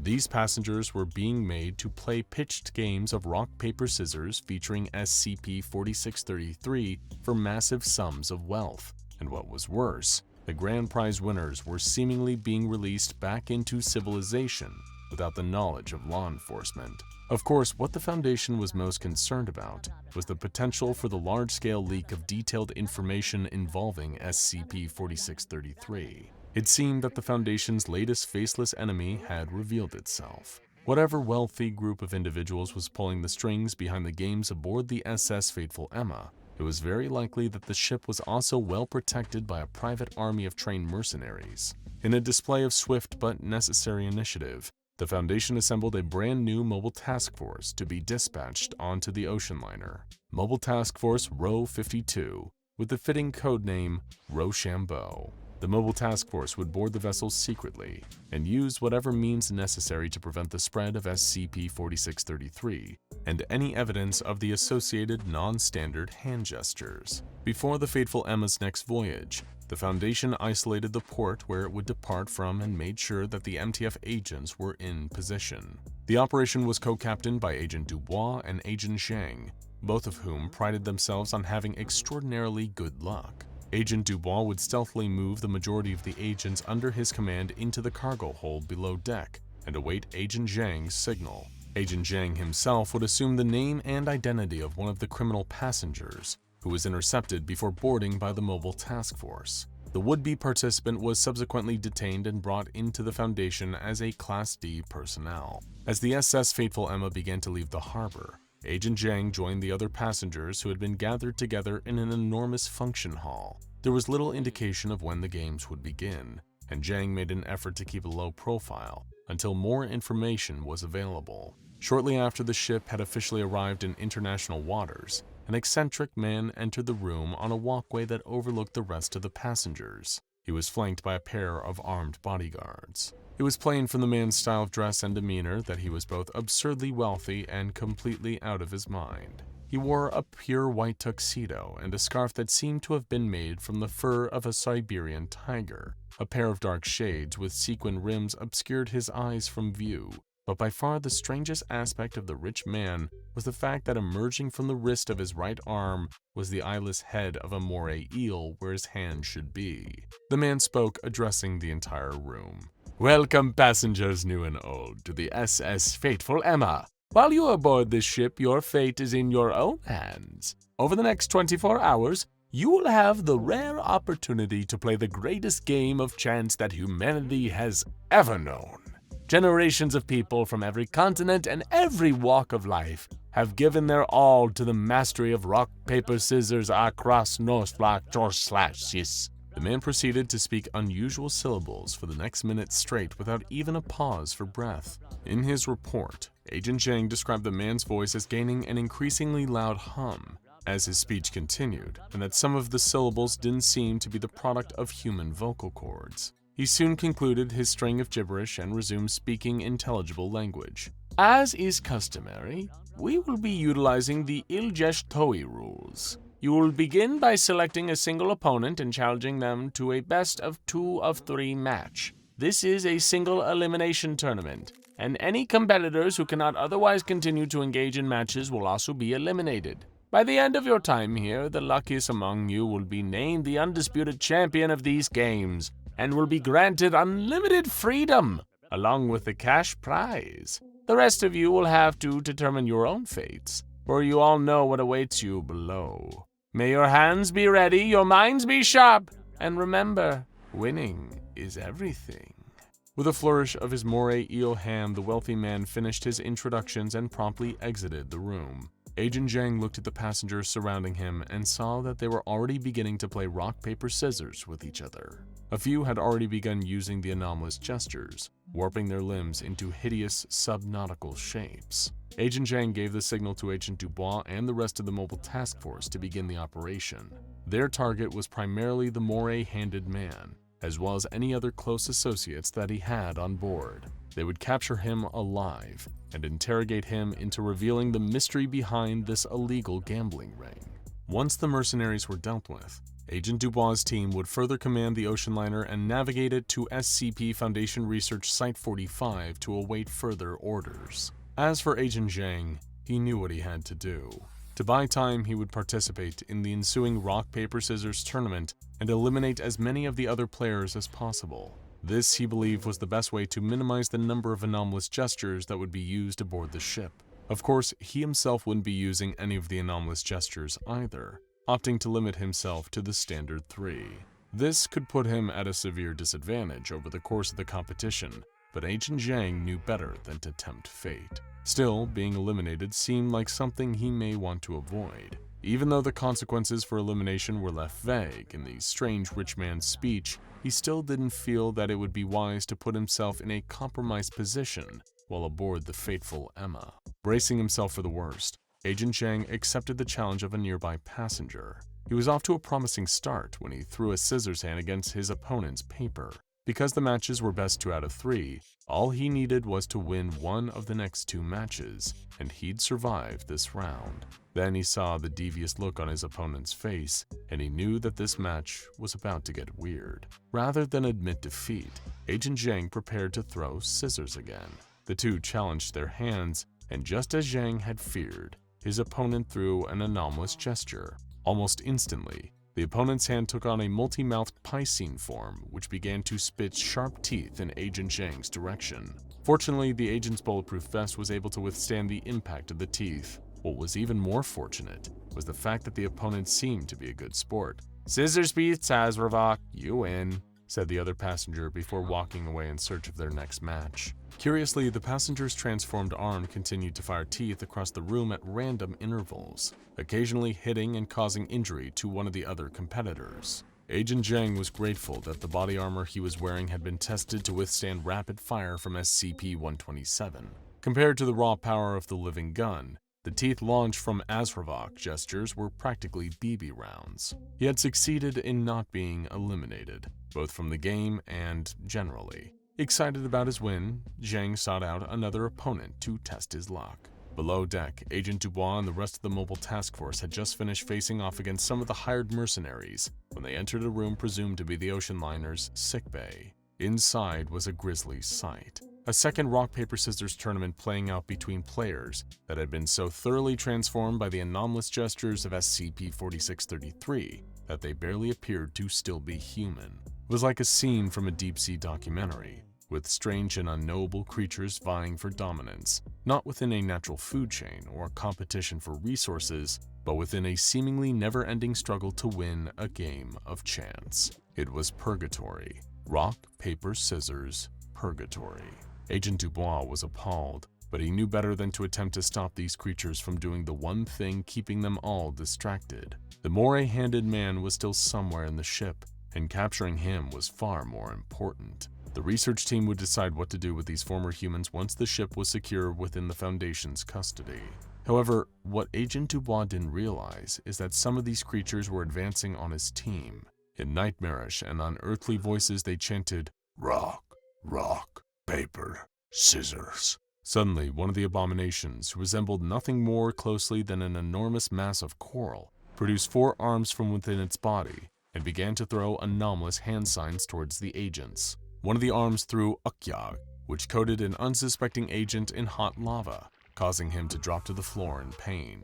Panicked, Dubois ordered the task force to eliminate every living thing in the sickbay, although not in the sense of their tournament standing, of course. Meanwhile, Agent Zhang was on a win streak in the function hall. Through sheer luck and determination, he had managed to avoid elimination while eliminating several other passengers himself. He began to notice that those who were eliminated were quietly escorted away by the bouncers, seeming to have their anomalous changes treated.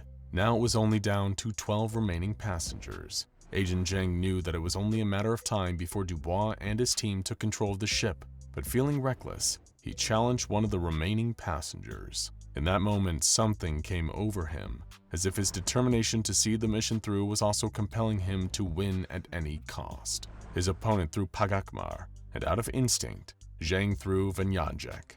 The agent went on to win the entire tournament, but sadly, he was unable to collect the prize money, as during the skirmish below deck, the man with the moray hand had escaped with a small fortune in a high-speed submersible. His ultimate goals and the scope of the shadowy group he represented would remain unanswered for the time being. When the SS Fateful Emma finally arrived at Site 45, Agent Zhang came to his senses and realized that he had underestimated the cognitive side effects of SCP-4633.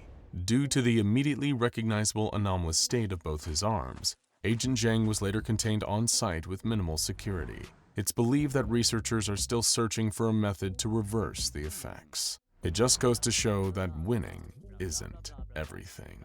Now go check out SCP-439 Bone Hive and SCP-3989 The Bone Orchard for more terrifying tales of body horror.